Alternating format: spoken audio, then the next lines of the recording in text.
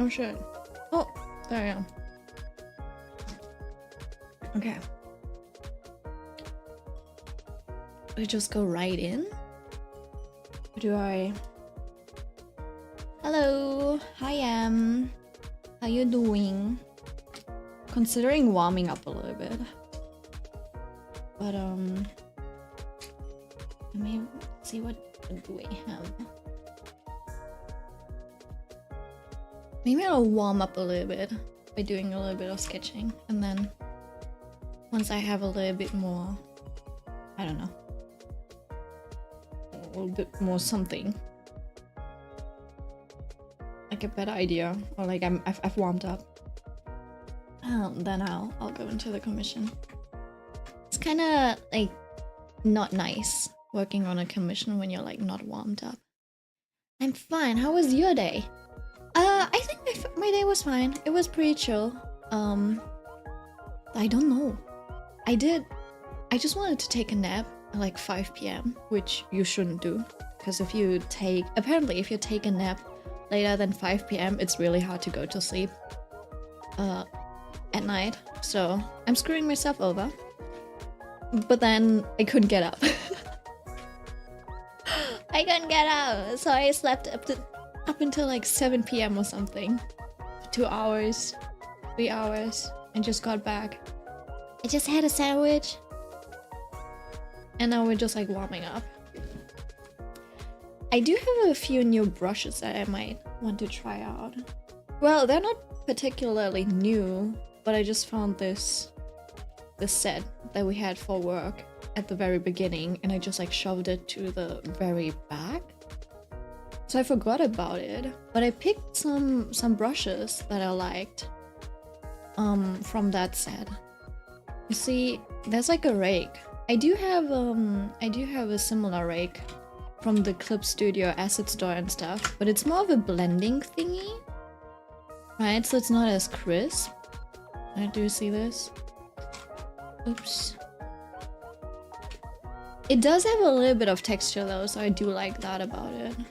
It's just like not as... It doesn't feel as smooth as the other one. Does that make sense? I don't know. There is stabilization, I guess it's that. Hi Tiso. What art program do you use? I use Clip Studio Paint. Right, so these are more like blending brushes. So if you want to use them, you can go in like this and then just like blend the colors a little, you know? Which is nice. But sometimes you just want to just like straight up draw something on top. So I think this one's really good for that. And it also makes like nicer curves. Not sure if I tweak this a little bit. I could probably add a bit of I could add a little bit of blending on this one as well. So yeah, this one feels really nice. It's like really, how do I say it? It's very responsive. And so I have that. I also have this. I kind of like this. It's very cute. You can make thin lines and gives you a little bit of texture on it. It's like it's a dashed line. It's very simple, but if you zoom out like this, it looks nicer than just like a normal line. And I'm trying to incorporate a little bit more texture into my drawings. So yeah, that's that. This one has a really nice pencil feel. Like it feels a little bit chalky. It actually feels like a... Makes sense? I don't know if you can see that.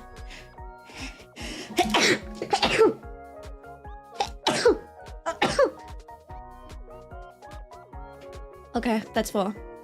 Sneeze counter. I have been sneezing a lot more recently. It's probably because I haven't dusted my desk in a while. At this point, I should probably not dust my desk in a year and see how bad it actually gets. Bless you, thank you. Let's see, and then we do have Lovely Paint. That's what my boss named it. It has amazing texture. I don't know. Yeah, it really feels like it gives you a lot of texture, which I do like.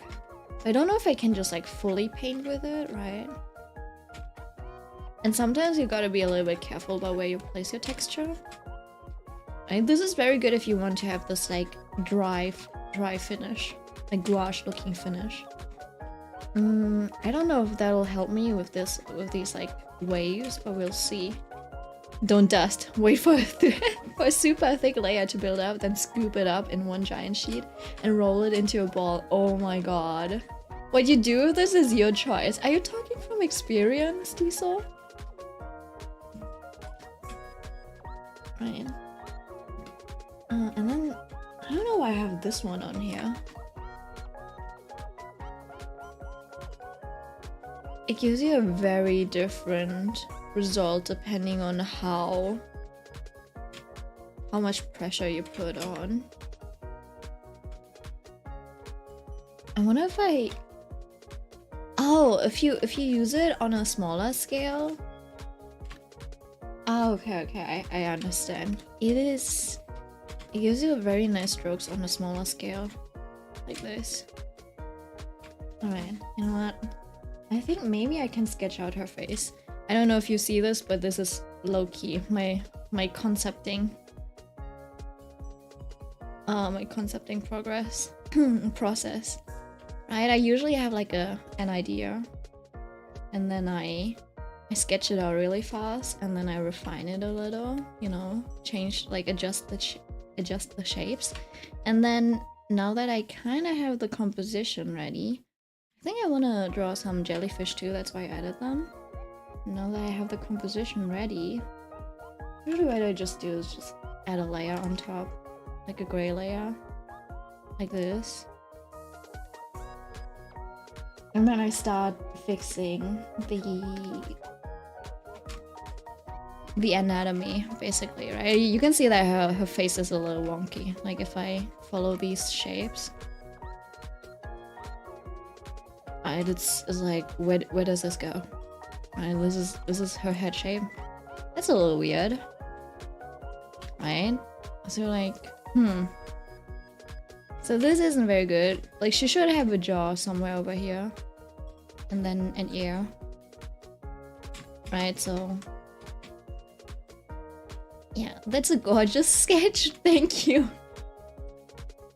I mean, it's been iterated on a little bit, but usually when I start sketching, it kind of looks like this, right? I just, you know, kind of do this, and then obviously even if the, I don't know, the shapes don't really match up or whatever, I get a rough idea. Sometimes the eyes are really wonky. Sometimes the eyes just look like this, and you're like, whoa, hold on. They're like cross-eyed. I think this pen also feels really natural. It's like very responsive. It kind of like behaves like an actual pen. It's called the Cairngorm's pencil or whatever. It is on the Clip Studio Asset Store. I forgot if it was free or not. But if it wasn't free, it wasn't that many like clippy points or whatever. It was like 10 or 50. It's not that much. And so usually, I don't know, like a sketch could look like this. Right? And then I'm like, let's do the pose, collarbone. You know what? Let's raise the collarbone, and then I just shape the direction of the torso. And this is where the arm goes.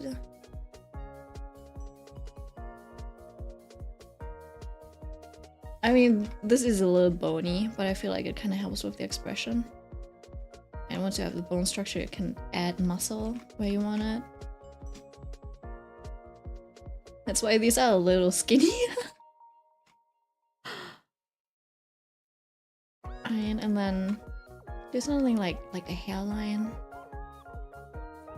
And usually this is where I kind of decide how the hair is going to fall, like what direction is going to go. And we could either like go this direction as well, along with the movement. You could also do it like the other way around, where there's like wind coming this way.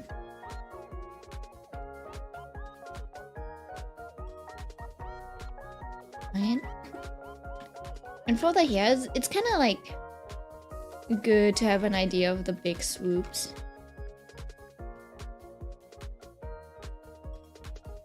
Give the character a lot of volume. Let me just up that a little bit. Like, imagine this was a mermaid. And then the tail would go here somewhere. Right, it could be something like this. What kind of like, do you think, I know people always draw like shells as bras, but I'm like, what kind of shell is big enough to fit like your whole boobie in it? I wonder if people actually, I'm sure they have like really nice fashion down there, right? Like they would use, I don't know, dried seaweed or something like that. That would be fun too. I don't know how well that works, but they could probably also have a lot of like frilly fashion. Just because of the shape of the kelp and stuff. And then obviously pearls, etc. to decorate it. And so usually that's how I like do my first sketch. If I like the pose, etc. A clamshell? Are they big enough? I guess so. But it must be like really hard to find the right size, right? I could have the hand shape like this.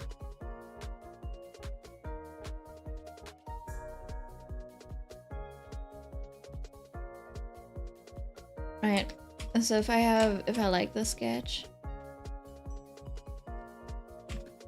I usually add the colors and then I refine it, I redraw the face, etc. So this is where we are at. Oh, I was thinking of adding a hand maybe, you know? Just so that there's like one more layer of depth maybe.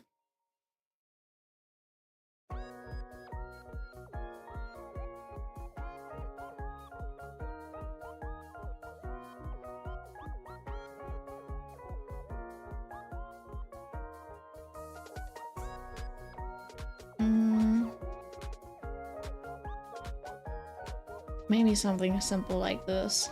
I might take a reference photo of my hand later on and just like add it. Kinda like, it could be a pose like this.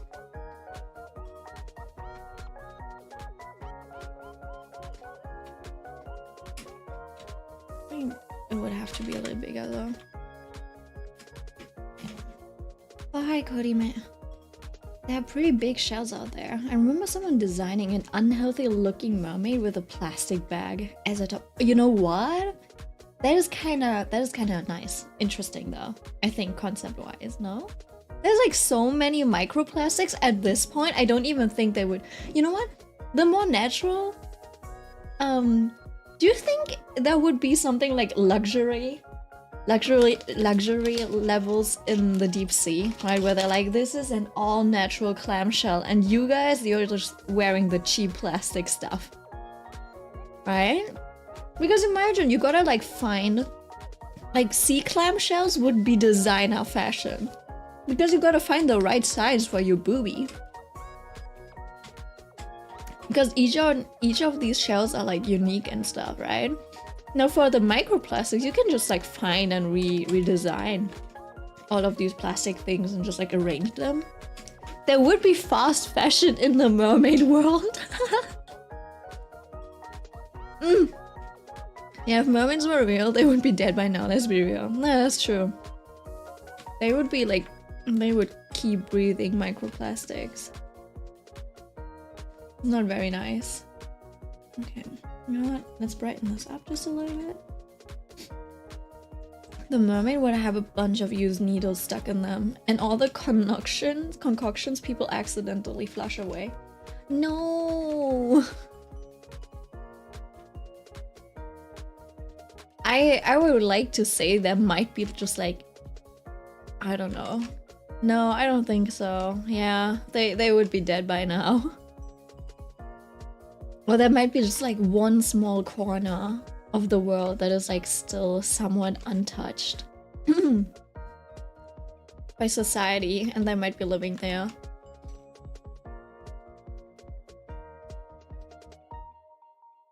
Also, I think I've slowly started to figure out proportions. There's like some guidelines that I can adhere to.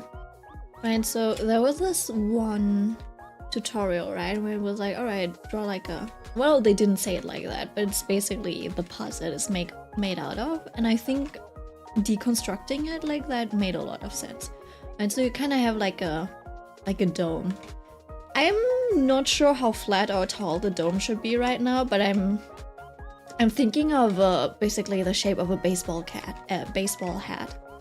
And one of these, no? I think it looks like this. Right? So this kind of like determines the angle. Well, it doesn't really determine, but it's like easier to visualize with like rather than a full sphere. And because if you have a full sphere, you're like, all right, maybe this is the dome, like this is the, I don't know, this is like the roundness of it, and it could be like the curve could be anywhere, right? Where with this dome, you kind of decide where something's facing, right? Because it now kind of looks like this, so you kind of know that the person is facing this way. Because our head is not like fully spherical. And that's why there's also some tutorials where they basically do the sphere thingy and then they shave off a little bit on the side. Like they take off a cap, like you cut the tops off of an orange, right? That's what they do. Because our head isn't that round, right? So kind of think of it that way. So now if you just like draw a tangent straight down and you separate that in like 3 parts, you kind of know where the jawline is. And also the ear is basically on the halfway point of the head. I think it's like in this quarter basically, if you look at it like this, right? So the ear is kind of in this quarter.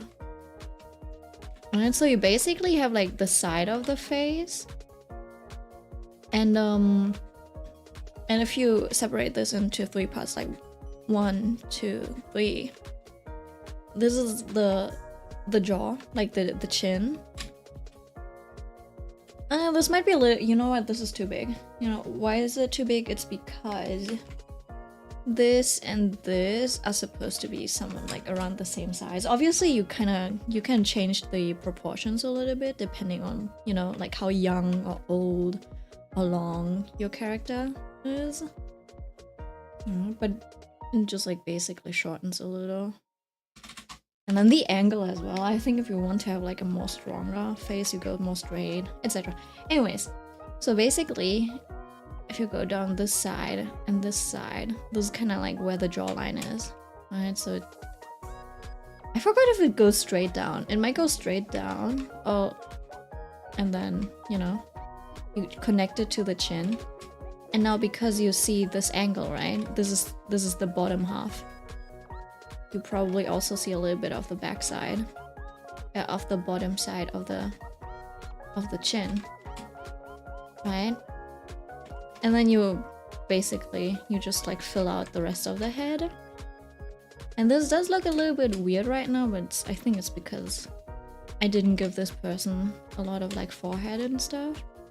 And then this is the hairline, right? And basically, you know, from eyebrow to the hairline, that's like a third, then there's another third and another third.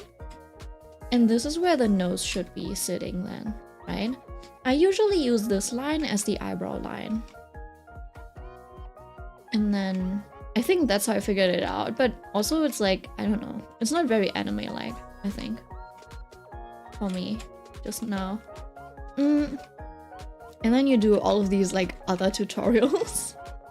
Like the tip of the nose is a little bit higher than than the base of the nose. And the base of the nose is basically at the like third. It is like the second third. So you can just like mark like how high and far out the nose is, right? And then you just like connect it. I know there have been like tutorials on Tumblr where people would make like these rectangles and stuff. It was also a little difficult, honestly. I think you kind of just like need to. It's like it's a little difficult to place. But yeah, so it's like the bottom of the nose, maybe. Like you have the tip and then you connect it to the chin and it's kind of like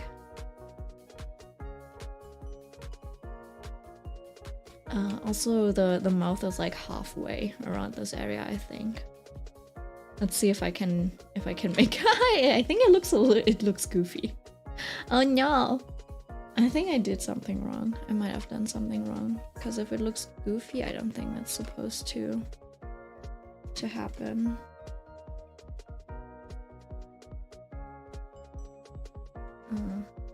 Yeah, I've never been good with like mouths for some reason. Right, maybe something like this. It could also be that the bridge of the nose is a little bit more recessed. This is definitely not me drawing a commission. I don't know if I stay for long. YouTube is being silly. Oh, we're not meant to be Mitsuna. Seems. But I don't know. It's kind of it's a little easier to figure out the facial planes once you kind of know. Do a little bit of like prep work. This one's not a good base, but there's principles, I guess. All right. Let me just draw a bit of a. Wait. I'll just take this. Back to this one.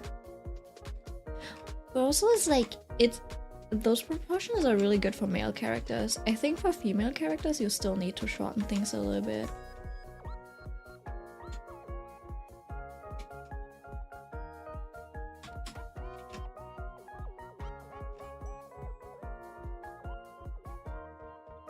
Alright, you weren't my first choice anyways. I have Arknights and Larks. You don't even play Arknights that much, do you? Just from the way you're like constantly talking about how broke you are, I'm like, man, she hasn't been grinding, has she? Oh no, Milka's winning so quickly, so powerful. Quick, hit Milk. Oh, Vilda. Oh my god, I'm Kreuzbandriss vom Lesen, Digga. Hit Milk over the head with a baseball bat. She's getting too strong. The fact that you had to type all of that out, Diesel. The murder. It's okay. I like being murdered. I open it, get addicted, and then ignore it for a little bit. I see. Oh, oops. Don't ever do that again. I don't know how to do baby speak either. It's honestly such a weird thing. I feel bad for all of the idols who are just like forced to do that. Alright, so let's see. My line should be like this way. This is the eye line this time because if it's over here, then the base of the nose should be around here. 1, 2, 3. Ooh, you know what? I think I got the proportions right somewhere. This is the base of the nose, so something like this. And then halfway down, a little bit higher, just because we're like looking from slightly below.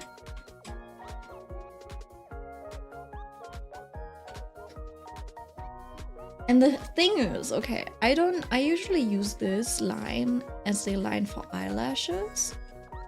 If you want someone to be more mature, I suppose you would use that line as the line for the like inner corner of the eye, right?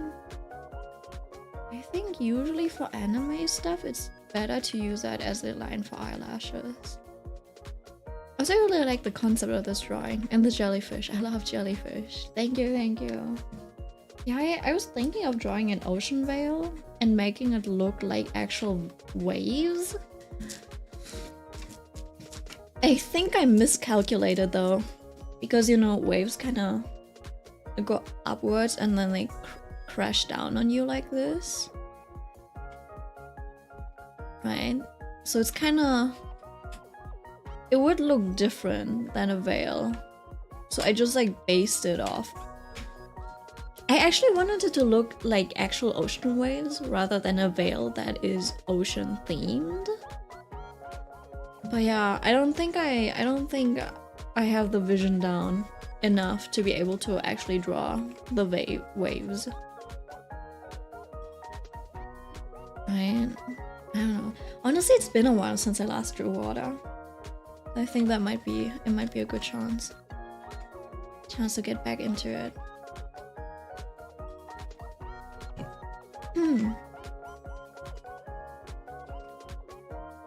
I'm just trying to get these eyes mapped out.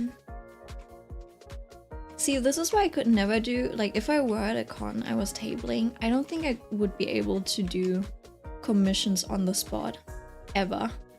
Just because I'm like the type of person who needs to redraw things, just like multiple times.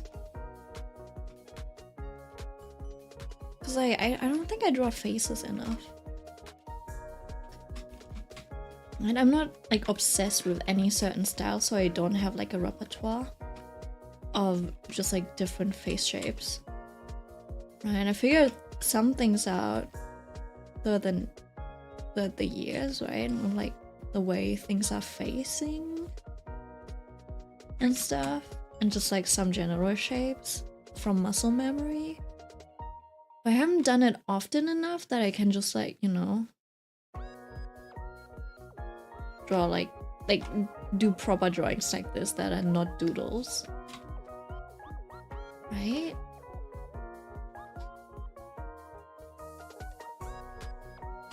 You know, the power I would have if I had actual OCs.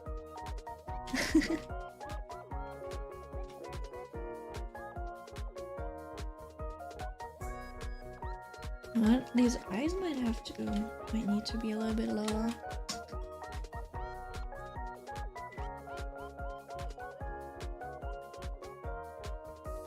And I think technically, I don't know.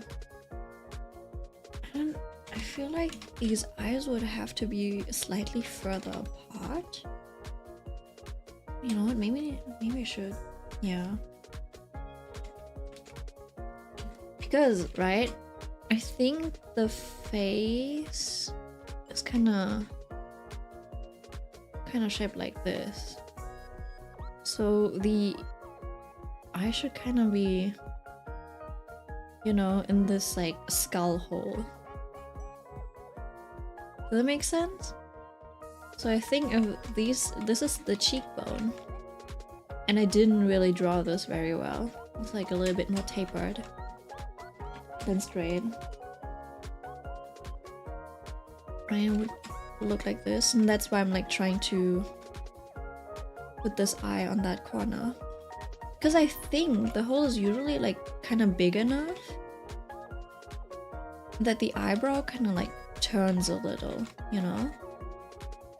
So the eyebrow is actually a little bit on the side plane. Right? I don't know if that makes sense.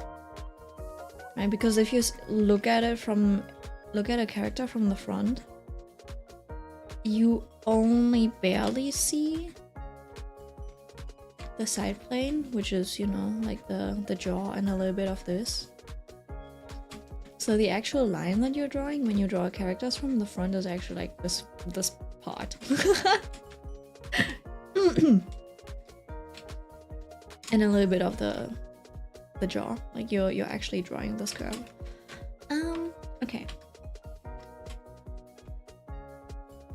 I think I might slowly be warmed up.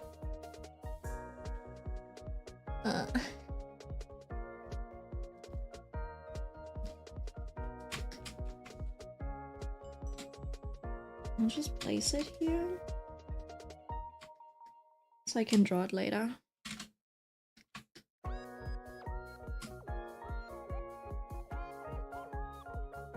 Enough. And now it's like a little easier. Like once you have everything in place, it's easier to shave things away a little. You know, like if I want her face to look a little bit more delicate, I'll just like reduce the angles and stuff a little bit, make it a bit more slim.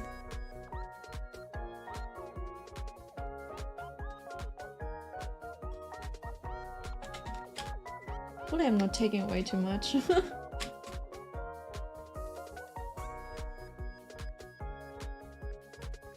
And I guess the angle of this one's a little off, of the ears. Like it should be, I don't know if this would help you, but it's kind of easy to draw on, like maybe it's easier like drawing an ear, like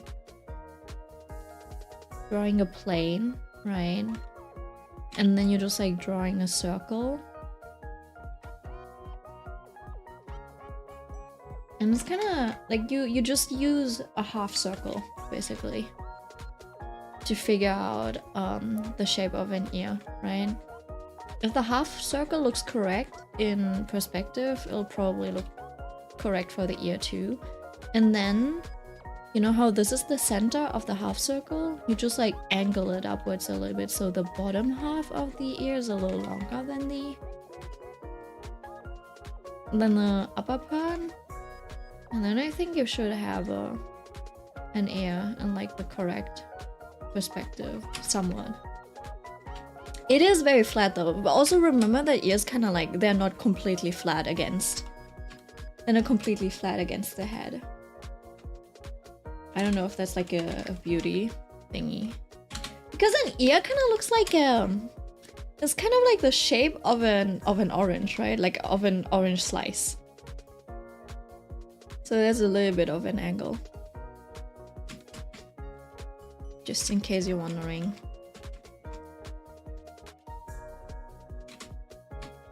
I like big ears though.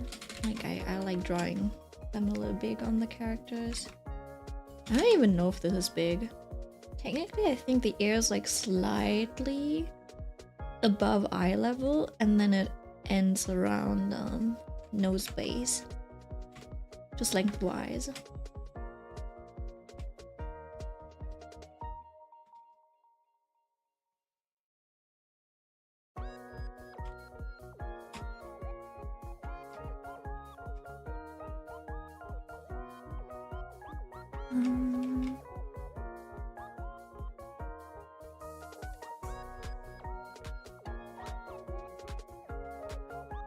Yeah, also these are not the finalized eyes. This does look a little awkward.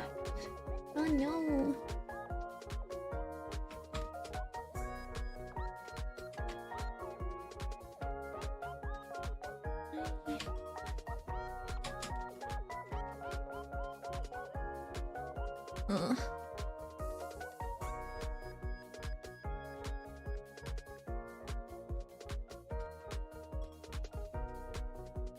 But yeah, I can basically just angle this downward again. Also, I feel like I keep going back to this type of eye shape in my art. It fluctuates a little, but I don't know. Maybe it's because it's easy for me to draw this type of curve. So I tend to do that a lot.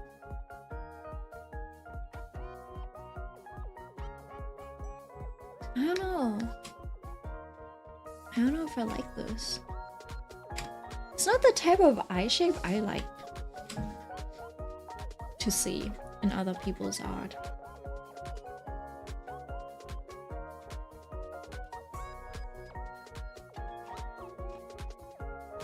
It's like really thin, so it's kind of hard to add a lot of coloring to it. And I like having fancy colored eyes, like fancily drawn eyes. Or at least, or like the coloring style that I like usually has it usually has like very thick eyelashes.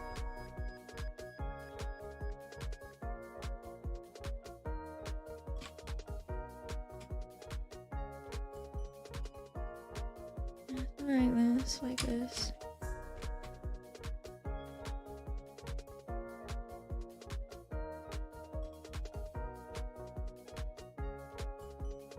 And then just maybe I'll make the chin a little bit pointier.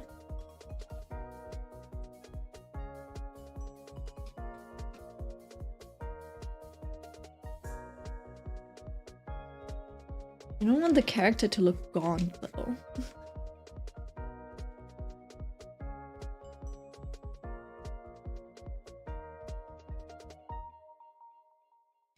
This is also something that usually ends up happening when I draw girls. It's like I keep shortening their jaws, like shaving away at it. Don't do this in real life, please.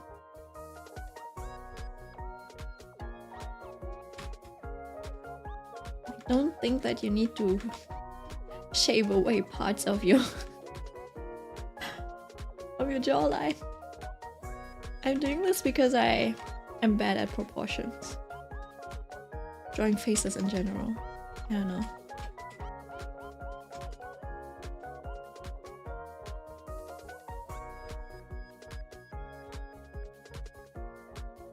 Right. And then you got that muscle, right?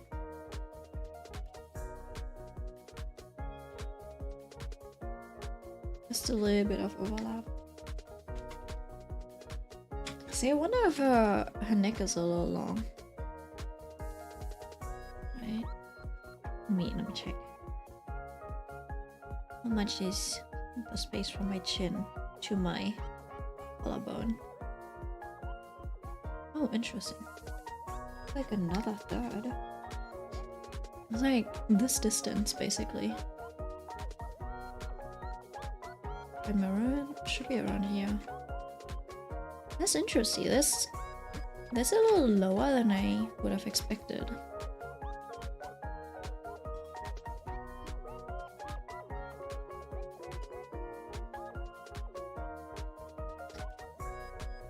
I wonder if it... Yeah, it's starting to match up. If I really want to, could probably scale up your eyes a little bit as well. Just like to drive home the idea of anime. I know when I was in high school, no, not in high school, when I was like in college, I was constantly trying to, you know, get a more realistic, semi-realistic style. And my classmate, they were like, yeah, you just basically just like make your features smaller. And I'm like, it looks so awkward. Anytime I would just like try to draw realistically, I would make features smaller and it would look so weird to me. That's just how used I have gotten to anime.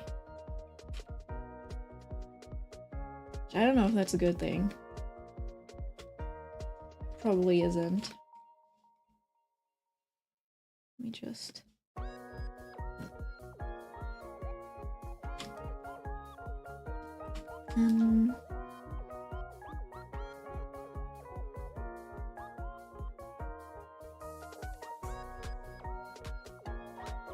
Just giving her a bit of a... Just some hair so I can figure out what it looks like.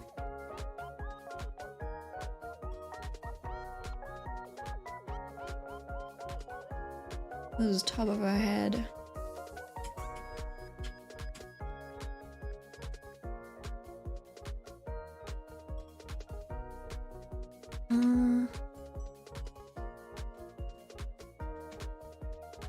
And then sometimes rather than thinking about where the hair goes, I think for the back of the hair, usually it's nicer to figure out where you want there to be gaps.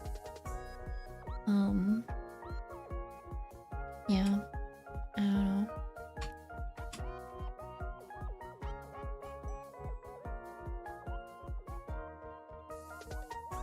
Let me check.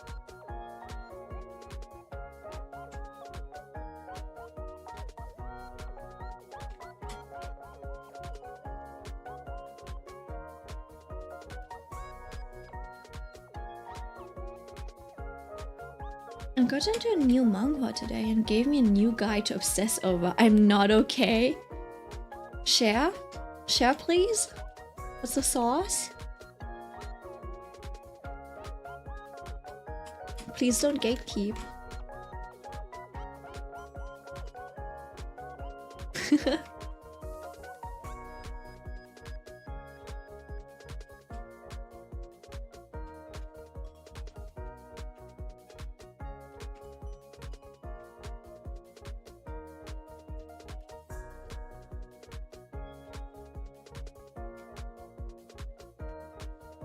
And then I can just like take this off. Probably be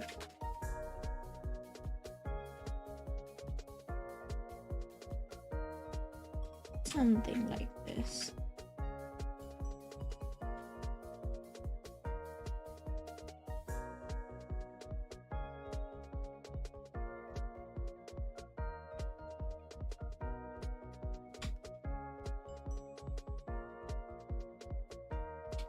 Oh.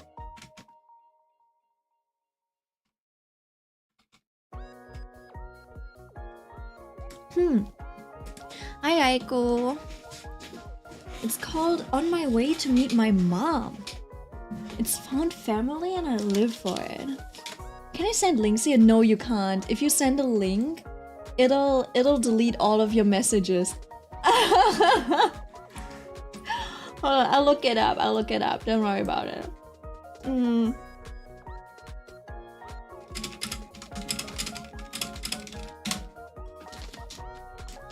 On my way to see my mom. Oh, that's cute! Is it this?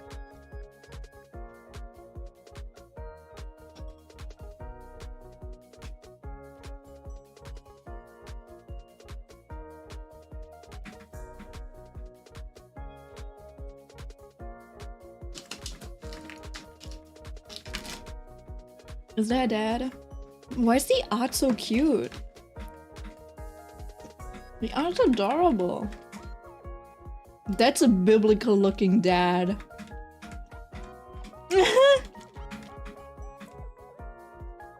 Huh?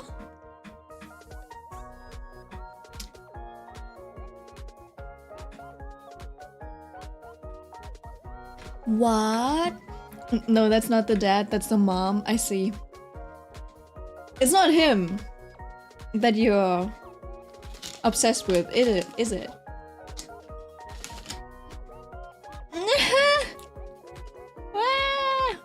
It is? He is cute though. You know what? I understand. I completely understand. He'd be my type too. Oh my god, he's cute. So your characters are in for real. Look at his tiny waist. His itty bitty little... I really like the way they draw. You know, I kind of like the way... I kind of want to draw faces like this. Does it make sense in these types of proportions and like with that sharpness? I don't think it's meant for me though. Oh my god, he is cute. No, wait, I need to show you the one frame. Sure, post it in... Oh, I forgot. You're probably not in... Are you on the Discord? Do you want to be in the Discord? I forgot. I think you said you didn't want to. I love On My Way to Meet My Mom. It's literally... I've literally been obsessed with Ryder since chapter 2 dropped. No, I'm not cool enough. Wait, what? Was it not you?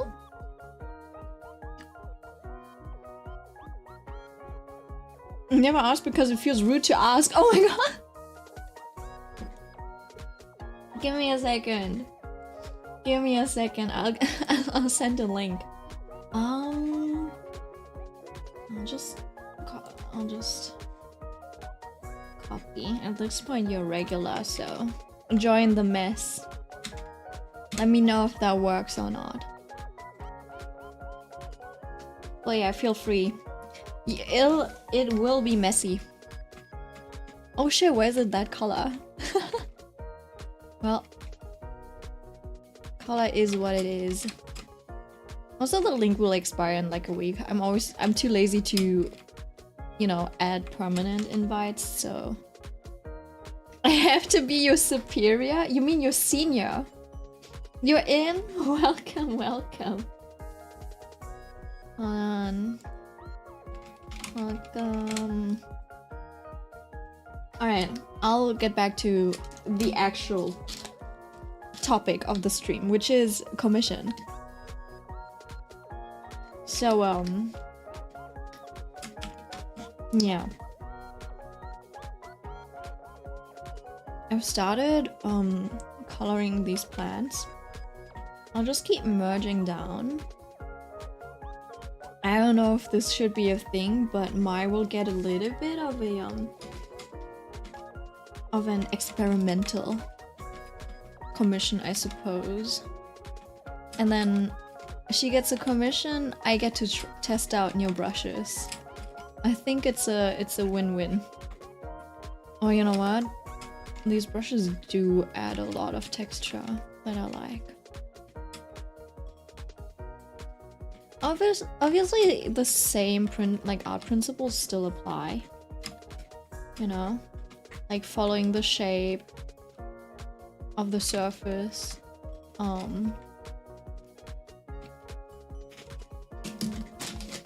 Welcome in the dungeon, yes.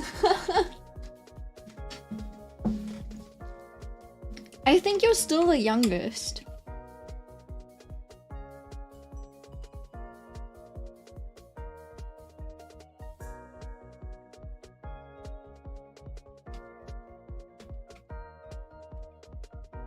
I don't know how old Korime is, but if you want, there is an NSFW channel. But you gotta, you know, like DM me or something if you want the role for the naughty. Also, I gotta know your age. Thank you, Ichibushi. That's Millie, by the way. I don't know if... Yeah, that's Millie. Dream Mary. From the streams. Just if you're wondering. Maybe I can add a little bit of saturation. Just a little less, maybe. Yeah, like that.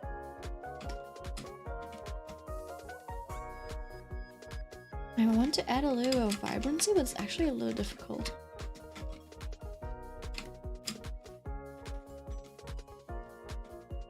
I sent the image. All right, hold on. Let me take a look. Oh, that one. Oh my god. Hold on. Wait, is that official art or is that fan art? There is a art appreciation channel, and like there's also a live talk channel in case we're like talking about something, like you want to send something. You can put it there. Looks so good. Oh yeah, that looks to be official art. Hold on, let me.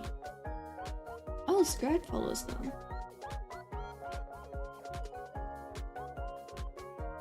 What is this?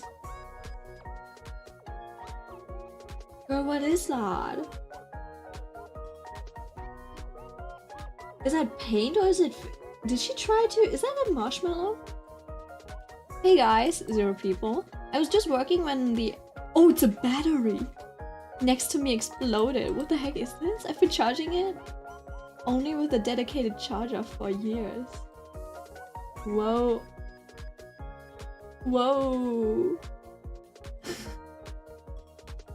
I thought this was another like cooking artist or something. It was official and I think it's a comic frame too. Ooh, that's amazing.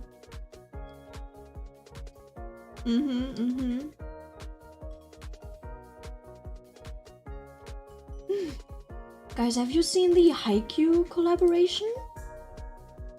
I'm not even that into Haikyuu, but give me a second. Give me a second to find it. No, not that.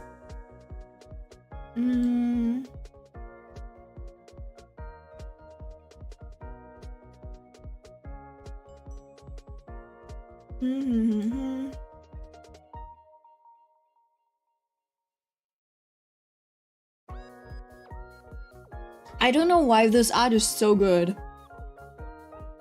I would have never expected to see Kokoro Mori fan art.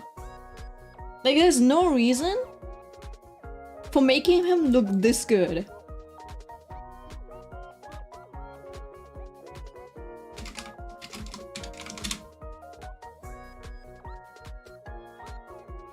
Like, it's this guy. It's him. I'm like, you know what? Sheesh. He's actually kind of handsome. I guess it makes sense why he you know, like, had a wife and a child. He got that gap moe. I don't even know if that's gap moe. It's a skin routine. Skincare. Like, hello? Oh, is this him when he was younger? Shut the front door. Like, look! He's kind of similar to my dad though. Like, not visually, but when my dad was younger, he kind of had like, a similar mustache. He had like a similar mustache, and then he would also like, my dad always like watches Pretty Woman and stuff. I'm like, man. Alright, hold on. I'm still trying to these HSR memes.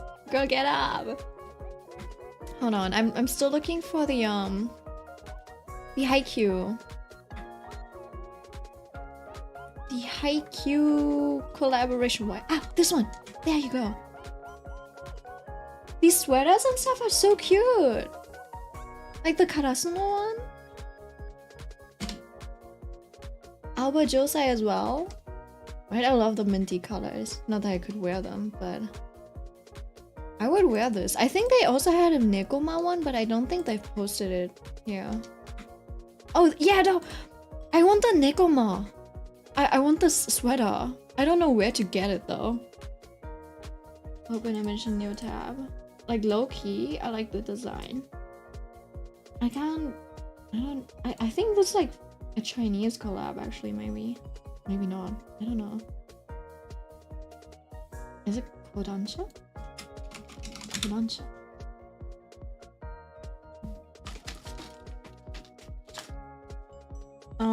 Let me see.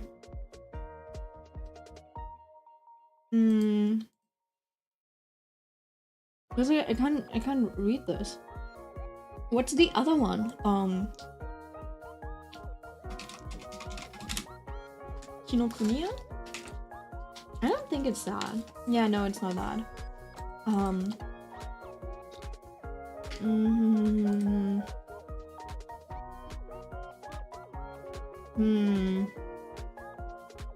Kabuku at Kabushiki Gaisha Kodansha. Also doesn't look like those kanji. Search your Google Lens. And request sweaters. I usually don't like sweaters, but these look really good.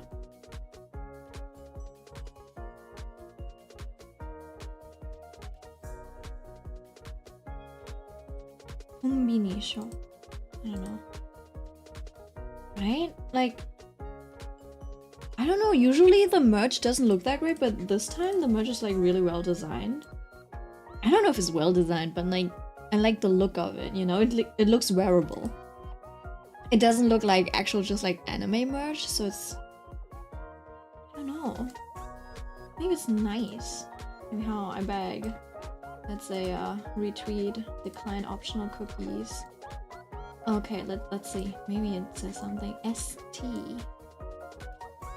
NSTX Haikyuu. Oh, is it that? NSTX Haikyuu.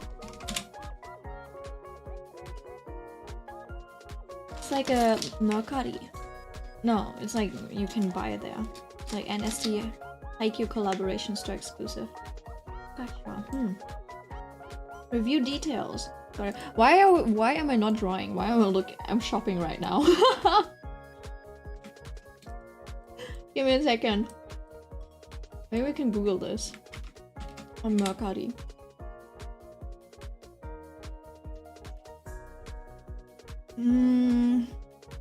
No. Smut lover, smut lover? I'll look into it later, I suppose.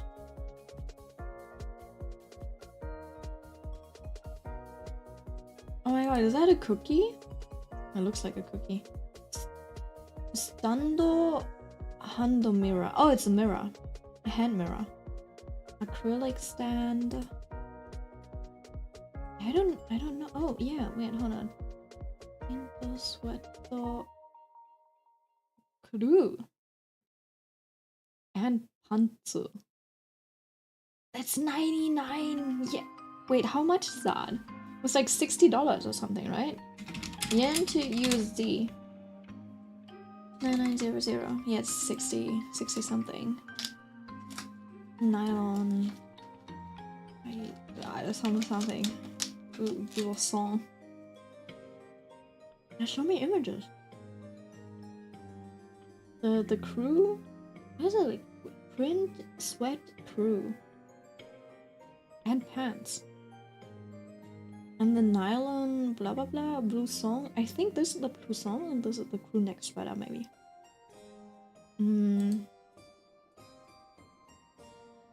I want the sweater, but it's also like 60 bucks. Maybe I'll give up. I'm lagging, so I'm gonna go. Goodbye. The right me to know, right? It's always so like pragmatic, if that's the right word. It's so funny seeing her ride. Genuinely. And sometimes it just like comes off wrong. Even if she doesn't mean it like that, but it's so funny. She always sounds like she's annoyed. Does that make sense? Sure, it's very German. Like her just like style is very German. In everything. Not gonna lie. You know, I could probably give this planter a little bit of color as well. So it's not just, you know, gray. Alright, you know what? I'll move on to these. I don't... bit of texture. I feel like these don't need that much detailing just because they're like background elements.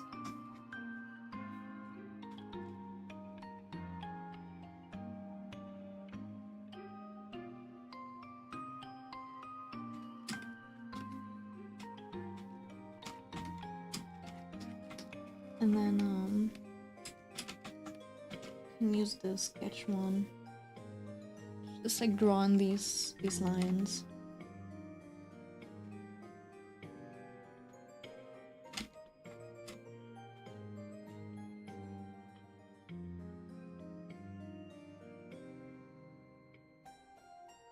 Or maybe not. I mean, you know, it just needs to communicate that there is a line on the leaves. Also, like, you don't need to fully go from top to bottom. Or even from, like, bottom up until here. Sometimes it's just enough to cut into the shadows. And then also have the shadow cut up until, like, cut into the... I think this might be the wrong side. Like this. Does that make sense? Like, can you see how it kind of feels like there's like there's a crease? Right? Very easy. But I like to keep things a little flat and graphic. Or like, I try to make it feel graphic. But maybe that's just an excuse of me, like, not adding volume to the thing. Oh, this is intentional. Maybe it's not a skill diff. It's just intentional. I like it that way. I'm not lazy. This is intentional.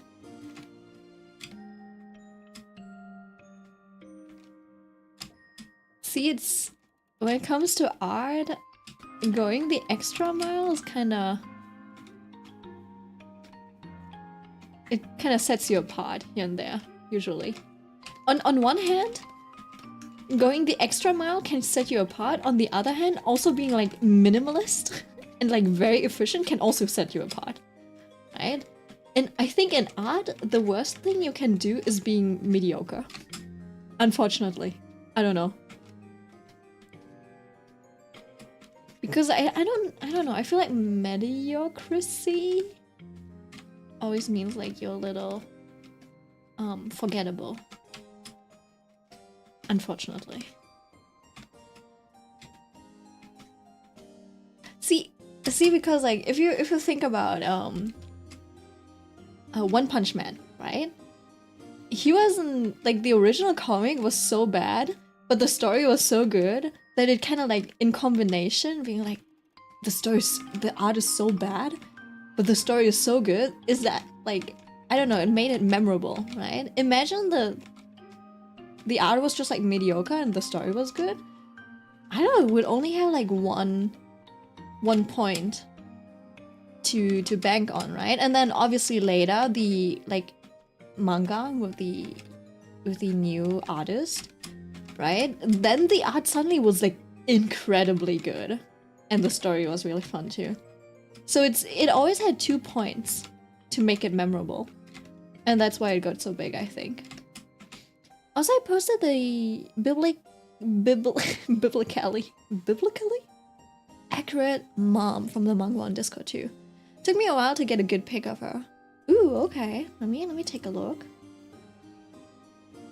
Interesting. The mom of the story. Oh, is that not the one that we saw before? Or they're just like multiple moms? It's interesting. Making like a whole story? Just like biblically accurate looking characters?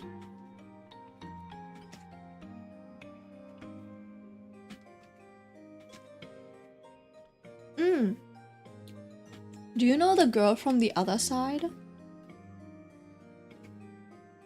I think that's the name.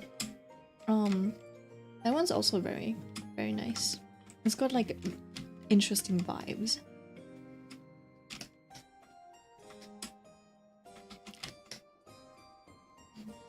It is. The first time you see her, she's about to throw down. Because technically the main characters were breaking and entering her home. Oh, okay. Okay, I see. I see. That's the mug. I need these buttons.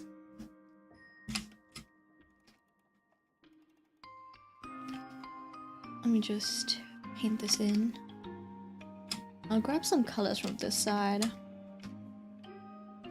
And just like darken things a little where I think I want them to be a little darker. So just a lot of texture, honestly. What? I should have. Why have I refused to use textured brushes up until now? I'm so stubborn. Such a stupid and stubborn person that I am.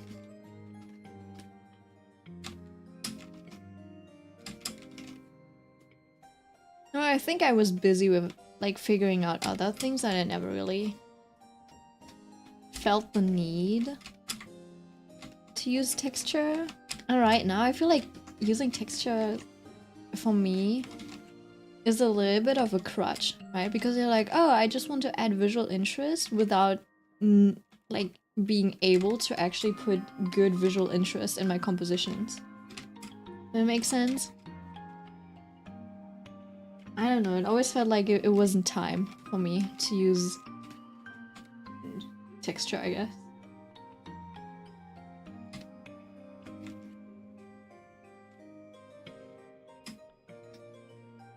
Oh, no, not this one. I think lovely paint is good enough for this. Actually, maybe not on that side. It's because,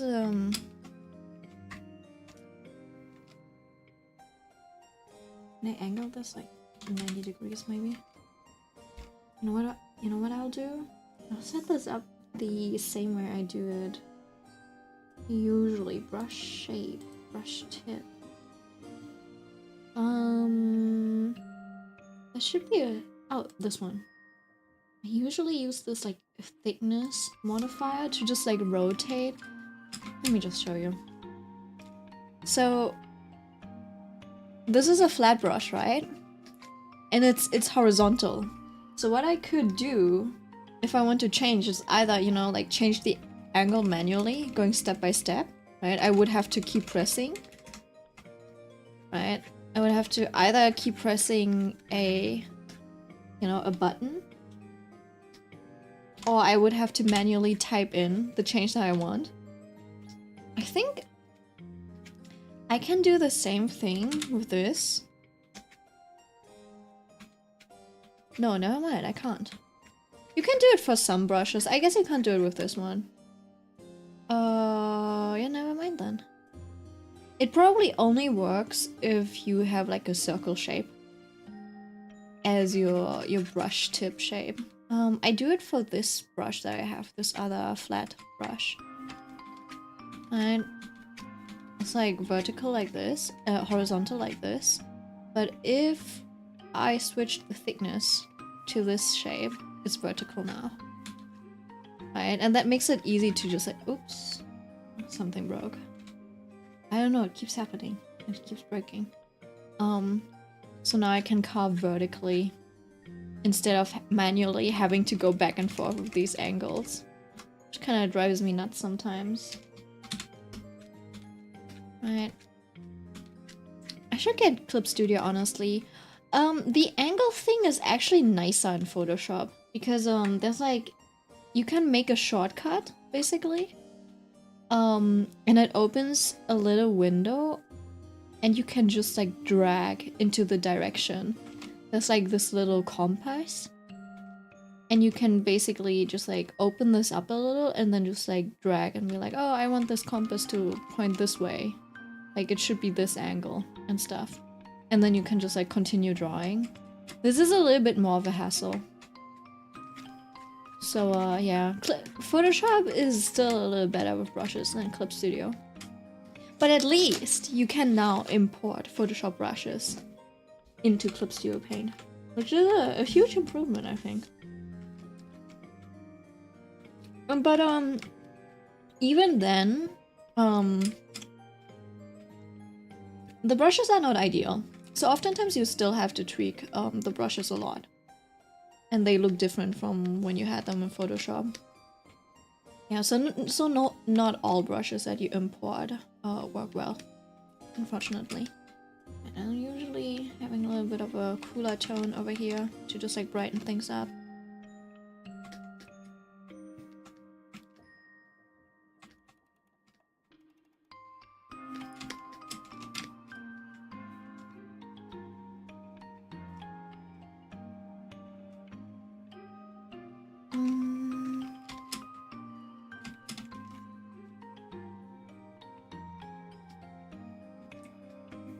There we go.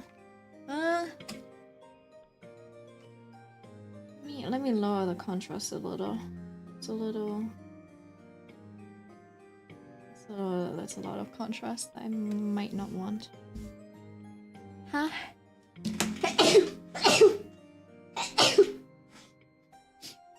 That's another 3. Properties. So we had 51 sneezes for this year already. It's been 2 months. Bless you, Queen. Thank you. We're going strong.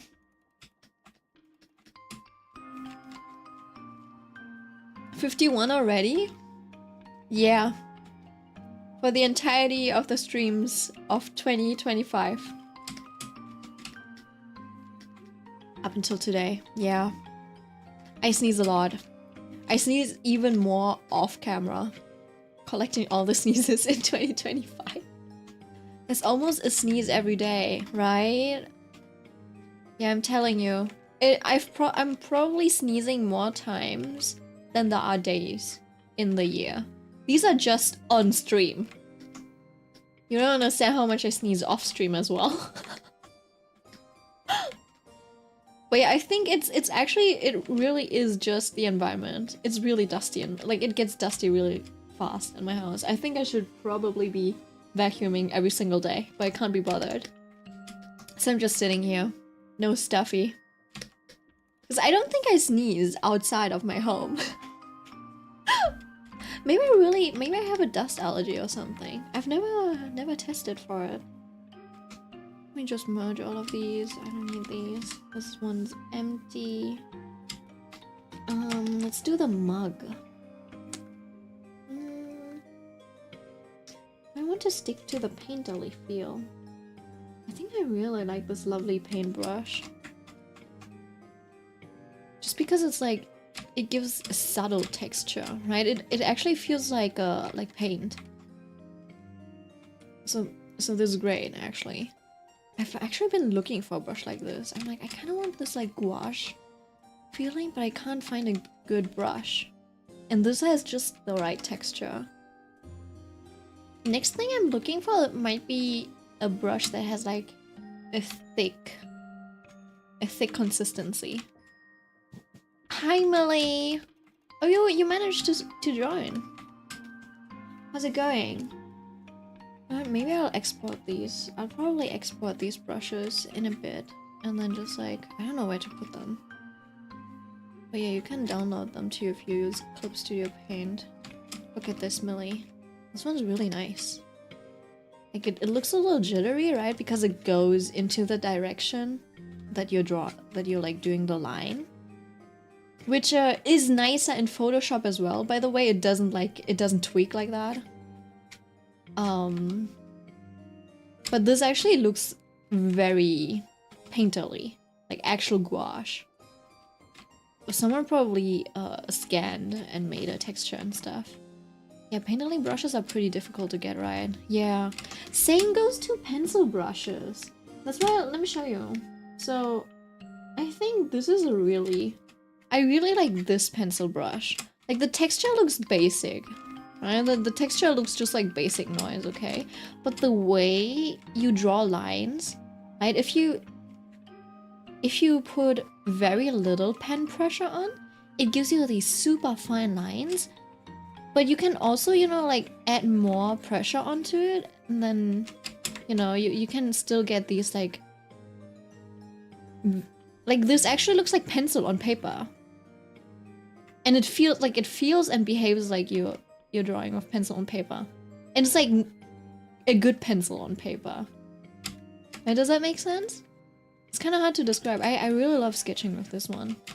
This is the Cairngorm pencil. Right? Share the brush? Yeah, I can do that. I'll do that after stream. Right? This one's from the CSP store. Now these brushes, I think I got these from a coworker, from like my former art director. So yeah, I think she exported these. I don't know where these are actually from. But this one looks amazing. Like you could probably do really nice hair with it as well. This is really good for adding texture. And this one looks a little weird. But yeah, these look very different depending on how much pressure you put on your screen. So yeah, you really gotta control your pressure for these. Right? It can go all the way to this type of opaque. Isn't that amazing? Jens. I don't know where I don't know who Jens is. I think this one actually needs to be at 1. Because if it's at 1, it actually feels like it also feels... See, it feels similar to that Cairngorm's pencil. But it's not as nice. I think this one's great for, for like colored lines though. Like if you're actually like doodling, you know, like you're drawing a doodle like this.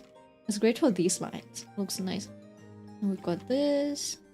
We've got just a basic, and then I like the splatter. Right? Hi, Mai!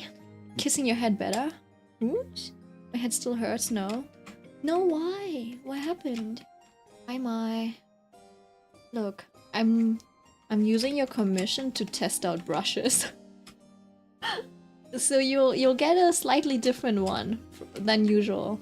This one has a lot more texture, I think. I don't know if that's a good or a bad thing, but that's why it's a scab commission and not a normal. I'm joining from work. Oh my god, hello. Arbeitsbetrug. Oh my god, that's so exciting. That's great. Nice.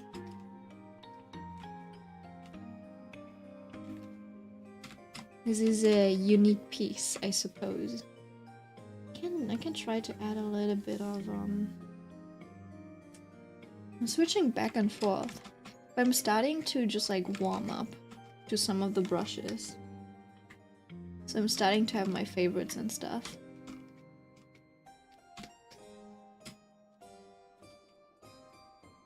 You're wondering why I'm not drawing the rim. It's because the rim kind of has, you know, it has a curve. Right? And this would be the top plane of the rim. Right? And you'd be thinking I would draw the highlight over here. No, but the highlight literally sits on the curve of a rim. Right? So the highlight shouldn't be here, but it should basically be on this line. It should be, the highlight would be around here. It's always on like a, I don't know, like a 45-degree angle, right? So it's not completely the top plane, it's also not this, it's like right in between. That also has, it has like mathematical, like lighting models are mathematics, purely. This is what they mean when they say learn lighting. Like it's a lot of angles. I did not know. I should have paid more attention in maths class when we did angles and vectors and stuff. But I didn't. I was like, when would I even need? I'm not even a physicist or anything. Like I'm never going to need any angles. And then I became a game dev, and yeah, it's not even maths, but it's literally just like, oh, this is a vector. And for the longest time, I didn't even understand what a vector was. Because in physics, they're like, yeah, so you use vectors to calculate forces. If this arrow is longer than this arrow, it's like, you calculate it like this. There's an arrow going this way, there's an arrow going this way, but you're like you're trying to figure out this one in the middle. And you're like, why is the middle one so short? And it's like, oh yeah, it averages out, and you're like, but how do I get that it averages out, but like you can't visualize it, right? Especially 10 years back, 15 years back or something. You didn't have like all of those visualizers that you can look up in like the Wolfram or what it's called. I think that was like one of the bigger discoveries when I was it was like one of those niche cheat thingies, and only people who were working on the hold on, Wolfram Alpha.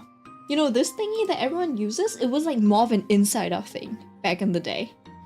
Computational intelligence. Nowadays everyone uses this, I think. But we only knew this to visualize these things.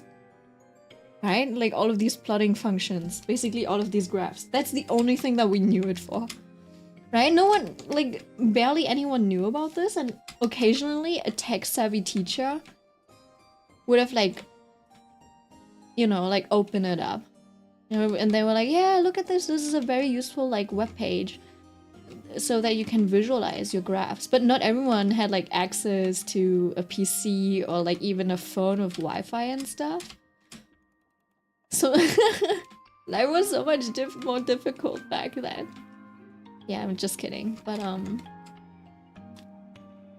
yeah. You're giving me math PTSD. You learned that last year? You know what? I forgot that you're like 15 or something. But just let me tell you, I hated physics. I loved chemistry. Chemie. Because it felt like a puzzle, right? It was like, oh, you have these molecules and they have like one open space over here, but they don't have an arm over here.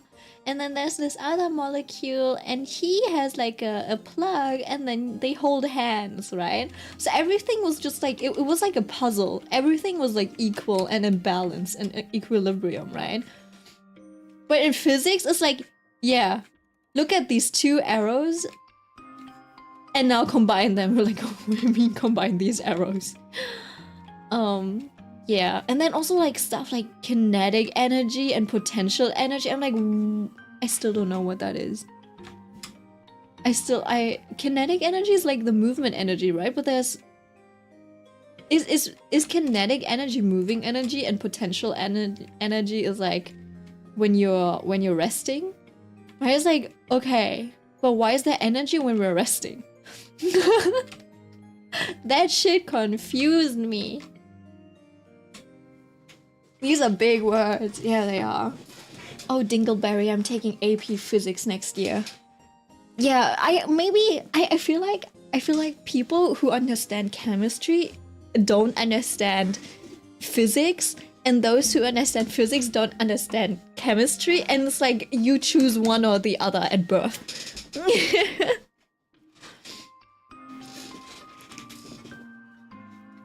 It's stored energy, like a rubber band being pulled before it's released. Oh my god, Ace understands. Whoa! Ace to the rescue! Thank you! That is so interesting. But you see, that's what confused me. I'm like, the rubber band doesn't have energy. Does it? Because you're pulling on it. Well, there's always like, and they keep talking about, yeah, everything has two energies, right? There's an external energy, and then there's your internal energy. And no matter what you do, if there's an external energy, there's always some internal energy that is like counterbalancing it, right? And I'm sitting there, I'm like, bro. Bro, this is too complex. There's like too many things to think about. I'm like, I'm good. I won't become a scientist. I'm okay not being a scientist. And then I think that's why out of the sciences, you know what? Out of the sciences, I always felt like biology made sense, right? Because if you want to become a doctor or any like a veterinarian or something, you gotta figure out, like, you gotta know anatomy and how all of these like bodily processes work, right? If you're like a chemist, that's like the poster child of science. And you're like, all right, fair enough. There's substances that can interact with another. There's like dangerous substances as well. So it kind of gives you a lot of, you know, there's a lot of I don't know, everyday usage for it as well. Like you're baking or you're cooking or you're like, I don't know, you're like mixing. Do not mix cleaning agents, okay? Do not mix bleach and vinegar. That will, you know, that will create toxic fumes, right? But then when it came to like physics, you're like, what do I do with physics? Right? It always sounded so theoretical, but especially the stuff that you learn in school, it's always like very theoretical. This is like, oh yeah, let's explain gravity. And you're like, why do I need to explain gravity unless in school you don't even think about becoming an engineer or anything like that, right? So like, I don't even know where would you make use of this knowledge. Yeah, I've never heard one male VTuber sing bad in my entire life. If I dare you to do more covers. I also need some like really weeb covers from you, you know? Like hold on, I don't know if I can play this, but wait, hold on. What's the song called? The Demo sonnan ja dame, mo sonnan ja hora.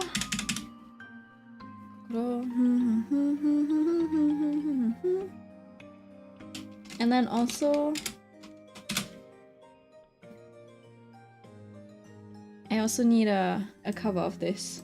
Oh, oops, let me request this.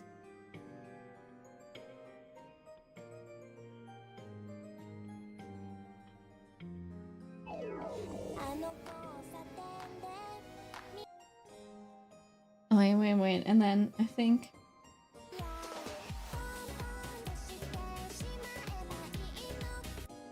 Anyways, yes, I humbly request this as a cover.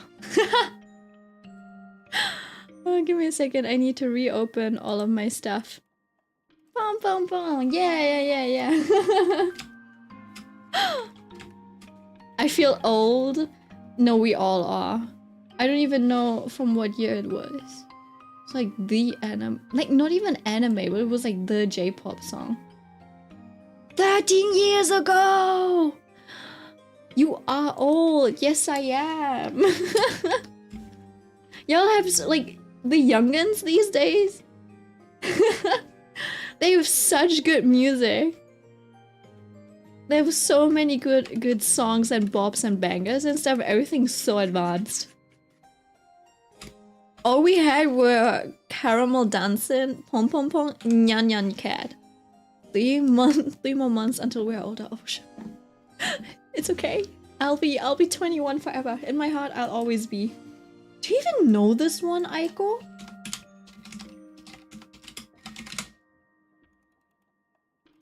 Do you know this one?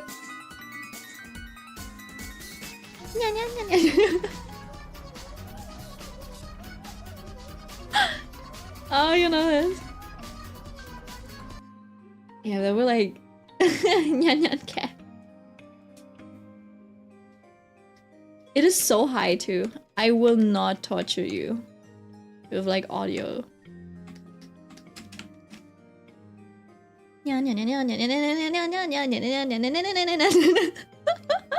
It's so stupid. But the fact that I can still, you know, I still remember the melodies and everything just like says how like viral it was. It's in the trees. Yeah, we had like so many good. I think the humor. I don't know if the humor was better back in the day. Honestly, the humor was whack. I think nowadays everything's more refined. I dropped milk. Kill myself. You dropped me? Oh no! You killed me. I fell off of Millie's table or whatever. Where is it? Oh, there's also like Irie puns. Brush, which is also interesting, but I feel like it's better for like bigger areas, so it's kind of hard to use a lot of the times. It feels very papery. Irie has a lot of like papery pens. I do like the lovely paint one though. It's like just like matte.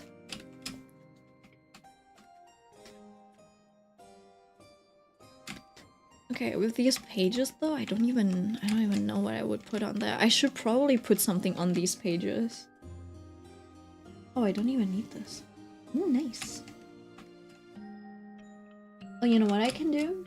Look, this is where the rakes come in really handily. Let me show you in a bit.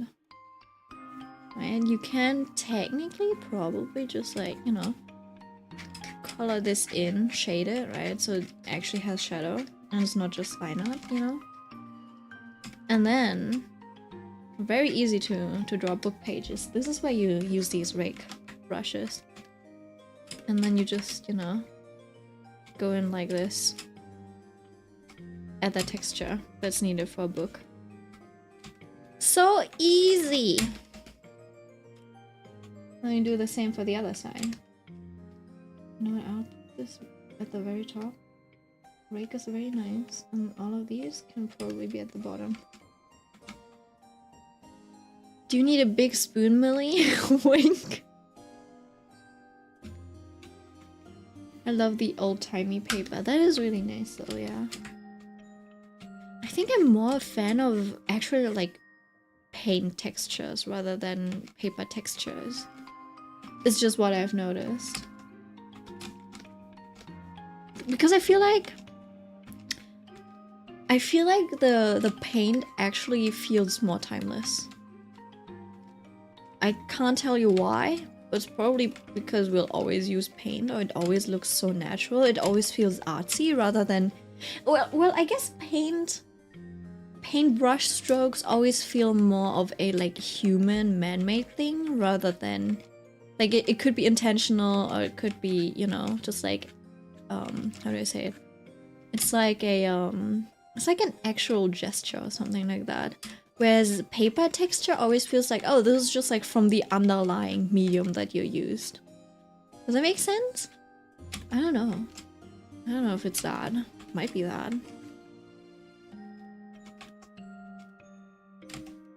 Right? So there's nothing on these pages. I don't know if I'll add anything to it. It would be weird if I just, you know, something like this. I don't know if I could probably add a little bit of ambient occlusion. That does look a little weird though.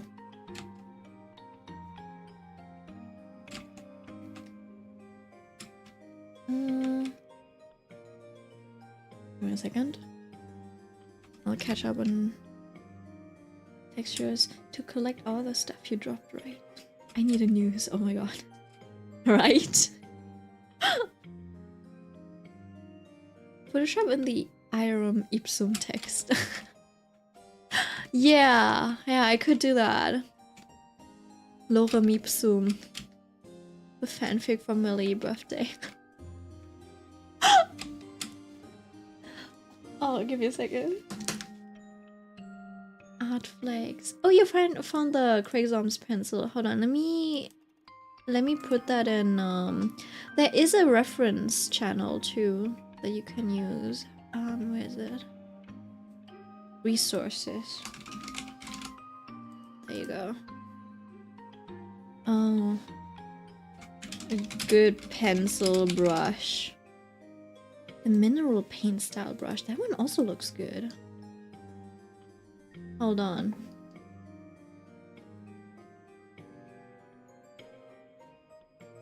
That looks interesting. Alright, hold on. Let me go to Artflex and try to find Mitsuna's fic. And let's see if I can insert that. Can also, if Mitsuna decides to write a fic for Mai's birthday as well, I can retroactively add that, you know, replace it in the commission. Give me a second. Where's the damn Millie, when was your birthday? Has it been that long? Can't be. Where is it? Oh, there it is. Oh, alright. Hold on. Copy image. I found it. Alright. You pinged me? Thank you very much. I found it just as you pinged me. Alright. What we can do... I'll keep the white text, but I don't know if you know this feature. It's called Convert Brightness to Opacity. You can find that under Edit. I think. Yeah. It's here. Convert brightness to opacity. So basically anything that's white turns transparent, and anything that's completely black is fully opaque, and everything in between is in between, okay? So if you've accidentally, you know, like merged the wrong layers, or like you sketched wrong or whatever, you can extract the line art in that way.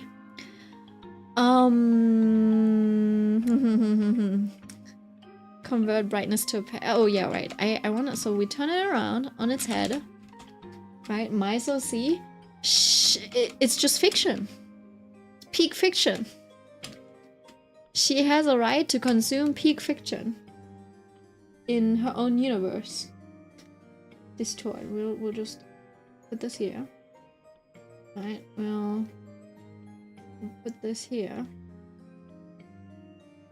Obviously, it's not like you can see a lot of it, but this is probably the end of the thing. Right? The crossover we deserved. And then, you know, you just like move it up a little. There we go.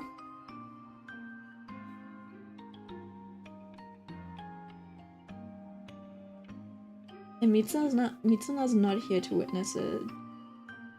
Ah. Unfortunate. See, this is why the liquify tool is amazing. It's amazing for these things. Let's make out. Right. I'm thinking of maybe making it tiny, a little bit smaller, so there's just a little bit of space around the page. Yeah, I think that's okay. I don't know if that feels better, but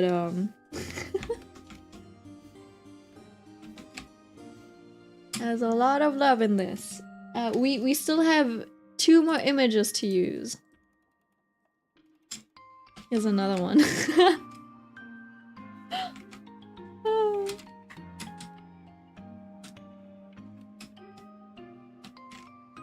Well, I don't know if Mitsuna consented to this, but I hope she'll just see it as an honor. I just walked into my bedroom and forgot my warm milk. I'm warm milk. Calling me cold? So much law on this commission. Deservedly. Deservedly. Let me see. And then I just shape this a little. Guess it would be something like this. On brand for the amount of law I have. Yeah, there's a lot of law. Law. Honestly, I should probably look for some D&D people around my area. It sounds like a fun thing to do, honestly, but it also feels like a bit of a commitment and investment, right? Because you actually gotta draw like D&D characters and everything. And you kind of want cool designs. Or you could also go with just like a dude. I did hear like someone who does play D&D a little. He does use like AI for like as a GM. Like he's like a chemistry teacher, so he doesn't use arts at all. Like, so for him, who's not an artist at all, it's kind of useful. Right, to create a map, to create, you know, just like some visuals for some characters. I feel a little iffy about the usage of it, but I feel like it makes it more accessible for normal people. It's literally just this like issue of it being stolen and copyrighted art, basically, without consent. It is, which is why I suggested one shots for us. Cold milk is the best. Is your blood white or red? Whose blood? I've told you about the white blood thingy, right?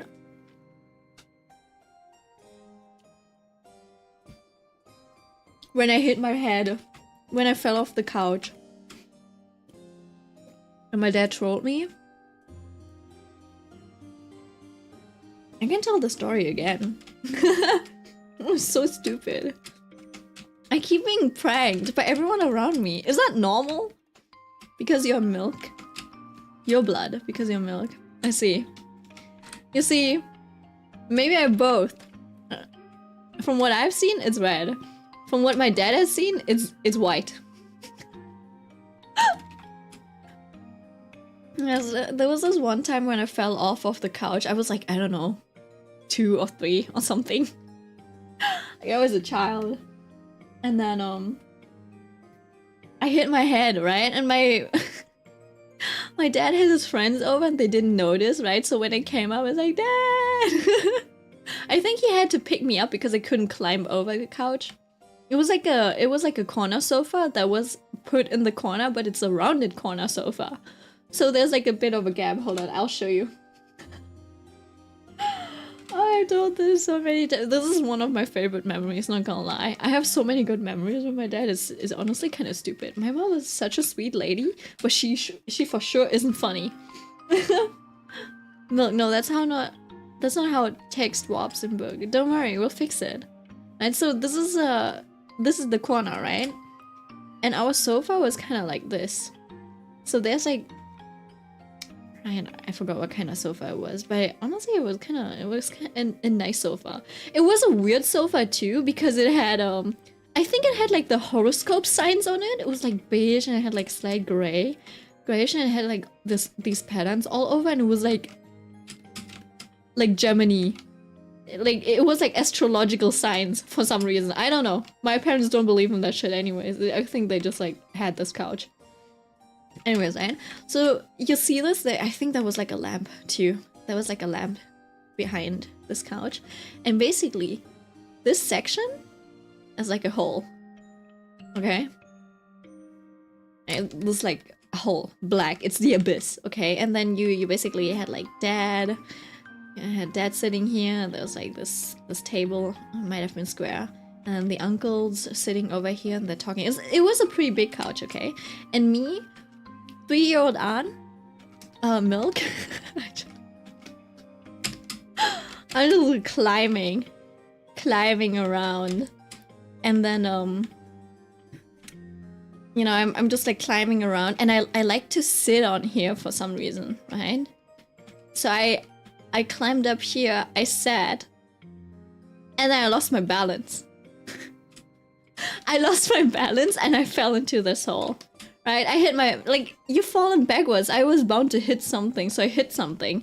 Luckily enough, I didn't break my neck. I don't know how, but I didn't break my neck. I just hit my head. And when I came out, I was like, it hurts. And like my dad's like, let me take a look. And he takes a look, you know, I sit on his lap. He checks my head. Into the back room she goes. Yeah, and he checks my head. Right, he's like pushing my head up, like my hair away and stuff, you know, like inspecting it. And he's like, oh. I'm like, huh? Right? I'm sitting on his lap. I can't see his face. He's like, oh. He's like, you're bleeding white blood. And in Vietnamese, it's like, it's even shorter, but it translates more towards like, oh dear, there's white blood. And it's like with the like, it's not like you're bleeding. It's like he's, I don't know. I can't describe it. But he's like, oh no, you're bleeding white blood. And I didn't understand what that meant. I think I knew that blood was red. So when he said I was bleeding white blood, I got confused. I got confused. I'm like, I only know red blood. What is white blood? That has to be a bad thing. Am I gonna die? I started crying. Started bawling. I was like, ah. Scared the shit out of me. And yeah, and the uncles were also laughing. So yeah, I got trolled. My dad's been a troll. Always been a troll. I don't know, it's like in his blood or something.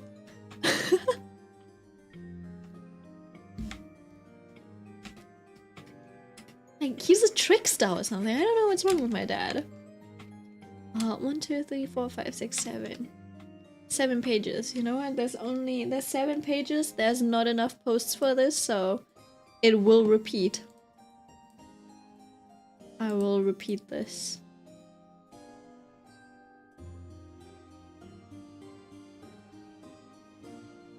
Man. Just reading this again. You didn't mean to, but you accidentally killed your whole friend group. I love that. That's how it starts out. I will not put this. I will not read it out. But it's a beautiful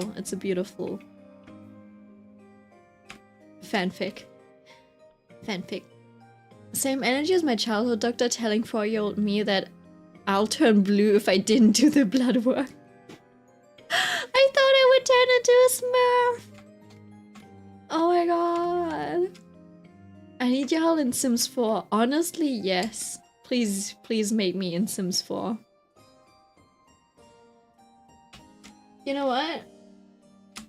I think we need more like simulation games like Sims. Just, you know, like cuter and prettier.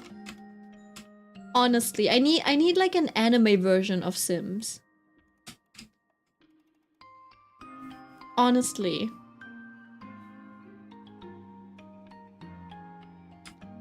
You installed it? Oh my god, Millie. Can't believe you deinstalled it. All these missed opportunities. You should get like... Well, I guess we are female anyway, so we can have... There's like mpreg mods. I need my Sims again. Honestly, I think they would make so much money if there was like an anime Sims. So much untapped potential.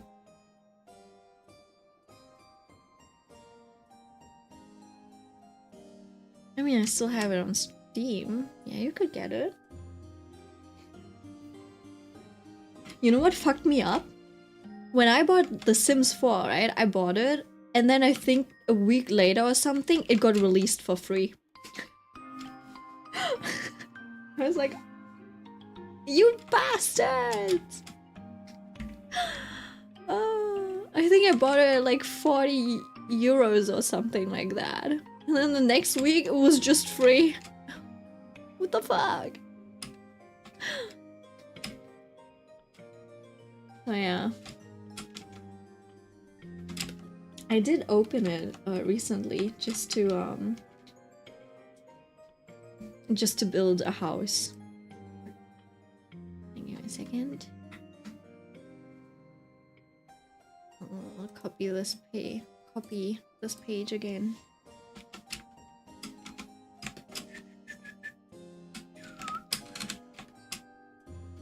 Right, distorted. I don't know why it takes so long.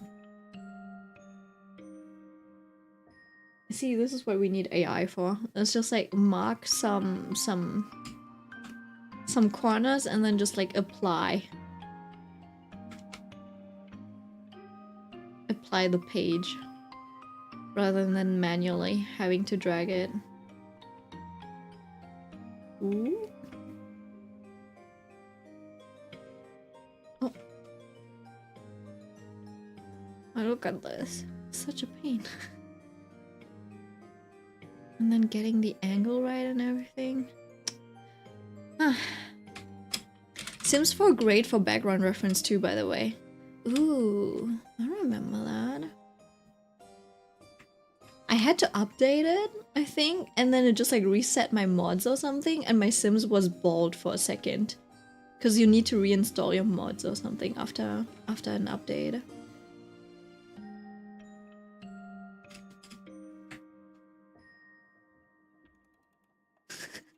I remember Ren's Xiao in Sims. That one's so funny.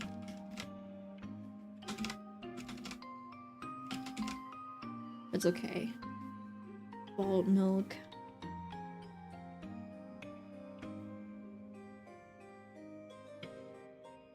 Stop.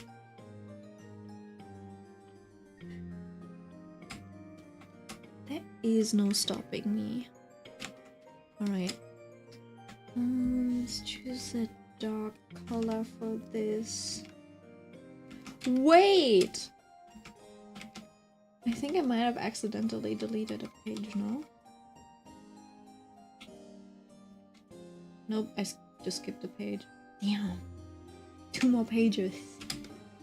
2 more pages and we're good. We have text on all of these pages.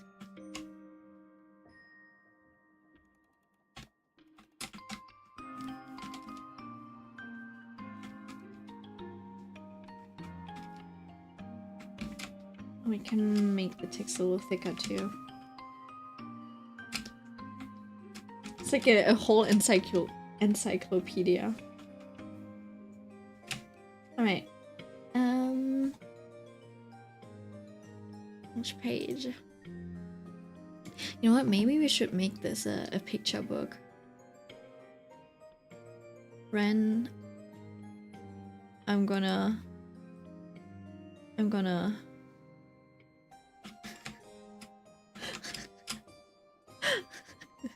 excuse me for a minute. I just want to know what it looks like if I actually put it on the page. Hold on, let me distort it. I'm just wondering. Just wondering. I didn't ask for permission. We can always take it out.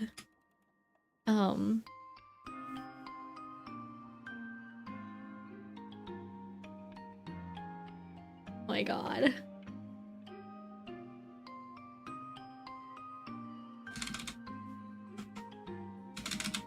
Yeah, and then we take that.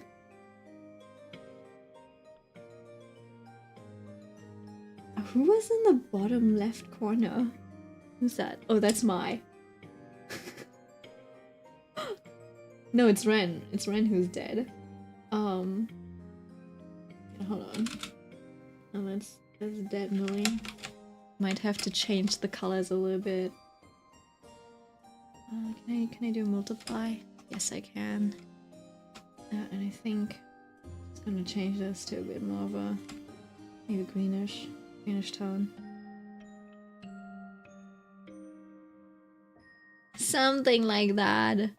Yeah, I think it looks a little out of place. Make it lighter, maybe? Would it be weird if it was lighter?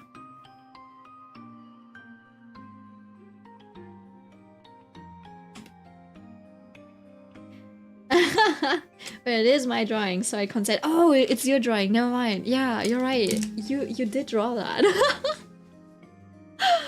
For a moment I thought it was Ren. I'm so sorry, Mai. Credited the wrong person.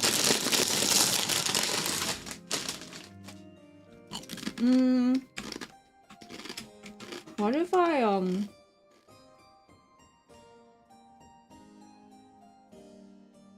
it might look better on this like bottom page. You're good. Thank you, thank you. Thank you for your forgiveness. I think it looks better on this bottom page. ASMR. I do have the crunchiest chips right now. That's why. I just opened them.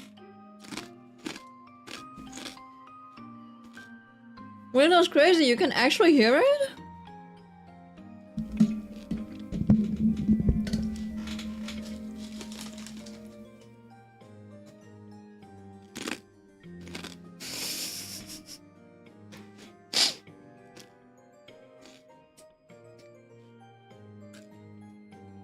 I got chips for Sunday.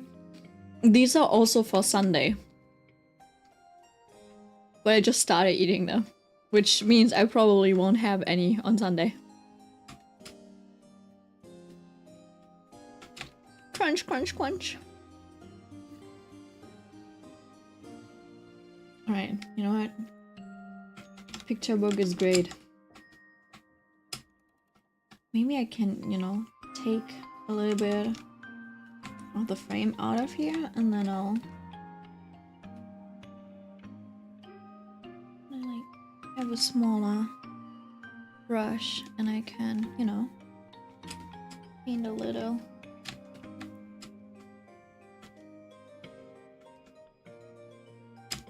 Oh, you like that? I feel like that is a little nicer. Just having a little bit of structure here and there.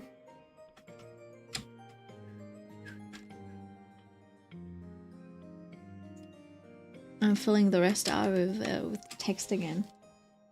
The whole fanfic was such a wild ride, though.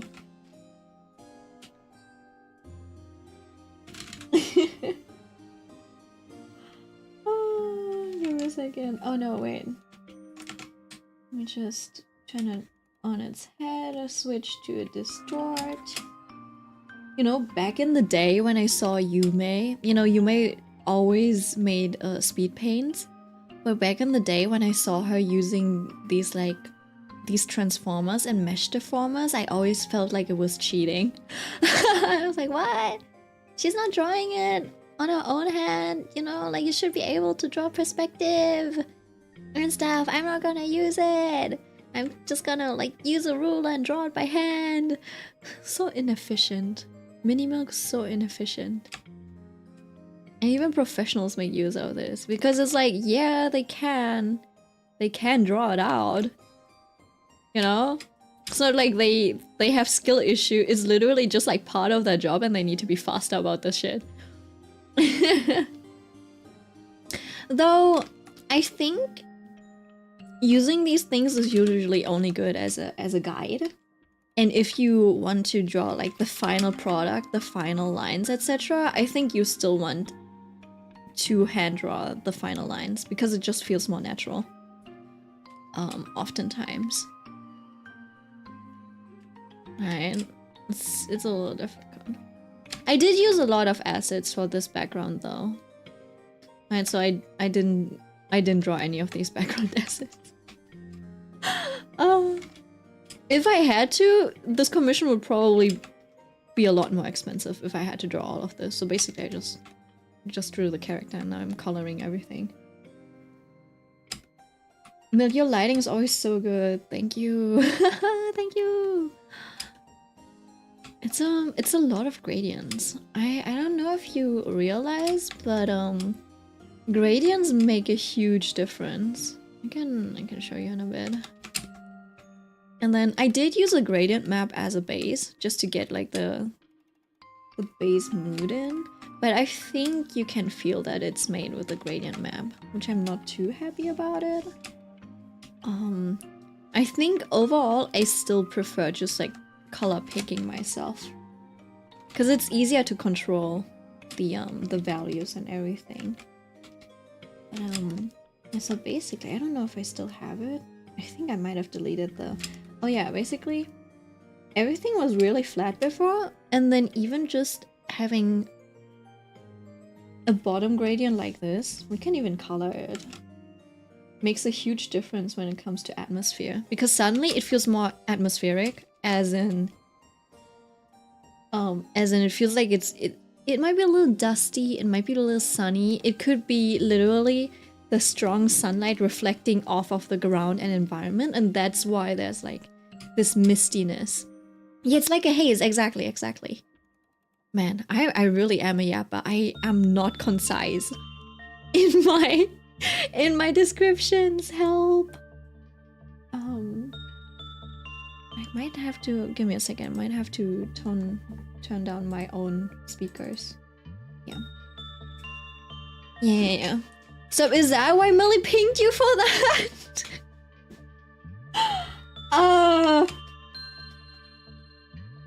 Yeah, I guess so. So yeah, it's like a haze. It gives you a lot, like, it gives you a lot of atmosphere. That's why it's also like a very nice base. Just to use it, you know, just to create some basic lighting. You missed an adventure, Millie. Mitsuna. Yeah. Exactly.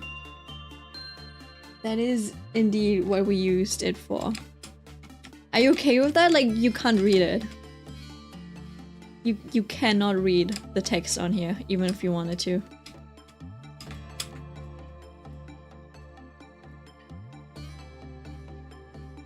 And yet you missed the implementation. Yeah, it's fine. Okay, thank you for your consent, Mitsuna. You know what they say. Do first, ask for forgiveness later. I can watch the stream. Sure. Yeah, yes you can. Yay. Alright. We have a book. I think the only thing that's missing now is oops. It's coloring the spine and the cover. Is it this? It might be. Let me grab the paintbrush again. Yep, that's it. I'll just add a little bit of a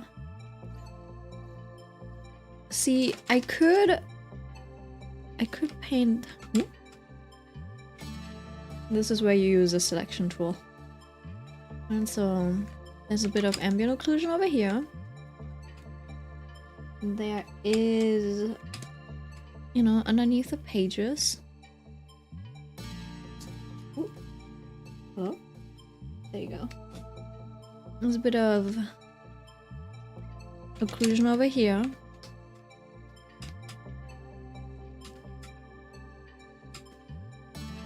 And over here as well. Obviously it's darker over here and then, you know, it fades out a little.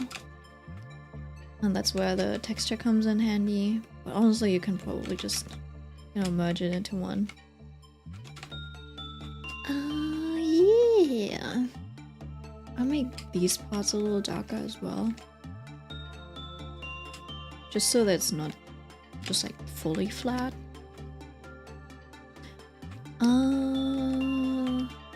Yeah, I think that's probably it for the book for now, and then later I'll do the usual. I'll add the usual like a colored rim. A bit of a glow like this, you know. Just to break up these edges. I think my biggest enemy are these like harsh edges. That's why I usually use these things to blur them out. I think that's also one of my like weaknesses. I think a lot of my art doesn't have sharp edges. It's like I'm allergic to them. That's why I feel like a lot of my art also likes like crispiness. It's not very crisp. So painterly, but it's also not crisp. I think I'll have to work on that.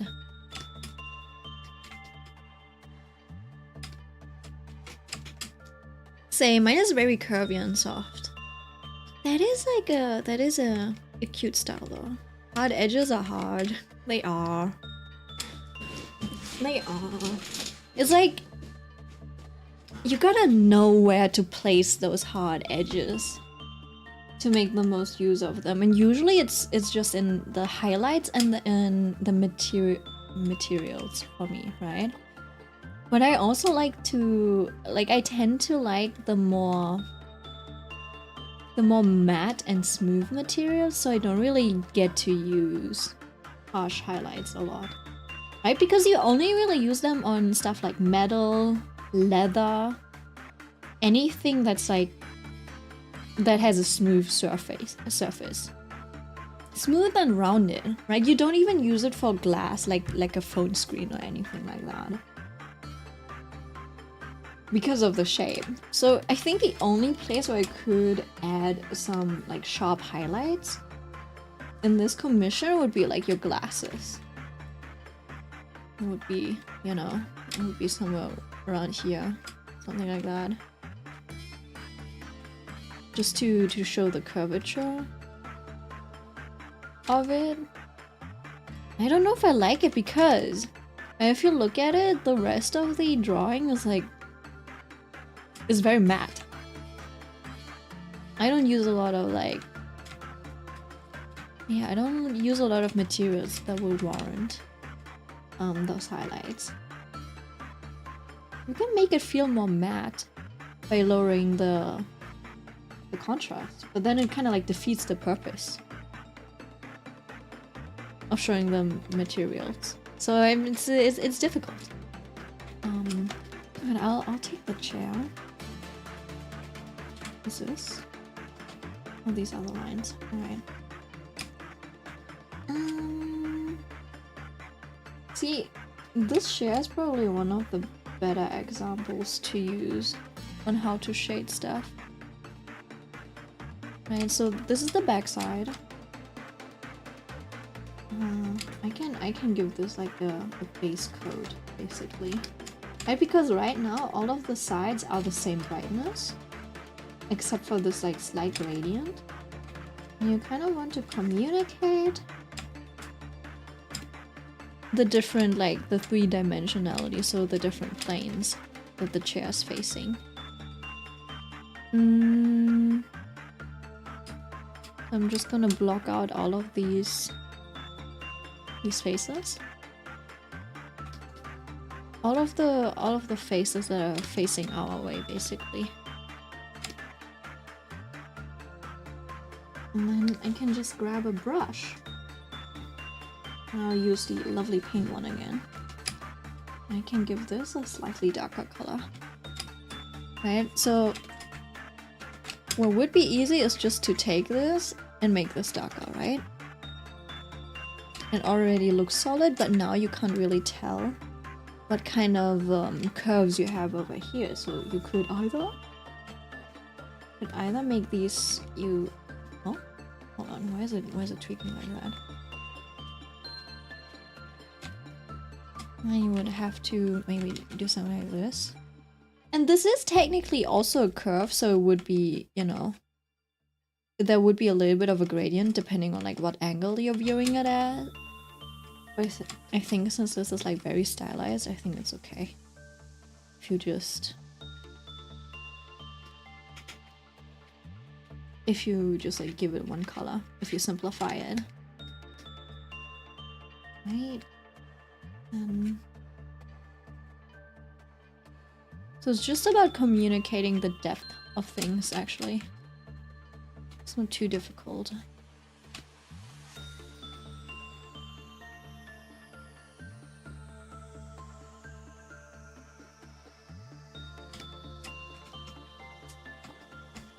And then this part as well. I can make that darker, just so that there's a bit of... Huh? Oh, there's... See, this is an awkward gap. This is a very awkward gap. Let's see, maybe I can make it a little bit better by rounding this edge a little. And then also repeating that type of color, maybe over here.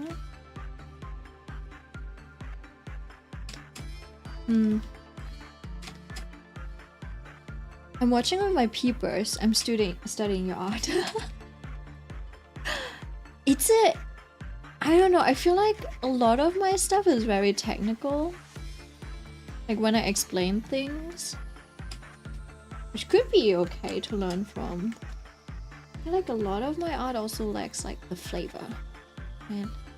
And the flavor usually comes from breaking rules. I'm not very good at breaking rules, am I? I was born and raised to be a good child who listens to the authorities, to the adults. I sure as hell wasn't rebellious enough.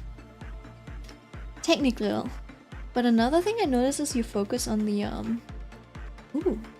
the bigger strokes. Oh yeah, that's true. That's true. Yeah, I'm not very detail oriented. Like, it's a good, I think it's kind of a good and a bad thing. I usually focus on the bigger picture, right? How the whole image flows and basically just like the feng shui of it. And where it all like accumulates into, kind of. I think there should probably be one more thing around here. Like, I don't know, maybe I'll add a sign to the door. Maybe something like a bouquet. I'm not sure yet. Or like I could have a hanging lamp or something in the back. But yeah, so there's like one thing over here, there's the book, and then there's just like empty space, and that's why there needs to be something. Over here it could also probably be something like a jacket or something hanging off. Something round might probably be better, so you have a triangle. Right, so whenever I work on things, the overall composition and just like the flow of an image feels okay.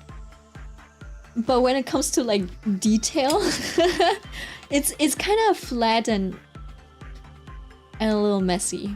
Or it feels unfinished, right? Because the bigger image is great for sketches and just like communicating bigger ideas or whatever. But the feeling of something being finished kind of comes from the detail. And I think that's why people focus on the detail a lot of the times. And kind of like, you know, they get into this like, oh my god, I gotta render everything, and somehow it still doesn't feel finished, right? I think that's where it comes from. Meanwhile, I've been the opposite, which causes it to look overall messy. Oh.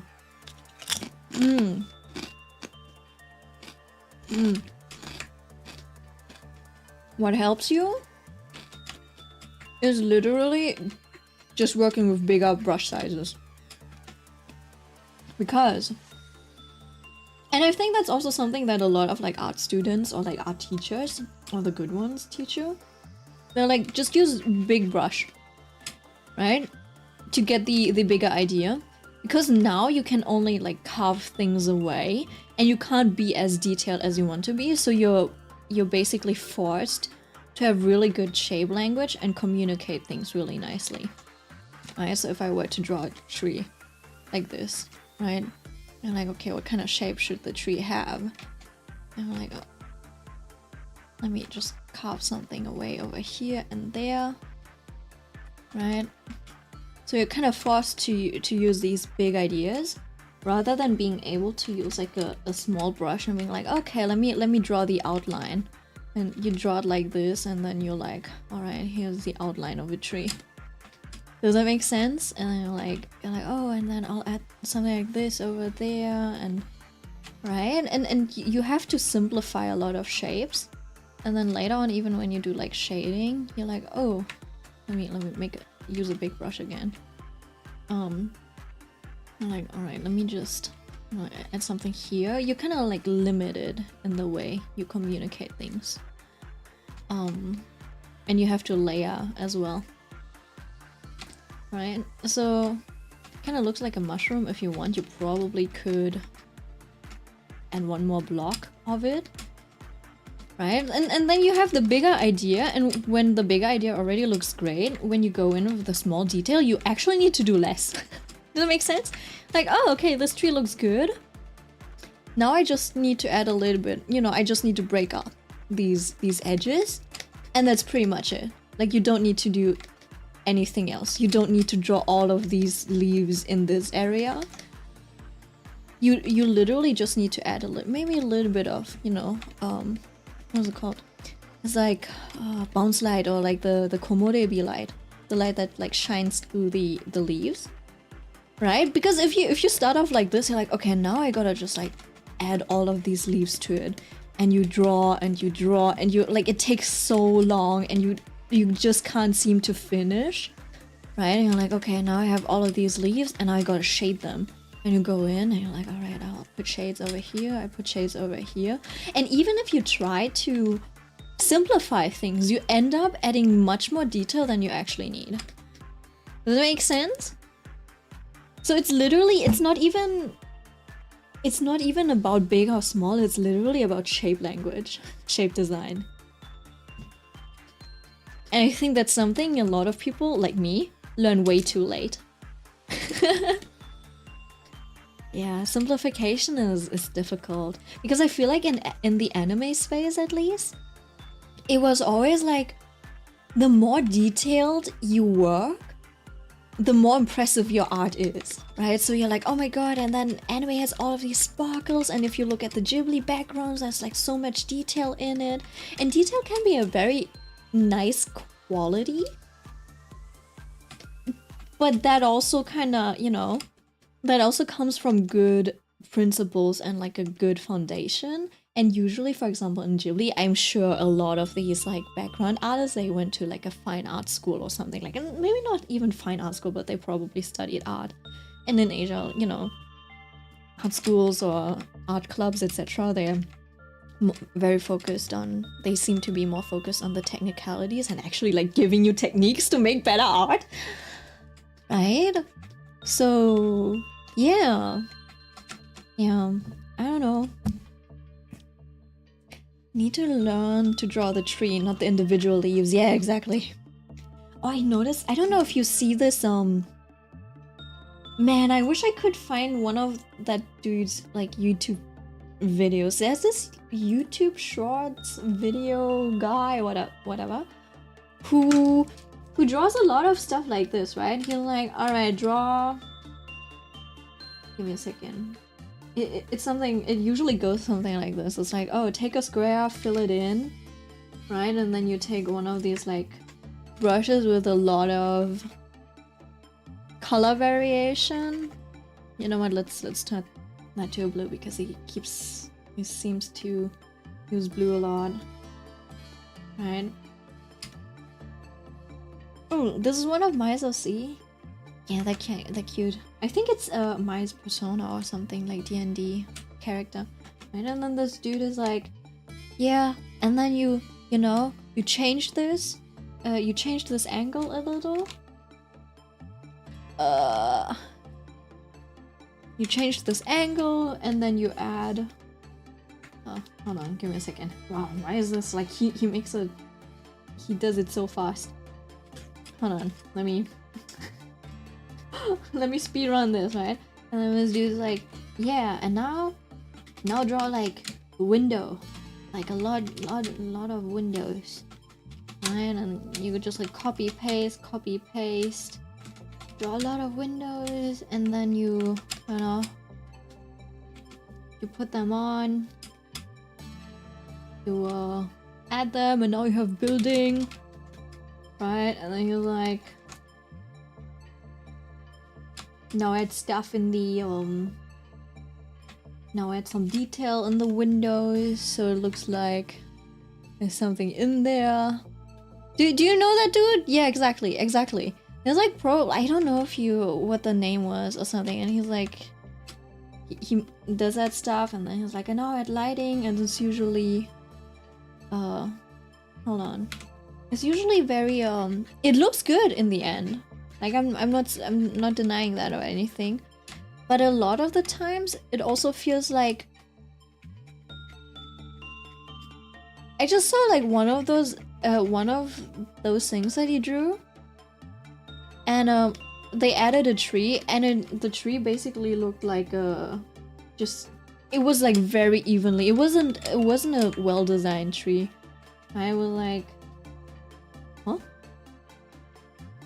Give me a second. Like he drew the shape, I think, with like one of his brushes like this, and then he had like he was like, yeah, no, add the leaves and shading and everything kind of.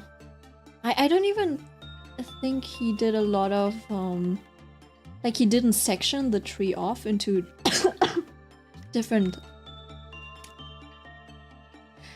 balls, right? So the tree looked very even throughout, and just had a lot of like, you know. And then I think he also added like highlights and stuff, and it kind of didn't look like this. It looked a little bit more refined than this, but it looked like very even throughout. Just the shape. So like from afar, it would kind of look like this, and I was like, a fan of everything else, just not this tree. It is a very, like, he has a very formulaic approach to drawing. The results are usually very good, so he, like, you know, like, he figured out that approach. Feels a little, like, I feel like it feels a little too unoriginal for my own tastes, right? Weirdly enough, it's recognizable, but at the same time, it also feels like it lacks character. It's a weird. It's a little, like, it's a bit of a weird situation for me, I think. I'm like, huh. It's very consistent. That makes it recognizable. But at the same time, it's not very evocative for my own taste. And this is not to bash him or anything. It's just what I noticed about it. Lovely paint. It's like the lighting's accurate. It's like it feels more like a study rather than an expression. Do we have? I put the video of the guy in the. Oh! Give me a second. Wow, you guys are so fast at finding stuff. Give me a second. I'll take a look at it. Yeah. It's this guy. It has to be him. Yeah, it's that guy. Which one was it? Hold on. Let me see if I can find it. It was I think a drawing of a girl. It's always a girl coming out of there might be a second guy who draws like this too. It might have not been this guy. It was like a drawing of a girl just like walking out onto a street. And the composition was like, hold on. It was like this. And it was like beige. Maybe it's like one of his more recent ones. And so he started off like this. I think it had like a green street, and it was like at an angle. it was like this type of street, and I think it was just like, I don't know, there was like a path or something, and there were buildings on this side and on that side. I think it was like more cool toned than that, but yeah. And then the windows on this side, right? And then there was a tree over here. And oh, there were railings as well, I think. It was just like a steep hill. It was like this, and then there was this person walking out. So composition-wise, it was kind of nice. It kind of felt like a photo too. I just didn't like how they drew this tree specifically. Oh, help! I think the foliage on this one looks nice though. On these parts. This foliage also looks good. Maybe it's a different artist. Give me a second. Oh, this one's nice. I always like, it might have been a different one, actually. There's so many... Jesus Christ, Sienna is sleeping on my bed and I thought you had to throw up. No, just a burp. I don't think I see it, but there's like a very similar guy to this, I think. I think there's 2 artists on YouTube Shorts that do almost the same content. Because I literally cannot see the video that I'm talking about in this. Interesting. What if there's like I think it's a situation like Ross draws and Sam does art. I think these people get mistaken a lot. Yeah. Might be a different guy for sure. Yeah, if I find it, I'll post it probably. Anyways. Yeah, what color do we want this chair to be? Maybe. Maybe I'll stick to the green color combo. Because I don't think adding purple or like orange would make sense. Slightly desaturated, maybe almost like a yellowish green, something like this. And then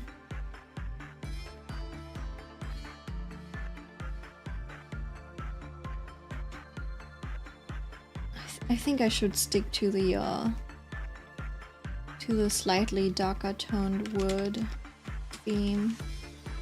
Though it does need to be a bit lighter though, since there's like light hitting it. Ooh. That's a little difficult. I was thinking it's messy. This part should be dark, so you only have one distinction. I know you could probably, you know, show a little bit of that curvature by... See, this is why when you have textured brushes, or just brushes in general, that's why you kind of go along the surface. So if it's curved like this, you kind of follow the curve. Does that make sense? So it actually feels like there's a bit of a curve. Even if you don't actually draw it in that much. Kind of difficult to explain. But it's like when your eye kind of draws these curves on their own. Right? So your eye can understand these curves. And if it's flat, your eye will be like, what the fuck am I looking at? So it's not enough to just do a gradient, right? So I could, you know, look at this. I could just add a gradient like this and you would be like, oh, you know what? Yeah, I can see that there's a little bit of curvature. But it's actually not. It's just like too flat. So instead, I would probably... It's probably better if I... If I do the thing with a brush and I just like naturally add these lines. Does that make sense? This brush is a little hard to use, so maybe not this one, but yeah. Kind of like occlusion. I can't really... You want to communicate the curvature of this chair, but for some reason I can't do it. Who joined? Oh, hi Yusuke. Me nodding my head, not knowing what's being said. Just trust. Just trust. Bob Ross here. What? Oh, be right back. Boss is here. I did misread that. I guess I'm muted or I'm like on her earphones. Otherwise I would probably be shouting, Maya's doing a great job. She's not distracted at all. Just keeping an eye out for possible intruders. It's a very good workout. I would recommend 10 out of 10. And then yeah, that could be a bit of and a bit of a shadow. Some shadow over here. Oh, I love this brush actually. I love how ambient and cozy the background looks. Thank you. That's the magic of gradients. I attribute all of this to the gradients. You see, this chair now has a little bit too much contrast. I am going back to the light wood color. I think what might be helping, what might help, I think I might have to add a little bit of a shadow over here or something. So it actually looks like there's a bit of a, I don't know, maybe a gap, a polster, something like that. And forgot my dairy pills. Oh no, Millie. GG. Wait. I want to send Ichigo to give you CPR. Hello. This is my first time really watching, so I hope everyone is having a good time. Oh, we always have.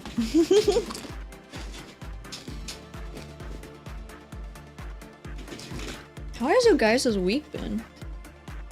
Oh, I feel like there was a question that I wanted to ask earlier, but I forgot. I had to do something with the groceries that I brought back. Do you butter your toast? No, wait. Do you like your toast toasted? Or not? Oh, family got sick. Oh no, that is super sick. Hope you don't catch it. I'm taking care of him. Oh no, you are going to catch it. Very good. Birthday was yesterday. Happy late birthday then. How old did you turn?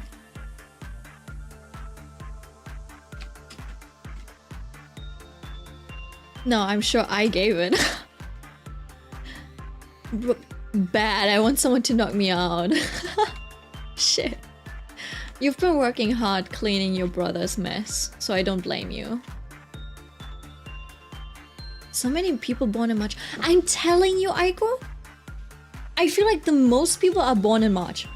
I'm not gonna lie. Everywhere I went in school, it was always March. March was like a birthday month. And then August as well. August was also a birthday month. It's like all of the kids are either born in March or in August. And if you like, I don't know, like June is it was a really rare month for people to be born in where I lived. I think there were like, out of 40 people in my class, there were 2 people born in June. One was me and one was someone else. But there were like 5 people born in March. Something like that. Does that make sense? There's so much to do, Milk. I have to clean tomorrow too before we go to the restaurant. Fuck my life. No shit. Saying March when November is right there. I don't know, man. Hold on, let me take a look. Okay, so March. 1, 2, 3, 4, 5, 6, 7, 8, 9. Ah, the March kids are the ones where the parents conceived In the summer. Now that makes a lot of sense. And what about the kids that were born in August? I guess it's like the winter, right? It's like November or something. No, is it not? So March, right? 1, 2, 3, 4, 5, 6, 7, 8, 9. Is like June. And August minus 9 is obviously like December or November, like start of December. So I don't think... So the August people, their parents were like, oh my god, December is going to be soon. We're going to be so busy at the end of December, so we do not have time to fuck. Let's fuck before that. It's about Christmas time. I'm in the mood right now. But when it's like the actual Christmas day, you're not in the mood to do it because it's like family time and you're just like busy meeting people. Alright, hold on. No, question, legit. I always wondered this for people. What do you use as the text on books like that?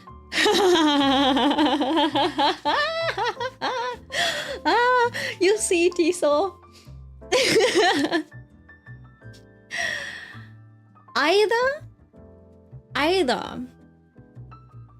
Either you use the lorem ipsum randomized text, right? Or you use actual book pages that you like. I don't know if you can use like published articles or something like that, you know, like you could probably use scientific papers or just like find stock images. In our case, in this case, this is Mitsuna's fanfic. So I got permission for Mitsuna to use her fanfic, so this is great. This is it's all handmade art, I suppose. Oh, Mitsuna wrote this. Seems in character though, for Mitsuna? Yeah, for sure. And then also a lot of the times people, you know, just like scribble. If it's just like paper and stuff, they just scribble it on rather than actually using things. Okay, you see? I could do this. Which seems a little boring. The grain makes sense, but it feels a little boring.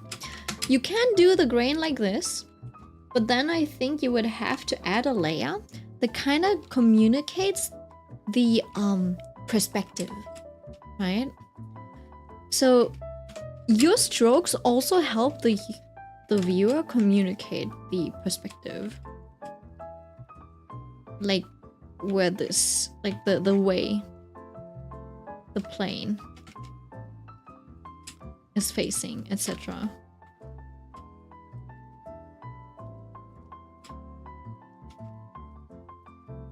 Right?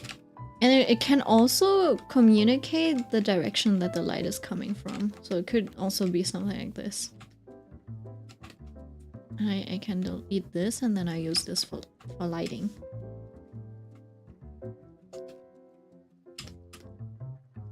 You know, you gotta make use of all of your tools to communicate things.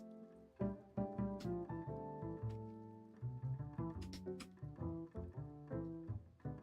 feel like things might be coming together. And then if you're like, you know what, there's not enough contrast in between the light and the shadow. You do it like you had a little bit of contrast at the edge. So simple, so easy. Nothing to worry about. I don't know, you've got texture and stuff as well. Right, so you do one pass of texture and then, you know, if I were in production, I would probably also add some scratches here and there. So these would be slightly darker. I would do slightly darker scratches. It could be any shape or size. If you want to have like wood shapes, whatever, you could do that. But usually you have scratches going like different directions of the wood. It's not really a scratch, it's just like surface things, right? And then the trick to a successful scratch is one side is dark and the other side is light. And you kind of shape things that way, depending on where you where the light's coming from and stuff. You can't see it that well over here right now, but it adds a little bit of texture. It's very nice for wood. I don't know if I like it on this one, right? It's really nice to have these things on armor and stuff, and like right at the cusp, basically, of, you know, kind of like this, at the like edge of lighting and stuff. It shouldn't be on this side. I guess it should be on this side, since the lighting's coming from this way, from that direction. And you would add it here. And this one's slightly too dark. I can fade this out a little. You see what I mean? Like this spot suddenly has a lot more texture. And then you can also use that to break up some of the surfaces like this, right?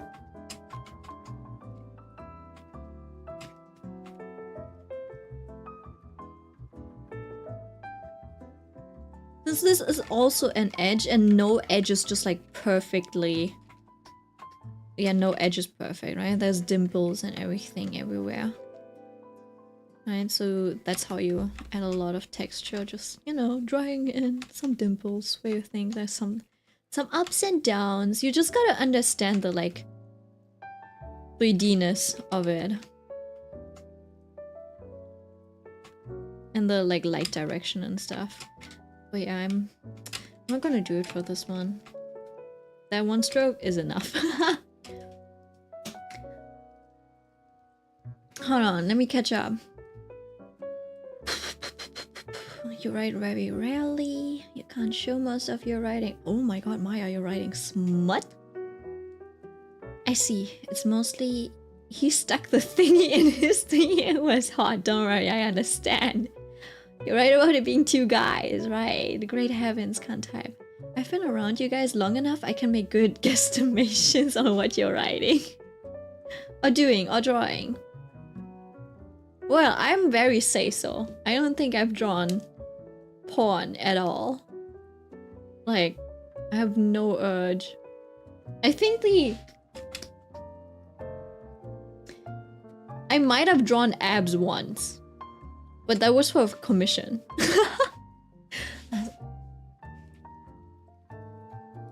You're so real. I'm clumsy and I would cause scratches to my table. You know, there could be, you know, for these types of things, you could also make, you know, to make these things feel more used, you could add, you know, some chipped off paint or veneer, right? That would give it a lot of character.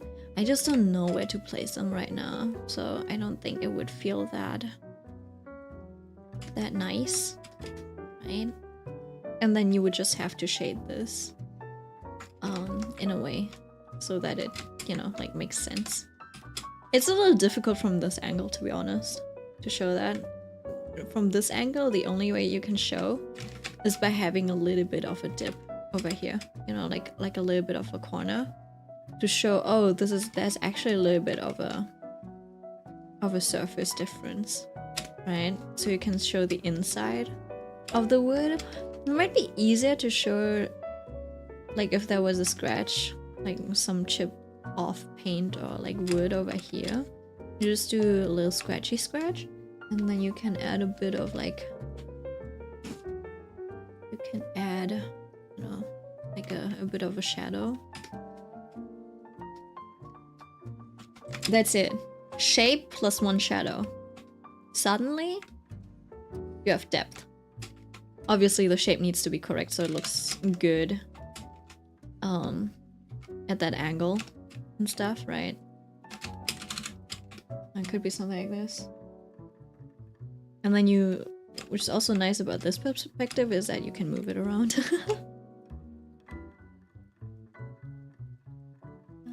Let me take this color. You know what? We can take a darken.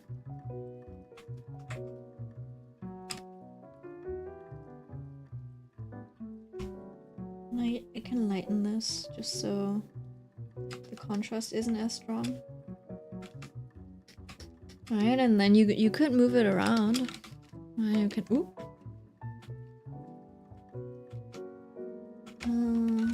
Could add more over here. Sometimes you can just, you know, take some things and then just copy paste, move them around, tweak them a little. People won't really notice. And it could be over here, just like another glimpse. Could have another one over here. And just like, you know, tweak the colors a little. Hold on. He's so got that telepathy going on. I have 2 writing moods, angst and the dirty. More often than not, I was asked by others to do the dirty stuff. That is crazy. People are like, hey Maya, I know you write. Can you, you know, like write a little bit of smut for me?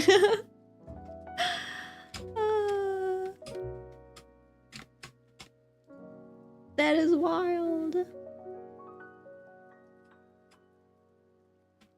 That is so wild.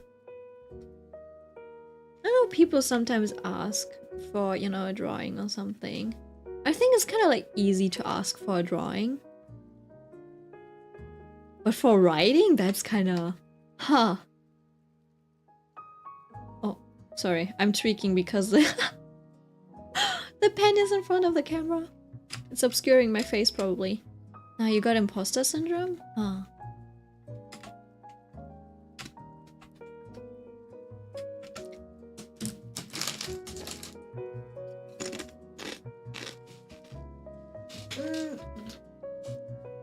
I understand. I've had friends ask me to draw things because I'm too terrible for commissions. Oh no. And a lot of the times I'm disgusted by my own drawings. Writing, I keep that stuff secret.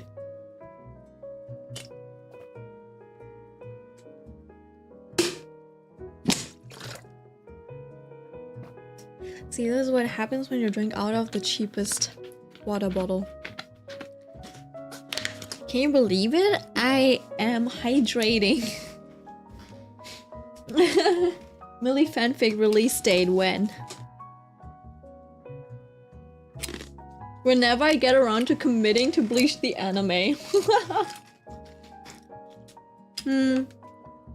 I think I've gotten to the point where people are willing to commission me, but it's also only the ones that kind of like appreciate the art. And people are like more casual, they would still be, they are still more like, oh my god, can you draw this for me? And stuff. And they think it's like, oh, you've gotten so good, you should probably be able to draw this in like an hour or something. I'm like, no. When you ask me to draw something, it's like a 10-hour endeavor. It's like a two day thingy. I don't understand just how much even brain power goes into drawing. I feel like people kind of forget that art design, or like art is a lot of designing, right? So I feel like it's kind of close to engineering, while also just like having some artistic freedom. And people are like, no, art is not a science. I'm like, yes it is. You can make it a science. Yeah, I do sometimes get the feeling that people don't really respect me as an artist, as in, I don't even know if it's like a human being thingy. I feel like I've talked to this with a friend just yesterday, and I feel like in society, maybe it's because I work in the like games industry, and you're also like, which is an artistic thing as well. Artistic, not autistic, okay? Where it's like, you know, there are professions people look down on, right? It's something like janitors, or, you know, like garbage collectors or something like that, right? People, you know, like parents would always threaten me like, oh my god, yeah, if you don't study hard, you'll end up as like a garbage collector or like a janitor, right? So it's like apparently something to look down on. I think it's still respectable because like, look at me. I cannot clean for the life of me. I'm so glad like there's janitors because it keeps our schools clean, right? Our schools and toilets. Imagine you're like, you know, in Japan, the kids have to do it themselves, right? We don't do that in Germany. We have people doing that for us. But people look down on him. right? And I think one step above that is artists. Not even influencers. I think it's artists, okay? That are like one step above, I don't know, the janitors of the world. Because, right, you think like maybe it's like influencers because they're vain and or something like that, right? Which people also kind of look down on. But honestly, I'm like, why not? Like people, like if people enjoy that stuff, let them enjoy it, right? And then, but the thing is with influencers, if you do it well, obviously, right? You can still make a lot of money. And I think the fact that you can earn a lot of money with that is what makes people respected. But you don't really hear about these like success stories about like artists or something. It's usually like small businesses or something.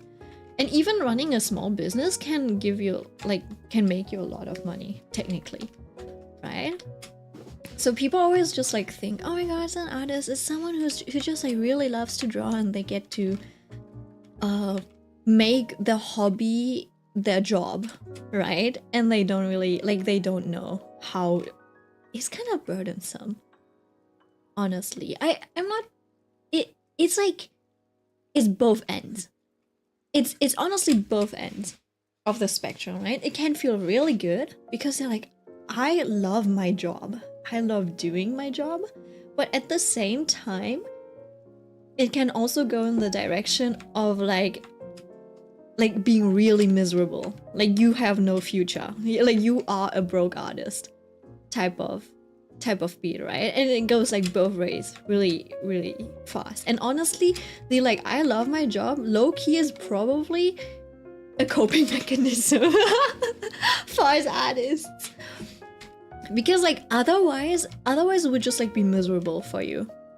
Like you're being exploited left and right. People want to just like be as cheap as possible, not pay you because they don't really value the work, and they're like, oh my god, I can get it at Walmart for $10, or like, I can use AI art and etc, right? So like I should be able to pay you less than this, right? So if you don't enjoy your job, if you made your hobby a job or whatever, or like your passion your job, like it's over for you. I think that's also why and in the games industry as well, it's notoriously known for being, you know, like for people being underpaid. And then even when everyone's like, indies save the world, and you're like, yes they would, but also most indie developers have like a second job on the side, right? Because there is no money in the games industry. You literally have like publishers, etc, and they're like, oh my god, yeah, let's get into games, let's make games, etc. Everyone plays games, it's great. And then they don't realize how much money it actually takes to make a game. And then they're like, you know what? That's not enough profit for the amount of effort and money that we put in. So they dump everyone. So they dump the, like, that's why there's so many like layoffs, etc in the games industry, unless you're like a big company, whatever. Right? And then yeah, and like as an artist, it's like very common to have a second job or have like a better paying main job and doing your art on the side. If you're doing it as your main job, honestly, you have to be like really good, like top 0.1%, like really big name type of beat, right? Or artists usually have like multiple, like freelancers, etc. always have multiple sources of income. Like artists that work, that make it their living low-key, I think they're like more business people. They have to be like very business oriented. And that's like a thing, that's a thing that like weighs very heavily on a lot of people's minds, right? Because art is supposed to be something that's fun. That's how you grow up, especially in the West. In the West, it's a thing of like, you should be able to enjoy art and use it to express yourself. I feel like there's a little bit less of that notion in Asia. Right? They're like, yeah, you can do that. And that's the parents that are supportive. They're like, yeah, you can, I guess you can make it. I wouldn't recommend it. It's a harsh industry, but I guess you can choose that as your main occupation, but then make sure that you get good, and then they're like willing to invest in you. And my mom was like, you really like drawing, should I send you to art class? And I was just a cheap hoe. I was like, Nah, mom, don't send me to art class. I don't want to waste your money. I can just like study on my own. Here I am, studying on my own, not being anywhere. I should have taken the art classes. I didn't know that we had a lot of money and that we could afford it. I was like, Mom, you're already paying for like piano classes and my school and everything else. And I'm an idiot. You know, my parents should have, you know, told me how much they were making. And then I might have said yes. They were even like willing to send me abroad. They're like, yeah, maybe you want to, you know, like study 2 months, like be an exchange student. I'm like, that's so expensive. I'm so cheap. And then also I was like, Mom, and you know me, I'm not the most like sociable person. I feel like it's wasted on me. Yeah, I don't know. Meanwhile, my brother's like, hey, can you buy me this pair of $600 like shoes? Oh, so funny how different siblings can be. Oh, Yanderedev? Hate that man. But yeah, if you think about it, I don't know if... I think when people say like, oh, indie devs will save our games, I think they're like thinking about people like Toby Fox. Right, Toby Fox, the guy that made Undertale. It was like a very small team. I don't even know if he was like a solo dev. I think he was a solo dev. I don't know if he had a Kickstarter or anything. Right, but it's always like that. You always have to have like a Kickstarter, like gain some funding and stuff. And just like ask the player base itself, the gamers. It's kind of difficult nowadays to just like get investors. Toby Fox made it by himself and it took so long, people thought he ran off with the Kickstarter money. Yeah, it is like a shoot. I think it paid off really well for him though, and I'm glad that it did. Yeah.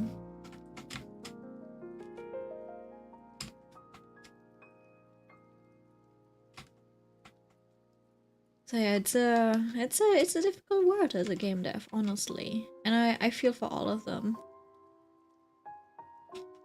And I'm not even like too passionate about games, right? I don't have high standards. I have like a handful of games that I enjoy and consume, but I don't think too deeply about it, right? For me, I'm more of like an opportunist in that sense. And I'm like, ooh, I see that you can, you know, make art in the games industry, let's do that. Rather than being really passionate about games. I think if I really was passionate about games, I might have been a little like exploited here, left and right, maybe. Because I'd be like, oh my god, I really want to make a good game. Doesn't matter if I'm being paid pennies. But yeah. I really have to think about it. Worst case scenario. Yeah, good question. What would I do? Maybe I'll open like a mini market, like a little supermarket. I'll just, you know, have my own little store where I just like an Asian grocery store, you know. I'll just move out to a small city outside of Berlin and I'll just like open an Asian supermarket in a decently sized town. And then I'll basically be a monopoly until I get, you know, like pushed out by Asian supermarket chains.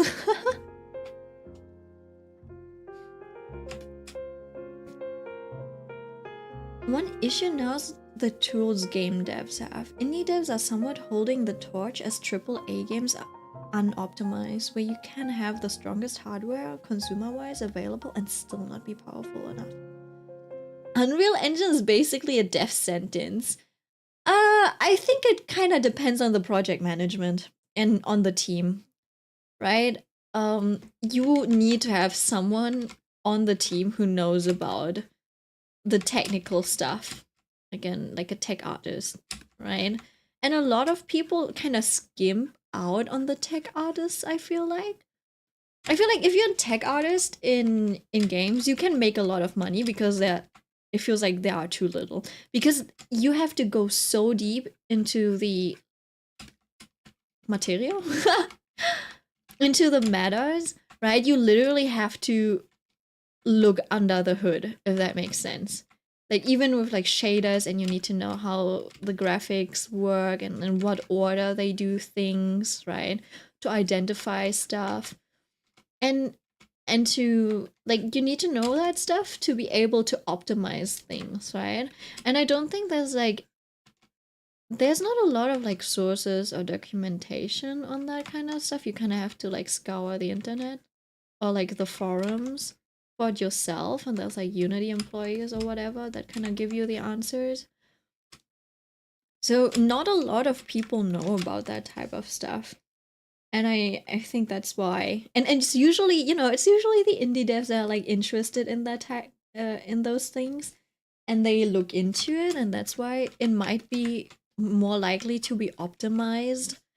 And then I think the production team also is like, yeah, just get the game done. They probably don't, not the production team, but like the producers, etc. Maybe they don't even know about optimization or like how long it actually takes to optimize stuff. Because imagine you have no idea about making a game. Wouldn't you think about like, oh yeah, like they just make a game and just like runs on the PC. And you would assume that like anything that is being made has to be automatically optimized, but usually at the end of the project there's always like a QA phase and an optimization phase, right? Or like you're hoping to have one, right? And then the producers don't really plan for it, or they underestimate the length that it takes, right? Because like you're developing a product over years, and even within those years there might be like updates on tools, and people might have to rewrite stuff. And then also the engine updates, and then rendering, for example, doesn't work the same way anymore as it does before, and then suddenly you have to, I don't know, like find ways around, change things that you've been doing and stuff. So like your project gets pushed back, which cuts into your optimization pass, all that kind of stuff. It's always a little convoluted. But yeah, you do need a good programmer. And not only a programmer, but also a programmer that knows how to optimize things. Because like not only the programmers, but you also need the artists to know. And then usually the in-between a programmer and an artist is usually like a tech artist, right? That does the implementation, right? For example, I'm like a 3D artist, but I don't know a lot about optimization. I can implement things into the engine, but that doesn't mean that they're optimized, right? So if you have a team of just like programmers who are like, oh yeah, we're making the game, our code is optimized. And then you have artists who have no idea about optimization. The code can be as optimized as it can be. But then the GPU part, kind of like the bottleneck is the GPU and not the CPU, right? It like goes in tandem. So it's, and I would say a lot of artists do not know about optimization. They know how to make more efficient, how to make beautiful topology and make that efficient and stuff, where they don't necessarily know the in-engine settings or how to export the files so they're like not overly big, whatever. It's stuff like that. Does that make sense? Yeah. Oh yikes. You can optimize, and games have, but there's no good documentation. Yeah, that's what I mean, right?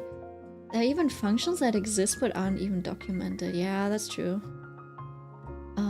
With Unreal is that it's relying on AI. Oh, interesting. To heavy lift. Unreal basically expects you to use Nanite and TIA. You know what? I do not know anything about Unreal, to be honest. I just know that I was really annoyed because in Unreal, right? So imagine. Oh shit, let me close that. That's my WhatsApp. Imagine, right? Unity folders kind of look like this, right? You can just, if I'm like, oh, I want this artists folder to go into colors, I can just move it like that, right? I can move this anywhere I want. You can't do that shit in Unreal, apparently. I don't know if they changed that. I hope they changed that. But back when I was at my internship, like 6 years back, and we had to use Unreal Engine, we had to have the folder structure set up at the very beginning, and then we weren't able to change it, right? So the experienced tech artists, etc., they set up the whole folder structure and we had to abide by it. Because apparently in Unreal Engine, whenever you import an asset, it creates like an Unreal Engine version of that asset, right? So imagine you have like a music file, which is like a song.mp3, mp4, whatever. Once you put it in Unreal Engine, suddenly it's like song.unreal unreal asset, something like that. So it would convert that shit. And then also, you couldn't just move the folders around. Anytime you moved a folder around, you also had to update the reference link to that folder. I think they changed that. They have to have changed that by now because it was so fucking annoying, right? So it was like a huge hassle just to move folders or assets around when you're like, oh no, I imported this into the wrong folder or whatever. It's like, you know what, the structure isn't good enough. Let me just update and just like restructure things. You couldn't do that. Alright, so that's my experience with Unreal Engine. But it does have like really great artist tools apparently. Like the shader system, the visual shading thingy with the nodes, etc. They did that first, I think, and then Unity tried to adopt that, right? So it was like easy to write shaders, etc. with like Unreal Engine. That's why it got adopted. But yeah, Unreal is like, want ray tracing? Okay, here's dynamic ray tracing. You're going to use the dynamic source as a static light. So you get a lot of processing power used for nothing when you can just bake in the ray traced light. I think that sounds like a... Yeah, I don't know enough about this, but these tools just have to be used like a very specific way. Right?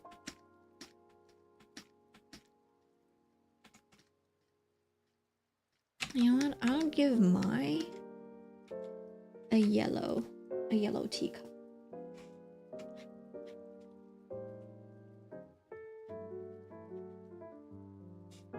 But yeah, when it comes to these things like optimization, etc., I don't really know all that much about it, to be honest. It's just a little bit of a black box, and it's like difficult to find information on it. Right, and I don't like effort. I don't like having to put in unnecessary effort. Like, can someone just tell me? I think I'm starting to become more and more like my brother. Where like back when I was a teen, I would just like look at stuff on my own, just to like research and just like, I don't know, do stuff. And my brother now, like, my brother's the type of person who's like, I don't know, I'll just ask someone. To immediately go and ask someone, right? And my pride was like, no, asking someone is your last resort, right? So I would be googling things and trying to read all of these different articles and like navigate around Google. Meanwhile, my brother's like, oh, I'll just ask ChatGPT, right? ChatGPT might be good in finding resources for you, compiling sources, you know, like reading material, and you just go through it. But yeah, you always have to double check the information that it gives you. Biggest mood milk.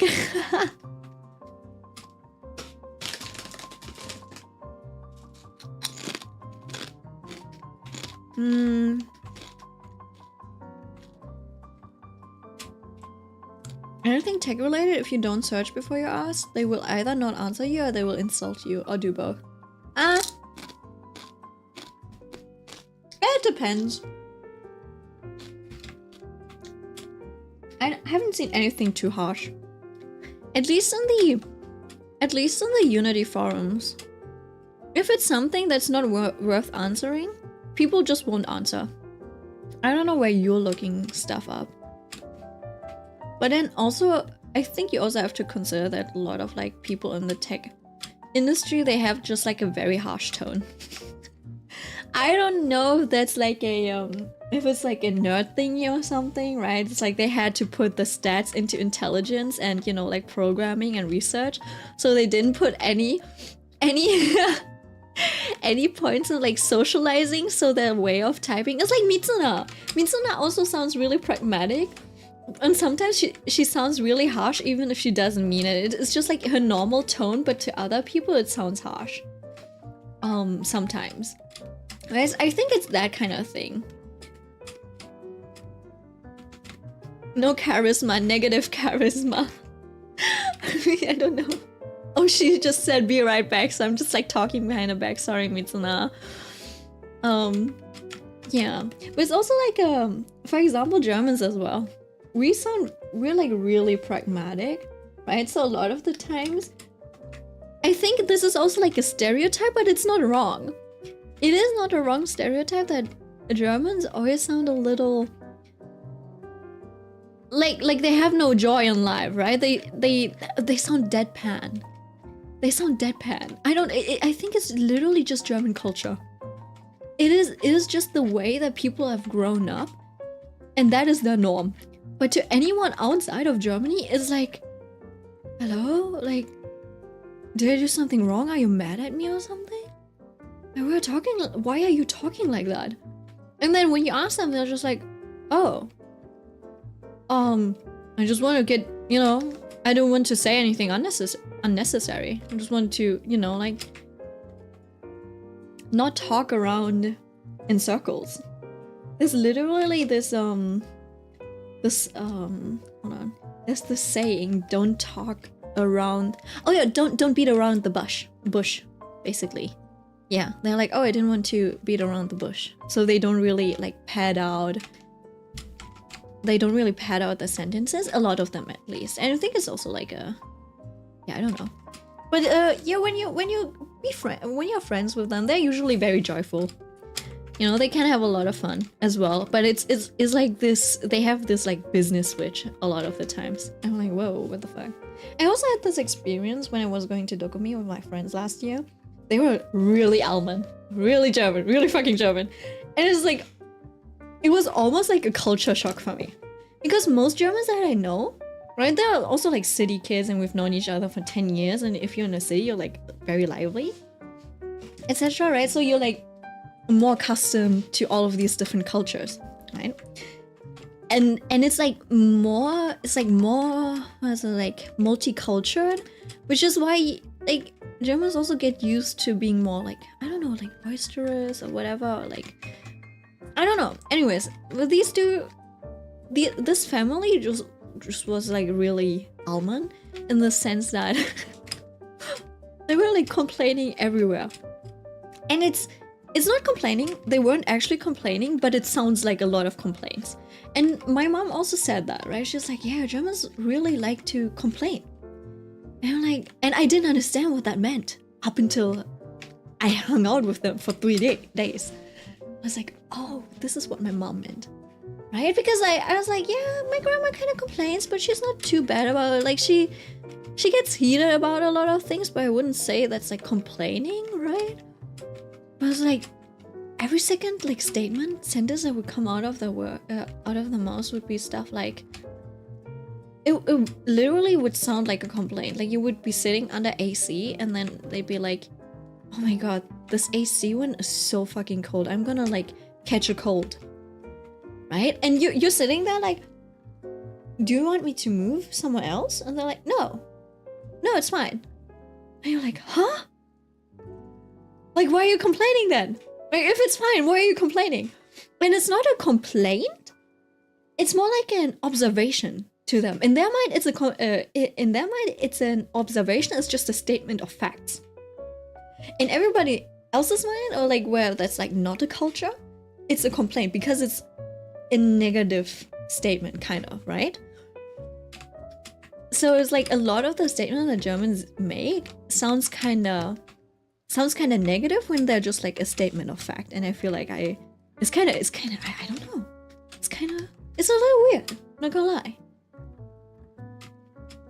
Because in all of the other, like outside of Germany, right? Like if you're Asian, if you grow up like Vietnamese, if you grow up Asian, they're like, stop complaining. Like, don't complain if it's unnecessary or whatever. Like, you're taught not to complain. So that just like being so normalized in the German language or whatever, right, was a culture shock for me because I hadn't experienced it up until then, I suppose. right? Because you know those memes where it's like, oh yeah, I'm hanging out with a German, let me teach you the German art of complaining. Right? So if a park is empty, then it's like, wow, nothing's happening here. They're talking like that, right? Or if there's like a really beautiful castle, they'll be like, I wouldn't want to pay those bills, oh my god. I don't even want to think about the heating bill that they have to pay. I'm like, okay, like, you can say that the castle's pretty and very big, but you're focusing on the negative stuff, right? I think it's just like, I wonder if that's just a form of sarcasm in Germany. Me for real?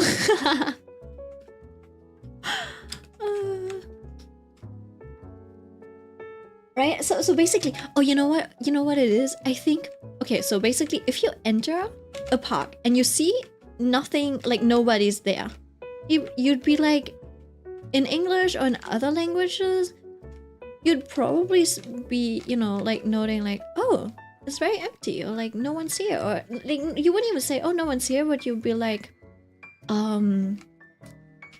it's so quiet, you know? It's quiet. It's nice over here. But the statement in German is more like, why is no one around? I was like, oh, no one's around. It's like, no one's around, which means there's no party going on over here, as in like there's no life. Like it's not lively. It's not lively here, and that's why it's bad. Does that make sense? That's kind of how it sounds like when they say it. It's always like taking a fact, but the way they word it makes it sound negative. It's kind of like when you interesting. It is very hard to explain, right? It's like they're allergic to saying positive things, and that's why also like I think a lot of Americans probably have a lot of like whiplash when they come to Germany or something like that. Right? Or when they meet Germans, like at least the ones that are like that don't come from a bigger city, right? They grew up in like smaller cities, right? So when you eat something delicious, right? They'll be like, one of the biggest compliments is like, oh, I can't complain about this. Like there's nothing to complain about. It's like one of you is one of the best compliments, right? Or it's like, oh yeah, you can eat that, right? It's like, oh, how's the food? Like, and it literally translates to, yeah. It translates like, oh, it's edible. I'm like, what? And then I think the English equivalent, like we also have a like not bad, right? Type of saying. But it's basically all of our compliments are the like not bad. Does that make sense? It's like whoa. And they always, I wonder if it's like in the German blood of being like too perfectionist. Does that make sense? It is so, it's honestly, is that a remnant of the like post-war sentiment? You know, it's like, oh no, we gotta stay humble. We cannot enjoy things, because otherwise we'll be seen as like arrogant and brag, and we're gonna like start the Third World War again and stuff. So now we gotta be humble. We gotta be humble and everything's bad. Right? Our power has gone back to flickering again. Oh no, Mitsuna. But you charged your stuff, right? That's honestly kind of sad though. I think so too. I also have to say that though that it is very noticeable that it's also like a complaint that I have about Germany, I think. It's like they always want to, like, because of that, right? Because of the incident. I'm kidding. Germans have are constantly trying to prove that they're not bad people. Does that make sense? you know what they say, right? It's be a good person, but don't waste time trying to prove it. And I think a lot of the times when you get into, I don't know, when you get into, what's it called? Friction, when there's friction with someone in Germany, it's always like them trying to prove that they're a good person or like doing something for their own conscience.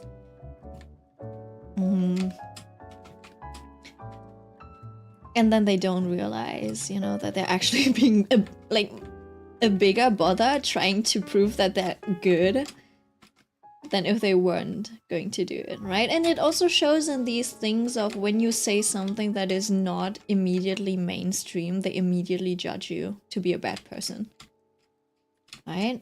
It is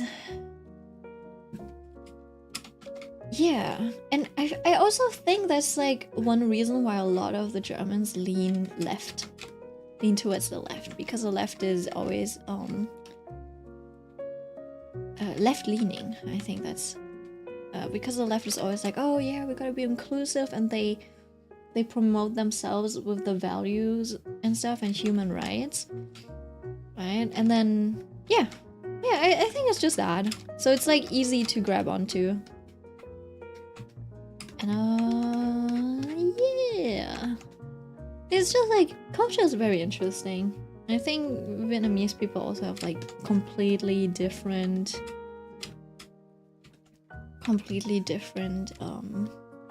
culture as well, and a lot of that also stems from, you know, like poverty and trying to I don't know, grow out of China's shadow, I think. And then also I wonder, I don't know, there was like a lot of oppression apparently in Vietnam, but I haven't like really looked into it too much. I wasn't forced to learn the history of my country. Oh my god, it's already 1 AM. What the fuck? I still gotta bake a cake for my brother. I'm gonna make like one of those easy cheesecakes. Yeah, can you look at the like top right corner? That's where my time is.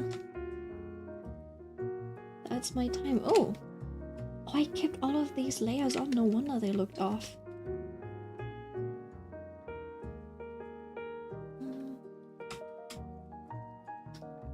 Can I maybe make this a little darker?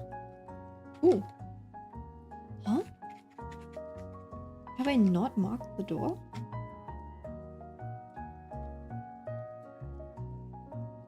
I guess I have to... Give me a second. I just have to mark the door so I can actually...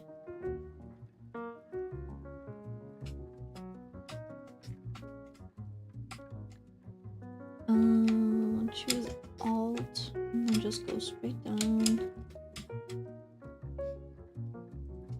The jaw dropped. So I cooked something weird.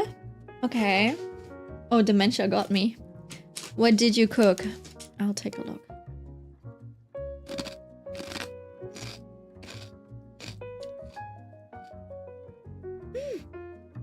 Oh, that's cute. The happy birthday drawing from Millie is really cute. Oh, I love the decora.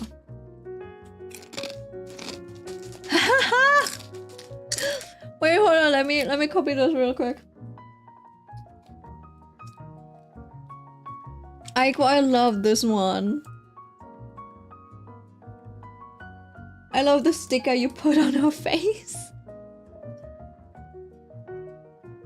I missed that. I just like saw it now. Give me a second. Oh. Millie.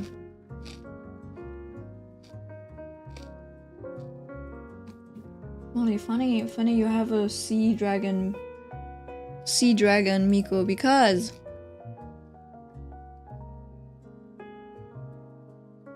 I'm drawing something ocean themed too. So Yeah, that's why I'm drawing today, Mai. I actually... I was supposed to work on your commission yesterday, but instead I was doing this. Yeah, so... Yeah, we might have some jellyfish. I think... I'm entering my green era right now. I'm starting to really like green.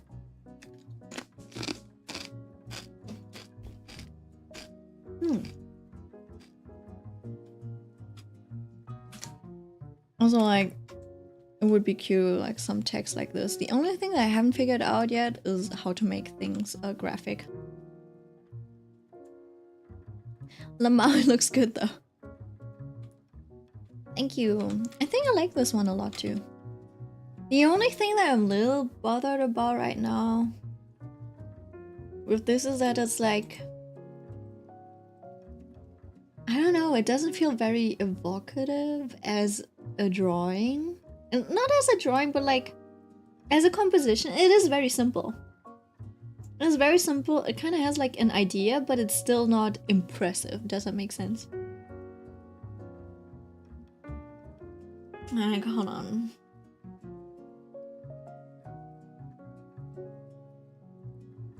Let's see, this is antique white.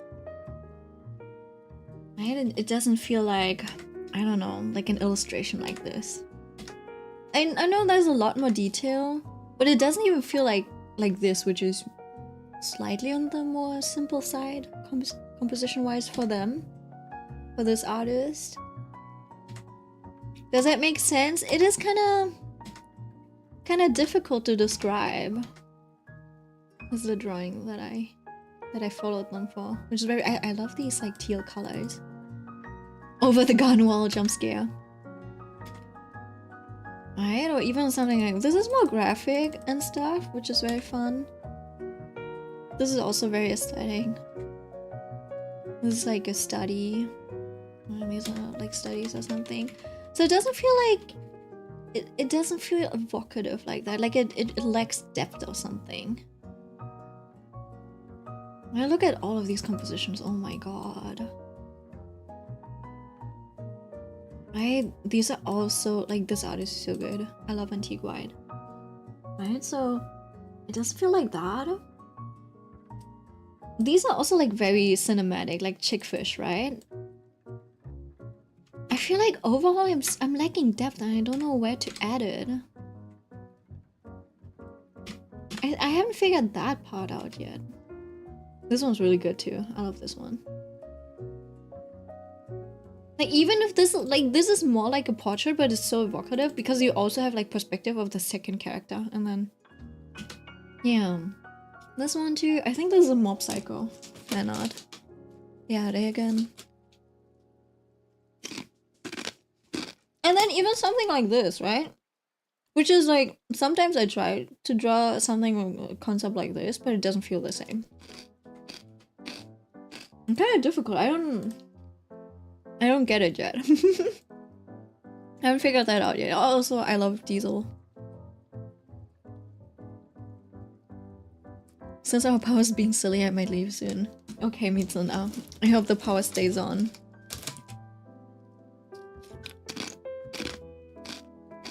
These are very like ornamental. But I would like to draw something like this too someday. And I don't know, even like this is supposedly, like if you think about it, very simple composition, right? But it looks so good. Or something like this as well. I'm like, why can't I do that? And this one's also really nice. It says this one has like high fidelity. Alright. I love the way the colors flow and pop. Yeah, I think this one clearly has the vibe of like a gradient map.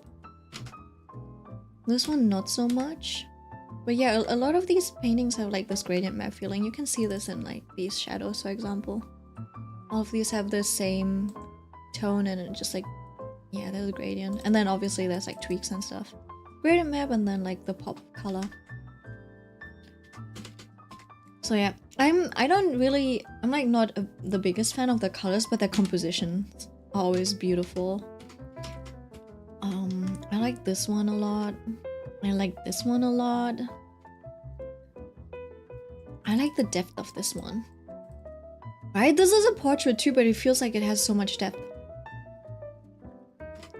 Even though it's like also like a front on portrait as well, and then even like shape-wise, it's just like so painterly. Night, Millie. I'm gonna leave now, babes. I used up all of my energy and feel drained. Hey, night. Sleep well. I think I'll be struggling with the tactics for a bit. Definitely not keeping permadeath on. Okay. Yeah. Oh, I like this one a lot too. Just like composition-wise and just like... See, I think for this one, the ground does most of the perspective work. So that helps. And then this one, even though it doesn't have a lot of depth, it's just like the imagery. I don't know if it has depth. I don't know if I could do something like that. I think the colors being so vibrant also helps. This one's great too. In general, there's always like a lot of nice depth, and I haven't figured out how to do that yet. Right?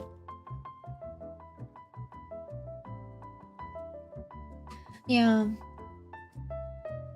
I don't know.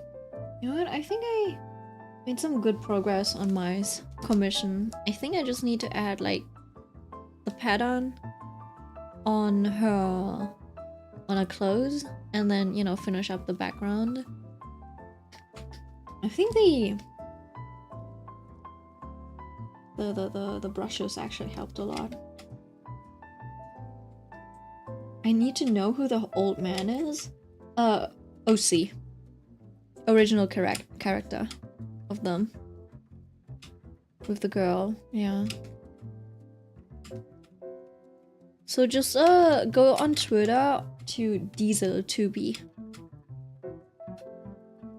And you'll find them. Alright. You need that lore? I don't know if there's lore. I'm sure there's lore.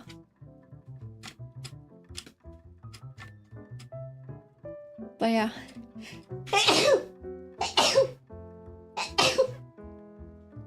Another 3 times.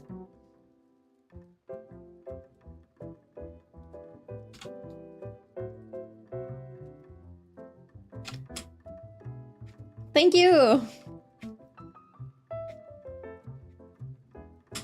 You'll be lucky if the lore is shared.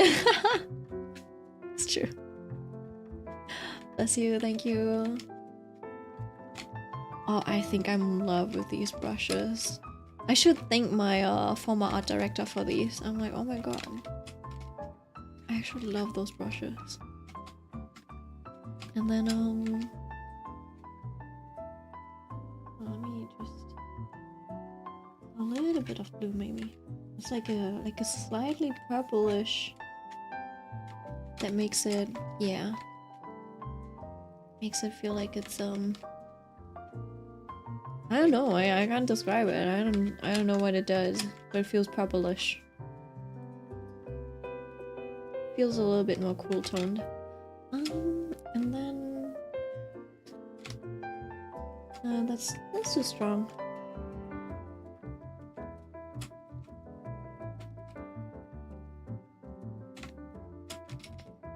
Let me add that on another layer.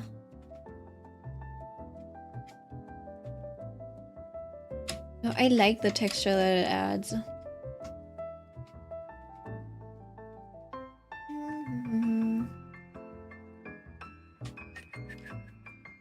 I'm just zooming out so we can figure out the level of contrast and detail that we want on that. I feel like it should be a bit more warm colored. It's too warm, something like this. Alright.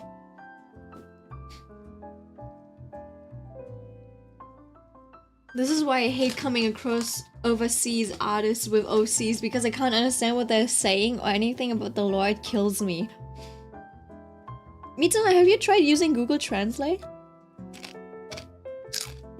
It It's the same pain as when a person like Eve releases an MV and it has new characters and the music video is so interesting and packed with story, but then the characters are never used again. I see.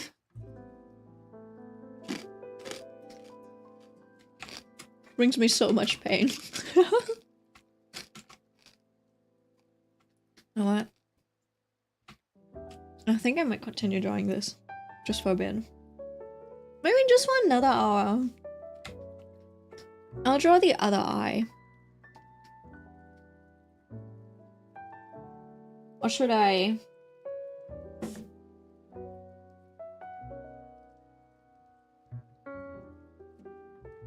Question is... I still have this one as well. I have so many drawings! And also guys, I still haven't finished this other one. Shit, is it number 2 or is it number 1? Should be number 2.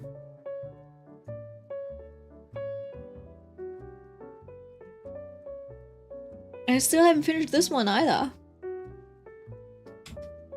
Like, hello, I'm cooked. I do want to have this one...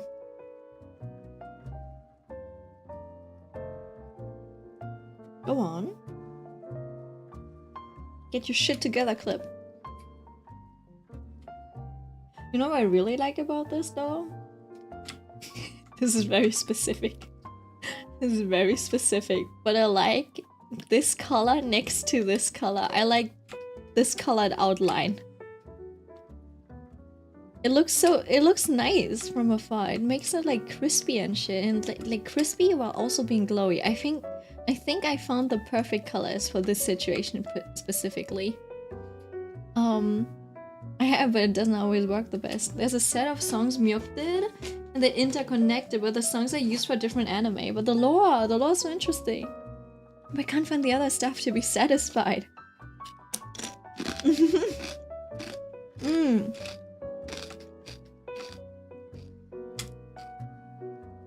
See? I'm telling you. 10 years back? 10 years back, I think we had better communities. Because back then, I don't think there were like TikTok and stuff. And I don't know if that has to do with that. But I feel like there were a lot more people translating niche like things, right? For example, like you had the Kage Pro novel. I don't think there's an English, I think now there's an English official, but before that, someone has translated all of them. Then also you have VG Person. You have VG Person who, I don't know, who translated all of these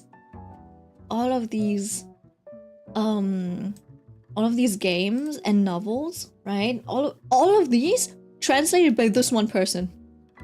Like, literally. PewDiePie only got... I'm kidding. PewDiePie got to play these games because they were translated by this person for free. Which is crazy, if I think about it. Like, who does this type of charity work nowadays? Nowadays, everyone wants to monetize things, right? And then you also had novels, like, okay, wait. Then there were the novels, right, for these games. Like, I don't think Eve had a story, but...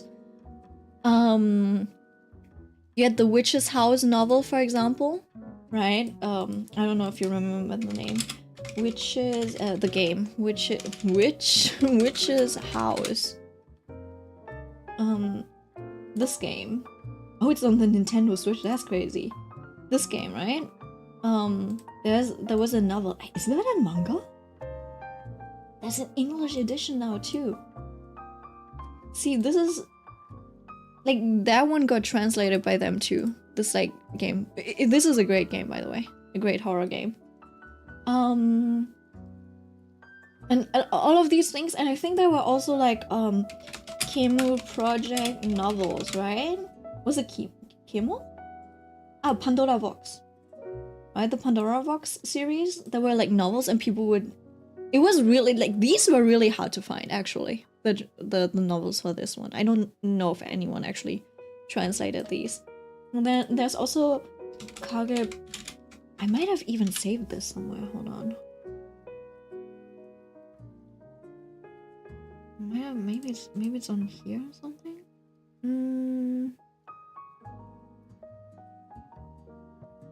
Kage Pro novel list. There might have been a Tumblr post or something. Light novel. Yeah, anyway, someone translated all of the light novels for Kage Pro. Right? And I don't think people do this nowadays anymore. Like now obviously yes they do. You have like scanlation teams and stuff. So I feel like it's not like you never have these like one person shows anymore. It's kind of interesting.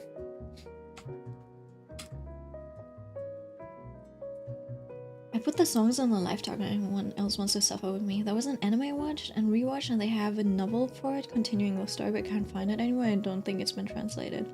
Yeah, it's rare nowadays. By the way, I think this one will be fun to, like, for adding textures. I'm gonna add some screen tones to this as well. I just like saved these over here. I think the only other thing I did was like clean up this line a little bit.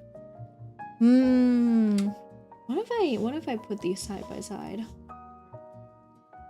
Yeah, the link click one will have to happen after your commission. But hopefully, like somewhere around the beginning of April, this one as well. Maybe this one too. I hope I can get these out. Yeah, wait, hold on. Let me. Right? I could make like a series, like a small little series.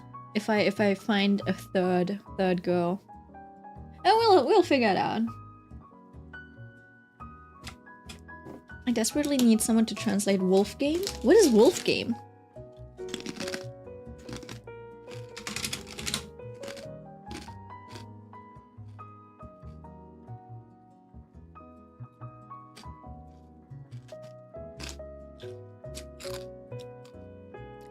A risky blockchain-based game between sheep and wolves. I don't think you're talking about this one.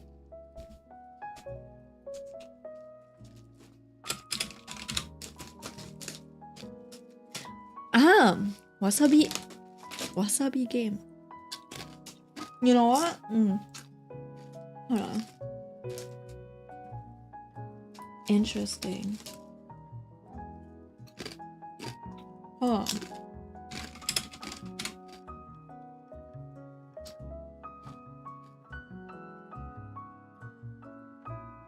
There was a new one for this.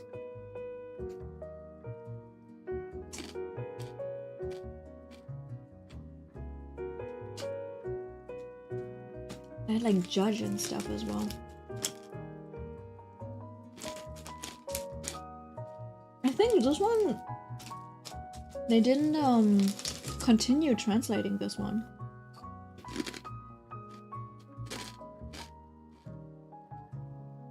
Wait, what?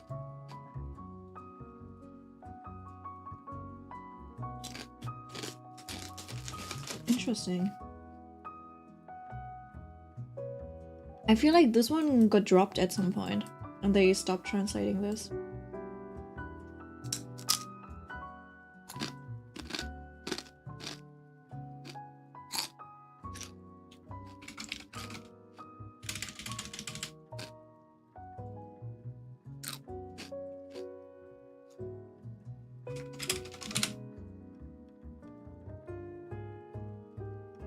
I remember there being this one, but I think it might have not been finished. There was Judge, there was Doubt. I think Judge was the first one, and I think Doubt was the one that hadn't been finished. But it dropped or something? Looks like it actually got finished. I guess it never got fully translated or something. I think it was around the time earlier. Wait, hold on. I think it was around the time when Manga Rock got axed. Give me a second. Ooh, this one. I think it would have been this. Oh, it's completed! You know what? I'll add those to my library. Because I had started this, but I think it only went up to like chapter somewhere around here. I don't know if you remember Manga Rock. Because this was the side that you... This was the Batoto of my time. It had like a black... Yeah, the app looked like this. Back at that age, I didn't even know there was like an aggregator site. I didn't even know what an aggregator site was.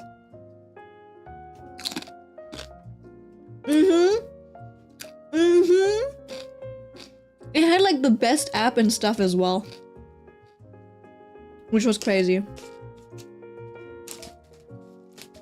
I don't know when it got closed.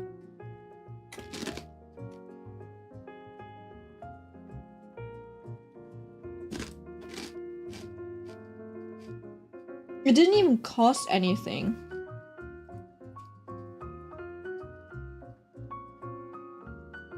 Oh yeah. It had the best feel about it and stuff as well. So I was a little sad, but it makes sense. I was just like thinking at that time it was kind of like fan translations. So I didn't even think that I didn't even know that there would be any like licensing consequences, etc. It's just like, it's unfortunate. Unfortunate for sure. But I feel like without it also enabled a lot of just like, I don't know. I feel like a lot of things wouldn't exist without like fan translations like that. Does that make sense? I know it's pirating, but at the same time it also like, I don't know.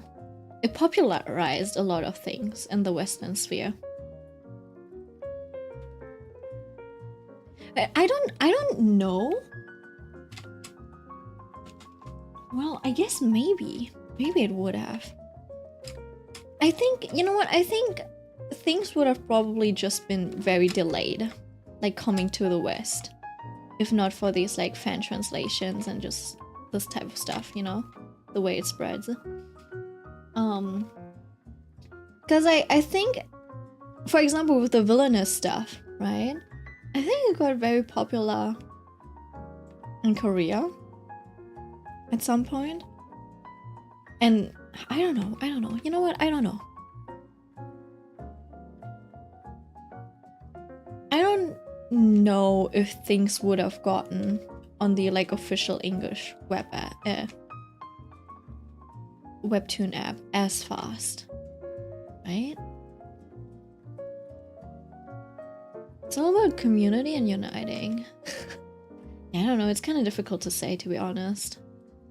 Like, I'm sure it would have found its way into our like Western sphere one way or another. Oh shit. But I think it would have taken a lot more time. Would have taken longer. Let me see. I don't like the way this eye looks right now.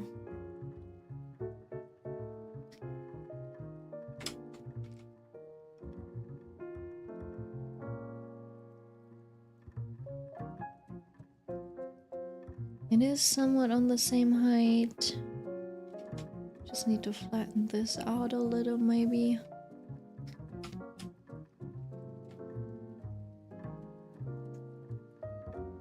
And then you've got the tear over here. And then what I often do is just, because the perspective is kind of similar, and kind of angle things similarly.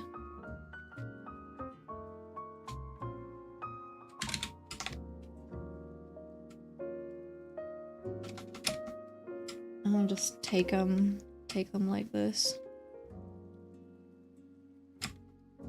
It works for the like pupils usually because they're like spheres as well. They're like circles. So it's a little easier to do those things. You can't do the same with the like shape of the eyelid, but you can do it for the eye, kind of for the iris at least. And I'm heading off. Bye besties. Bye bye. Bye Mitsuna. Oh my gosh, you're still live? I took a nap and everything. Yep. That's how it usually goes. I think I should probably stop at some point soon. I'll draw this a little bit. I kind of want to maybe draw her pose. And then that'll be it, I think. And this is her head.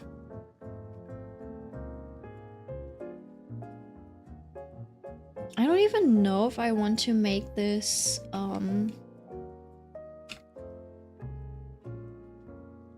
like, I just need to figure out where her neck goes and stuff.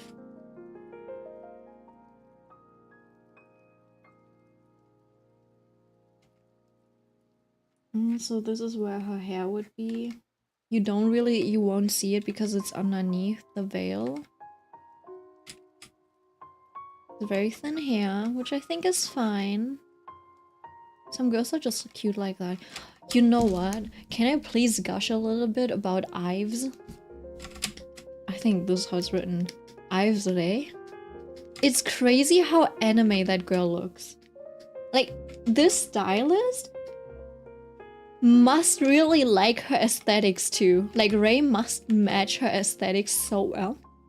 The stylist's aesthetics or like stuff, because they style her so well every time. She's just like the perfect... If you think about anime girl, it's Ray. If you think about magical girl, it's Ray. It's crazy. And then she can also pull off other concepts as well. But you can literally, like, even if she ever fails the K-pop industry, which I doubt she will, she can literally just like do cosplay for the rest of her life. Probably something like that, you know? Be a cosplay model. It is wild. And then also, like, when she smiles, she's so cute. Oh, she's adorable. I feel like a mother, you know? I'm looking at Ray like, I'm like, oh my god, this child. Oh, she's so adorable.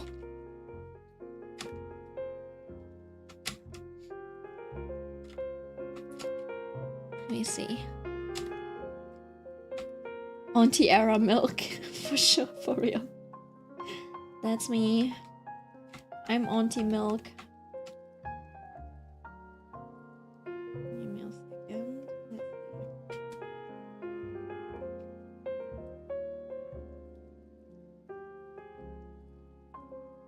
It's probably something like this, right? I don't know if you know. I think the collarbones are usually really easy to draw for some reason. For some reason I figured that shit out.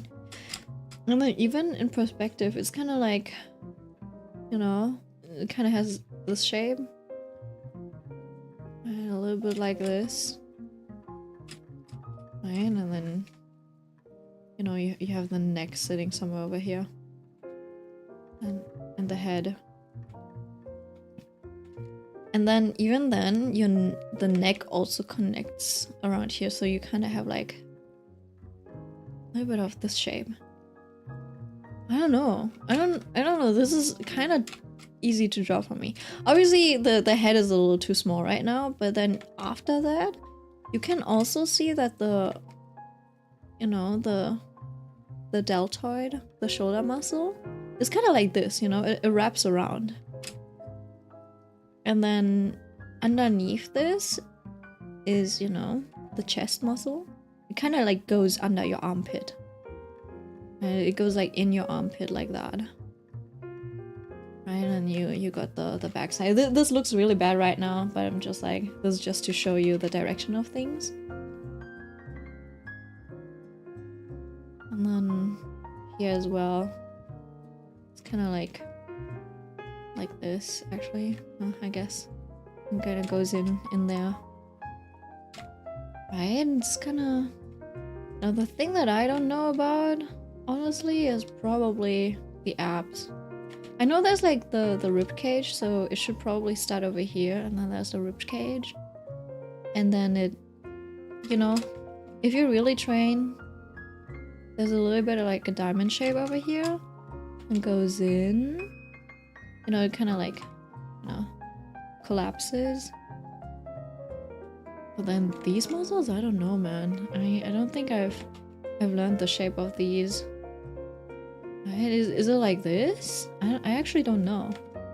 I know that there's like little muscles over here that are kind of like shaped like the ribs, but kind of difficult. That's why. And also, I don't think men need, you know, the bread buns. I think just like having this little line is really nice. And same goes for women. I think I like abs when they're just like this, you know? There's a little bit of like... You can see that there's a little bit of stuff. You can see... I don't know if you need to see that line. I think that just like naturally happens. If you're like... I don't know. Normal looking. And then it's like soft, but you can see a little bit of muscle. I don't like when they're like too spindly. I also don't like when they're like too ripped. Just like a little bit of softness. Like the... You know that one meme where it's like someone's hands and then they put themselves squished in between boobie like this, and it's just like this big man. Like looking like this. Like when the muscles are a little soft like that, I guess. Anyways. That was just perfect. I mean that character on that meme is really big. Like, they don't have to be that big, you know? But yeah. Yeah, everyone remembers that one. That's so funny. Right.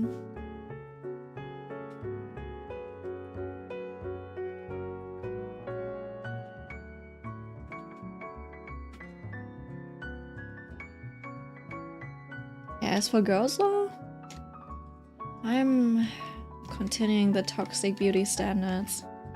I like the fairy-like, delicate-looking girls, so it's good that I'm not a lesbian.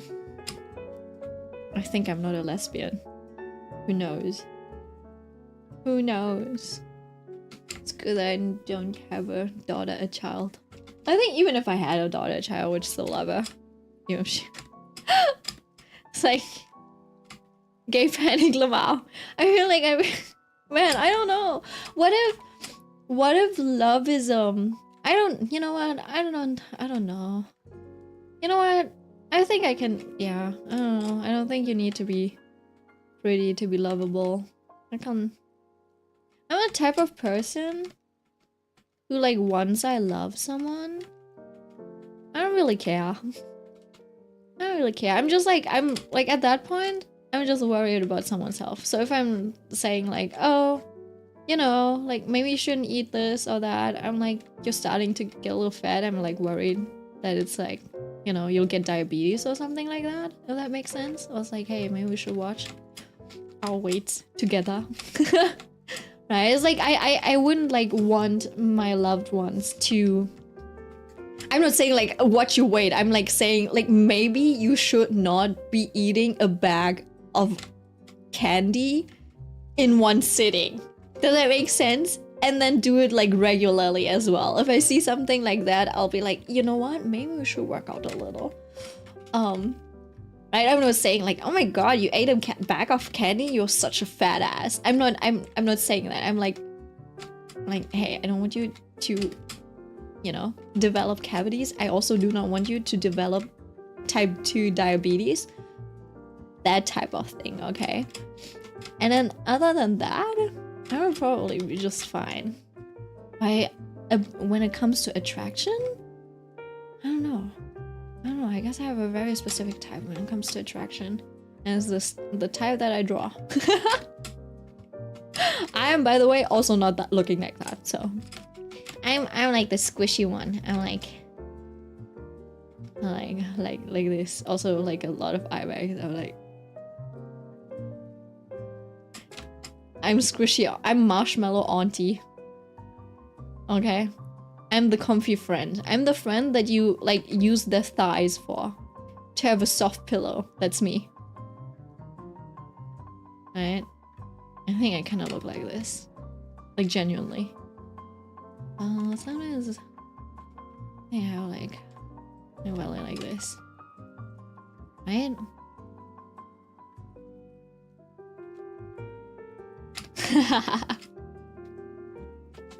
I would love the fairy aesthetic, but that's like so hard to maintain. It's just like, I don't even know if it's hard to maintain, but it's like hard to get to, and I'm like, I have other worries right now than my beauty. I'll focus on my beauty and health when I have the time for it, and when I have the stability for it. And if that's in 40 years, well shit. Things happen. Are you so real for that, Milk? The nonchalance aura. I wish it was nonchalance aura. I think I feel nonchalant, but I think IRL, I kind of look like this. I think I genuinely look like a sad dog a lot of the times. like life is miserable, but that's just because I have like a resting sad face. Because my mouth corners also go down like this. And so I just have like... I don't even have like a resting bitch face. I just like have a resting sad face. Does that make sense? People are like, are you okay? Okay, are you angry? I just look like this. I look like this. With these like eye bags. I think it also doesn't help that I have like hooded eyes or something like that. I just... This is my resting bitch face. Not even resting, it's not a bitch face, you know? Resting bitch face is if you like if you look mean, you know? Like if you look like this. I don't look like that. I look miserable. I look miserable with my resting bitch. I have a resting misery face. Hope y'all were doing well in your absence. Yeah, we're doing okay. Thanks for dropping by again. What were you doing? It's a mood. Iconic model face, you mean? No, not an iconic model face. Iconic misery face, actually. That's why when I sit in meetings, I actively like smile at shit. But I'm like, I try not to just like... But I like smile a little bit, you know? So my mouth corners are not like downwards. I was just blessed with downwards genetics, okay? Down facing face, I suppose. And so we have this. The question is,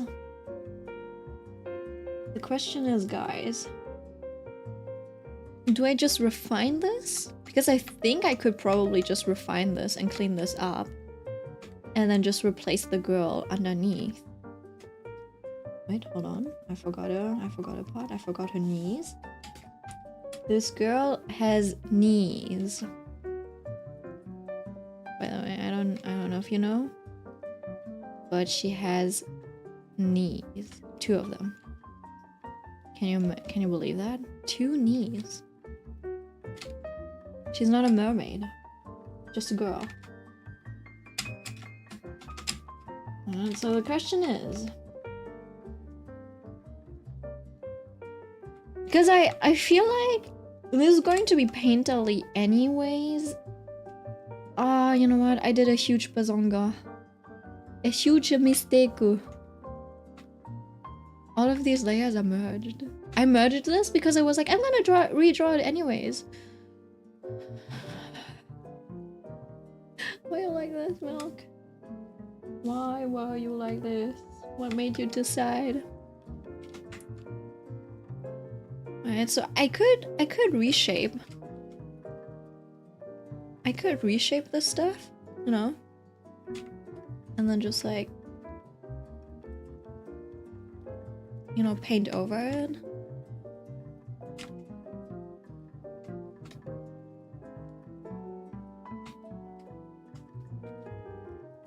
I think it would probably still be good if I had a mask.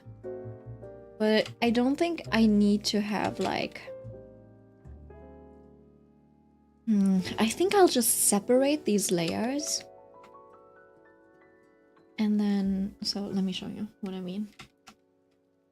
So I'll just, you know, take this and just separate this. It's a little bit more tedious. Well, it might be less tedious than actually redrawing the thing. You know? And then we're probably going to have to refine the shape anyway, so might as well just take what I already have rather than drawing it again and then redrawing it and fixing it later. Right?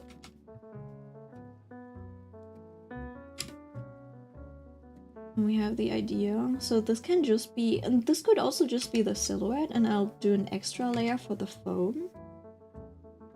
Right? I know there are some artists who do it like this. They have like a sketch and then they separate it into the different parts. So it would look something like this, and I put this over, right? So I already have this, and I can basically, you know, just go over it. You know, do this type of stuff. And it's okay if there's already a little bit of texture. If it stays in there, that makes just gives it a little bit more life. Right. You can start painting or whatever.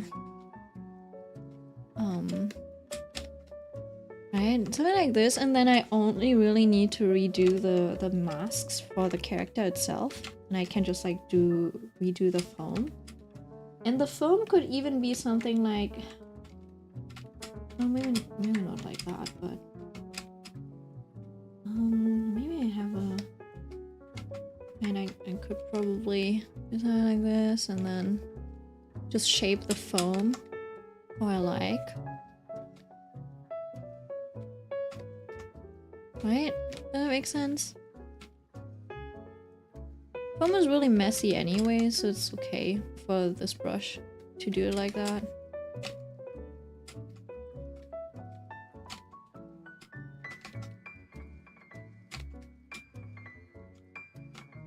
Is this like a redrawing of something you made? Wait, what? You scare. Maybe I can show you the progress. Well, I had like an idea a little bit. I couldn't really express it that well. I think it was supposed to be a little bit more like... I wanted actual waves, you know, like when a wave comes crashing in and it kind of folds over like that. And it has, you know, like the wave over here. And I kind of wanted that, but as a veil. So I did want to have like a... I wanted this to have like a... I wanted it to have a character veil type of thing, but I wanted it to be like more vigorous. Right? So it's a little difficult, like, it was a little difficult to execute, I think. Right? Because like you can't really have it crashing on your head and move upwards. Does that make sense? While also maintaining this type of, you know, like downwards shape that a veil usually has. Unless you place the head like somewhere over here, but then it's closer to a C-brim head. Does that make sense? If it was like a C-brim head, I think it would have worked out really nicely as a, you know, as a crashing ocean wave type of hat. But I didn't want a hat. I wanted a veil. So this was the first sketch. I was like, I need this cleaner. So I started working on it. And then obviously, since this isn't really enough for a color concept, I was just like adding stuff to it. And then I was like, I still want more. I want more detail. So I added jellyfish. And I think in the background, I still need to add a little bit of like, I don't know. Like, give me a second. Ooh. Hiya. So basically, I still need to add some stuff that kind of like makes it seem like there's a lot more going on in the background. right? So it actually feels like, I don't know. So it feels like there's a little bit more depth to it than just this. And for this, I actually don't know if it's better to have a gradient like this. You know? You know what? I think my brush is broken.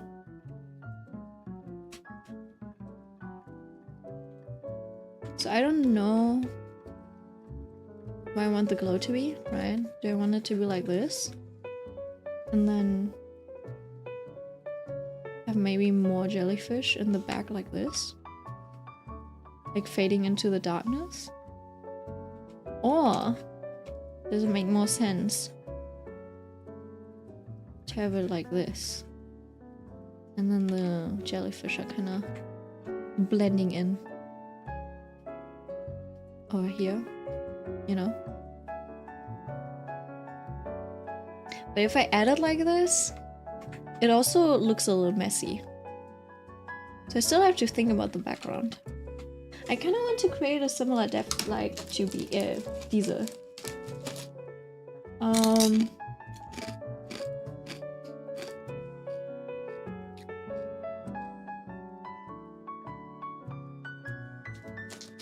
Like you have over here, like just some splotches in the back.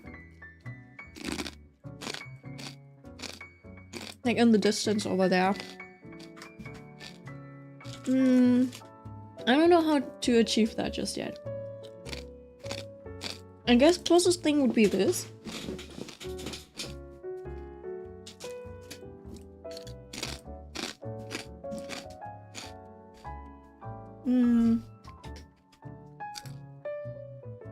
But yeah, I suppose it'll just be more jellyfish and they'll just like,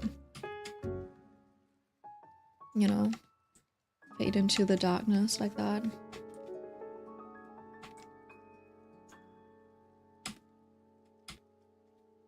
But I also have to be like, I have to be careful about what I want to draw.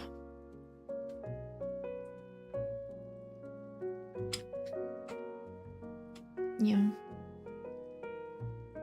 It's a little difficult. I'll think about it. Maybe I'll draw some more bubbles or whatever, so it's like underwater truly. Okay, I'll wrap up soon.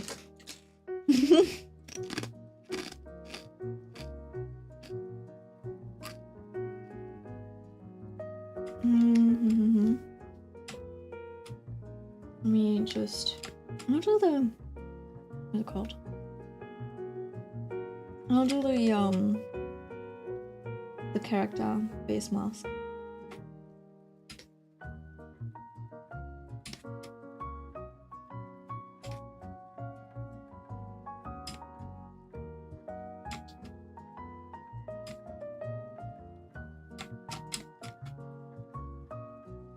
And then once I have that, I'll just hop off. I'll go back to maybe building my Fire Emblem Heroes Lonku seasonal unit.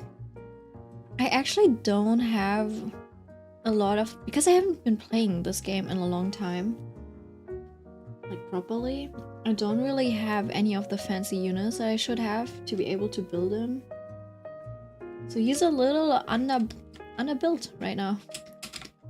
He's a little weak. I don't know how strong he could be, but I think he's got like a very even spread of stats.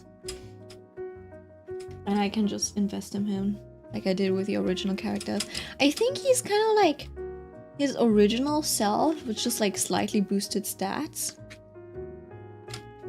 But it is useful having another Lonku, just with a different weapon type. Right? Because up until now, I've only had one sword unit. And because of the weapon triangle, it's kind of like rock, paper, scissors, right? In Fire Emblem. So I have different colors and weapon types. And then in Fire Emblem Heroes, they made it, you know, a color type, which is basically rock, paper, scissors. So I basically only had scissors and I was trying to go, like, I was trying to win against rock and paper with scissors alone. And now I have rock and scissors, so now I have a little bit more options in the enemies that I can defeat. So yeah. Even though people are like, man, we got another axe unit. It's always an axe unit that we get for free. I'm like, I don't care. He could have been a lance, he could have been an axe. Both would have been great for me. The 50-50 gamble.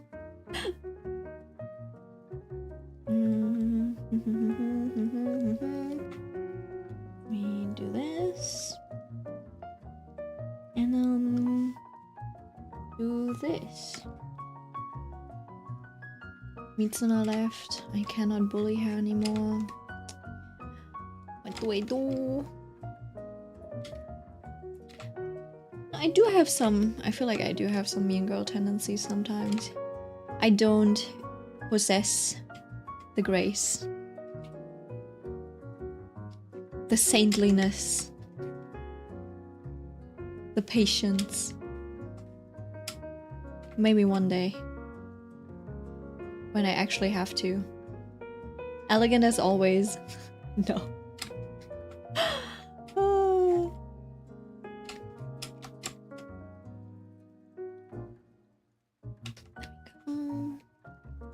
And then, see, the hair is always like, the bangs are always a little difficult for me, because it's like almost, it's almost a thing that you kind of blend in. Does that make sense? Like rather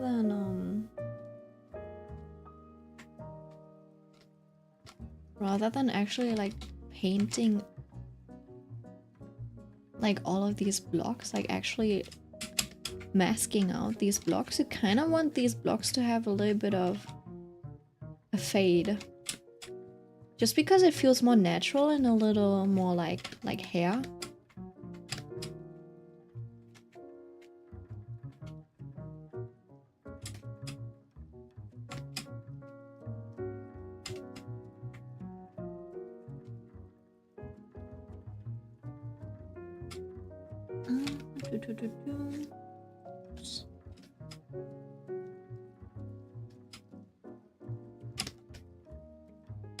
Something like that.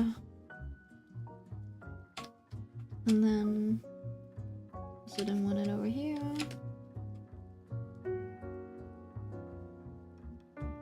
Didn't want this. I don't think I wanted this.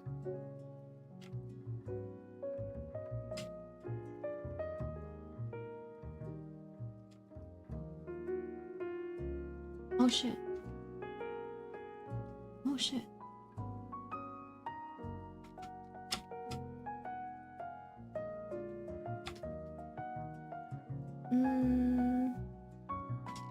I'm dragging it down. Ooh. Give me a second. I need to figure out.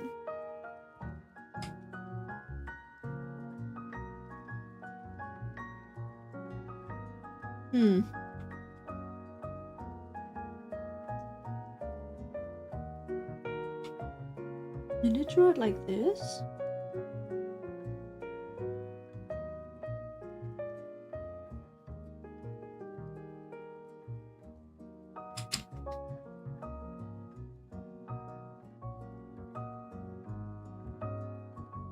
Oh, give me a second. What is this? And then this is that part.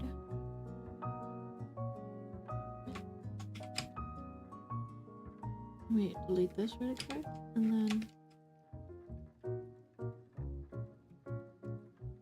I'll take this, and then for this I'll remove this part,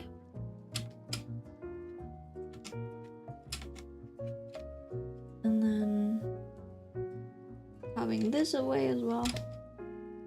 And I think we should have the shape for the hair.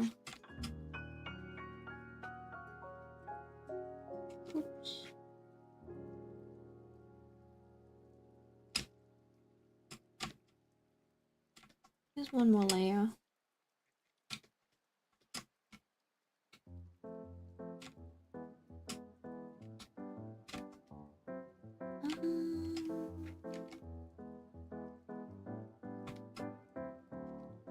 Oops. Adding this.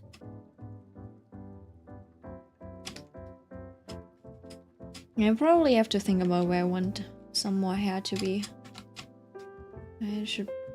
Give me a second. I can just get behind this.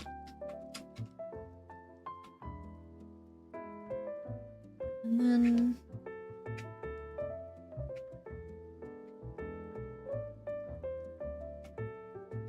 I want things to feel very like...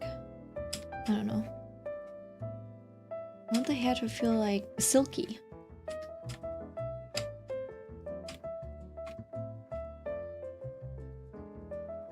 So lots of like thin strands, I suppose. I got this. Can I maybe just take this?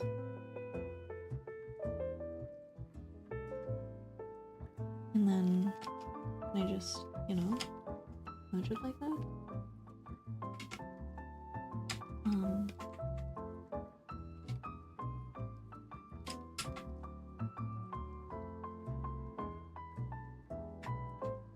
And then just clean this up, maybe?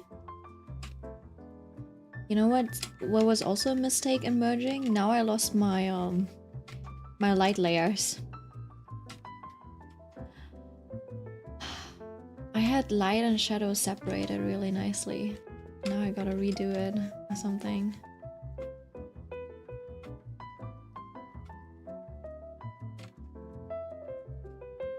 I think this is okay. This might be okay, actually. Except for, you know, cleaning this away.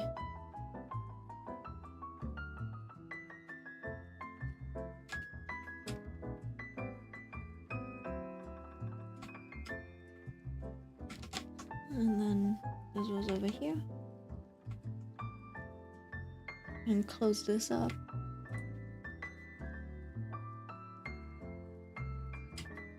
And then just put this on top. We have this color. And then fill this and fill this out. And then airbrush. Oh.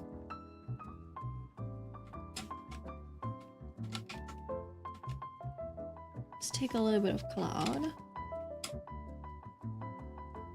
Let me see what I can do and try.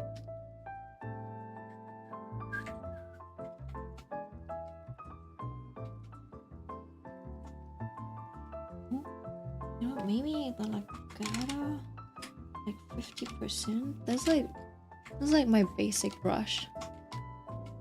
It's kind of like a it's like a normal round brush with just normals. Well, it's like my normal round brush with a little bit more taper.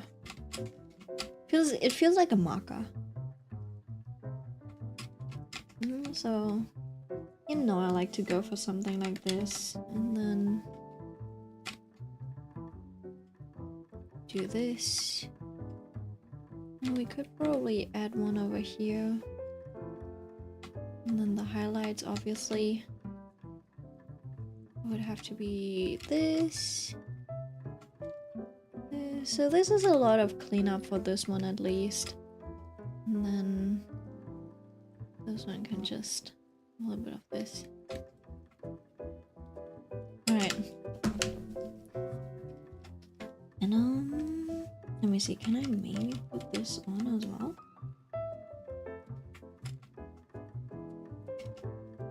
Maybe just... This one is also a lot more, like, it doesn't lag as much for some reason.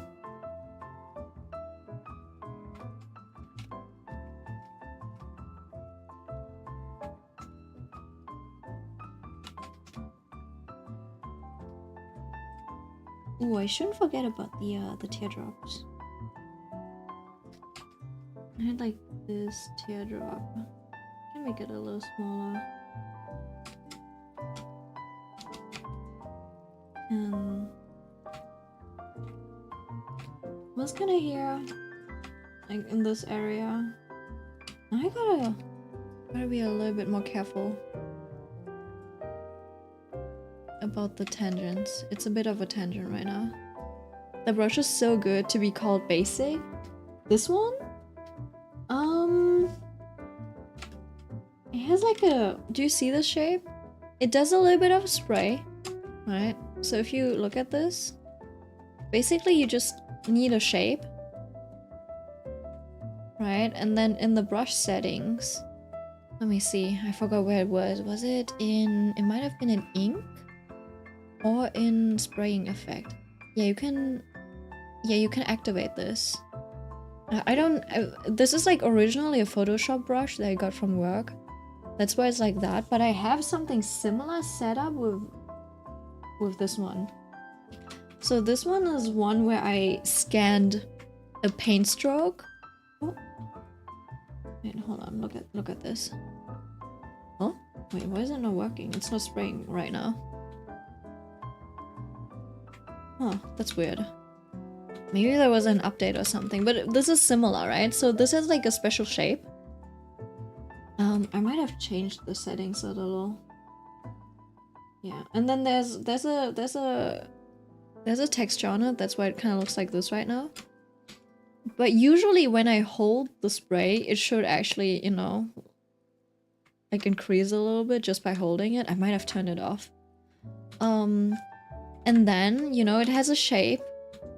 And then it just has a taper. Like that. I can even turn off the texture on the drawing paper, but I won't do that. Right? And then you can just like... Obviously, the taper comes from the pen pressure. Right? So you want those to be somewhat low, depending on what style you like. You sound like my... Wait, hold on, what? Any brush can be a good brush. All depends on the wielder. Exactly. Though yeah, for like stuff like texture, etc., it does make a difference. There are like better brushes than others. I hate to admit it, but that's true. Right, so let me see. So this one feels a bit like a marker because there might be, I think it might be the opacity settings. Yeah, it's opacity settings. So it's the velocity, right? So if I turn off the velocity thingy, it doesn't matter how fast or small you draw, it'll always be like a consistent color, right? And then obviously you have like brush size, and the opacity also has like pen pressure, right? So if you're like, oh, I want to draw lightly and it won't be as opaque. No, what? No, wait. I want to draw lightly, then it's more... Yeah, it'll be less opaque, it's more transparent.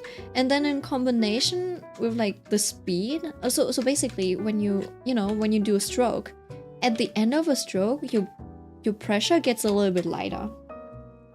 Right, let me just turn it off to 0 so you can see, right? So maximum pressure, and then, you know, it's kind of like scraping at something. Alright, that's why I usually put it on, I don't know, like 50 at least. This one needed to have 80 just because of the, just for consistency with the other artwork, right? And then in combination with the speed, right? It gives you this markery feeling.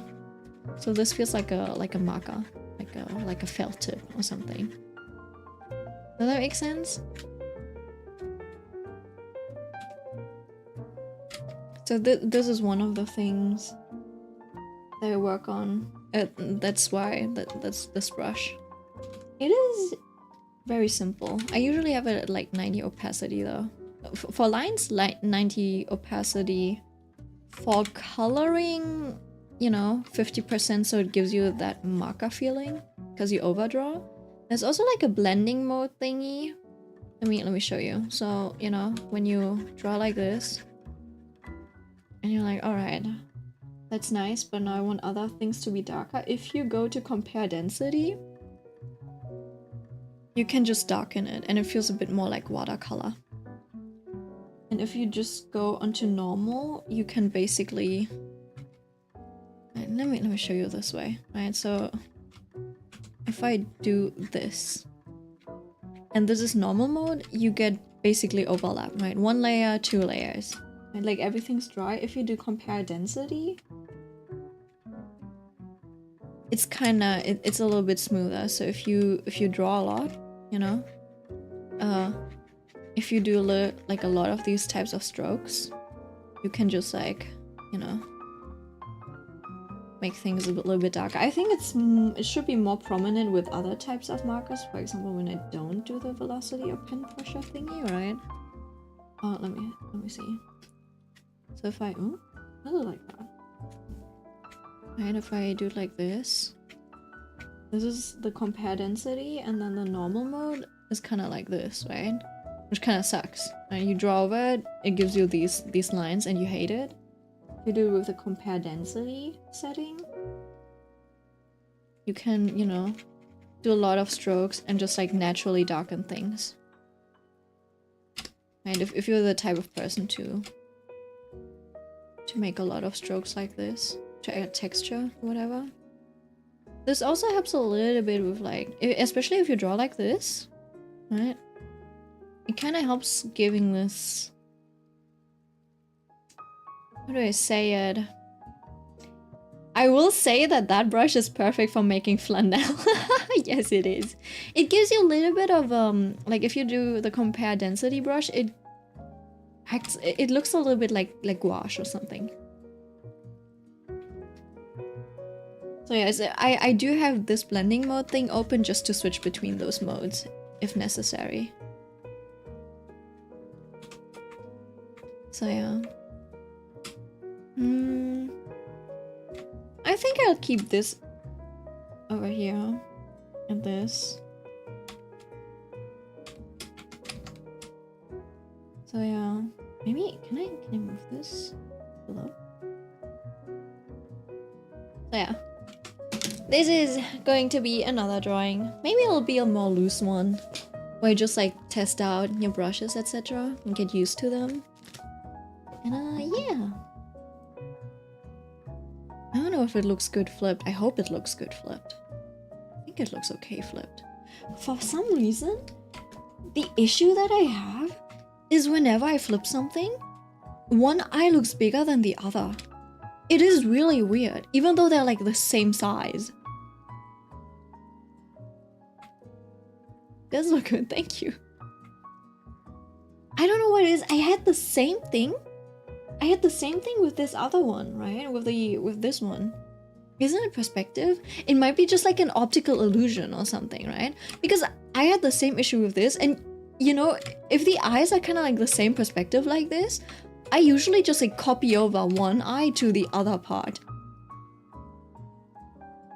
This is where I just like copy it over from this size to that side, like that side, and so they should feel the same size, but when I switch over, suddenly it feels like this eye is the bigger one. Right? But when I look at it like this eye is the bigger one. And it shouldn't be this one. It should be the one in the light. I was like, am I tripping because it's mirrored? I just like ran into the same thing over here, so I feel like I would have to make this eye bigger. Just to compensate for that like weird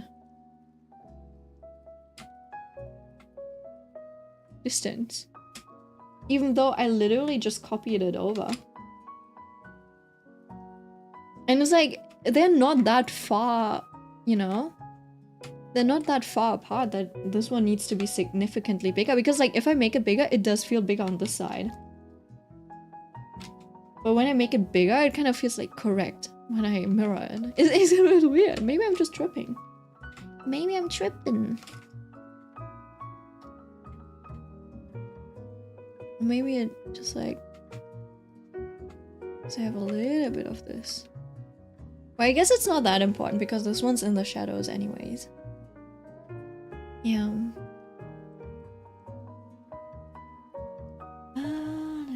Let's see. Can I... Give me a second. Just... do this. I think I'll probably do proper light and shadow layers sooner or later, just like separating things. Just so that I can...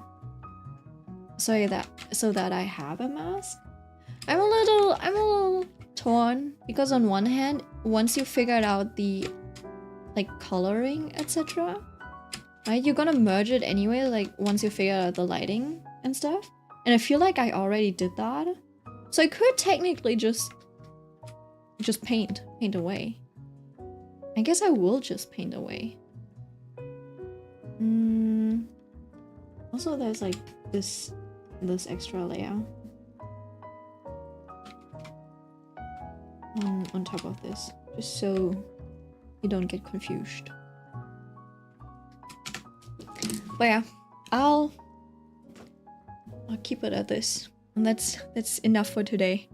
I'm thinking about it's 2 AM. Now I'll just wake up. Do I make the cake now? Do I make the cake now, or do I? It's probably like an easy recipe too, so I could probably do it just now. Nah, I think I'll just wake up a little. But then I don't even know if it'll have enough time to set. You're cooked. I think I'll just wake up at like 9 or 10. I'll make the cake, and then we'll probably meet in the afternoon anyways. So the cake will have. It's just like it's a no-bake cheesecake basically.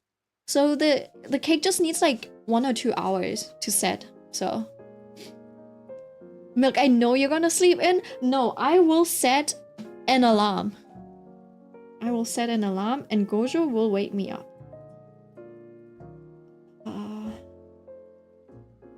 Give me a second. Alarm. There is no time. I'll wake up at 9:30. I don't think my brother wrote me when we're going to go to Dad's place. And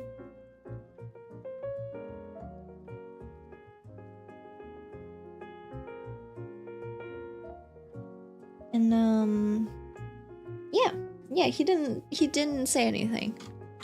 So, oh, I just deleted a layer.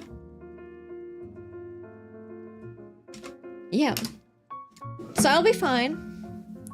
We'll manage. Girl's running on 7 hours of sleep after this. I've been running on less hours of sleep recently, so this is like one of the longer sleep sessions. Yeah, it's pretty bad. Aiko, you're still a teen. You should sleep as much as you can. When you're an adult, at some point you'll just get 7 hours of sleep because there's no other way. Because of like 8 hours work and then like doing house chores, cooking, preparing. You have to make do 7 hours of sleep. So get all of that sleep that you can. Why does the emoji look like that? Wait, that's so funny. Wait, hold on, what? Why is it slanted like that? You know what? That makes it so much funnier though. I wish I could sleep right now. Honestly, I think you might want to take sleeping aids. Like, at this point, I think you have to resort to sleeping aids to fix your sleeping schedule. Anyways, okay, I really gotta go now. It was fun. See you next time. Next time I'll probably maybe I'll draw this one next time. See you around. Bye bye. They don't work. Just sleeping pills straight up knocking you out. Goodbye. Good night. Mwah mwah.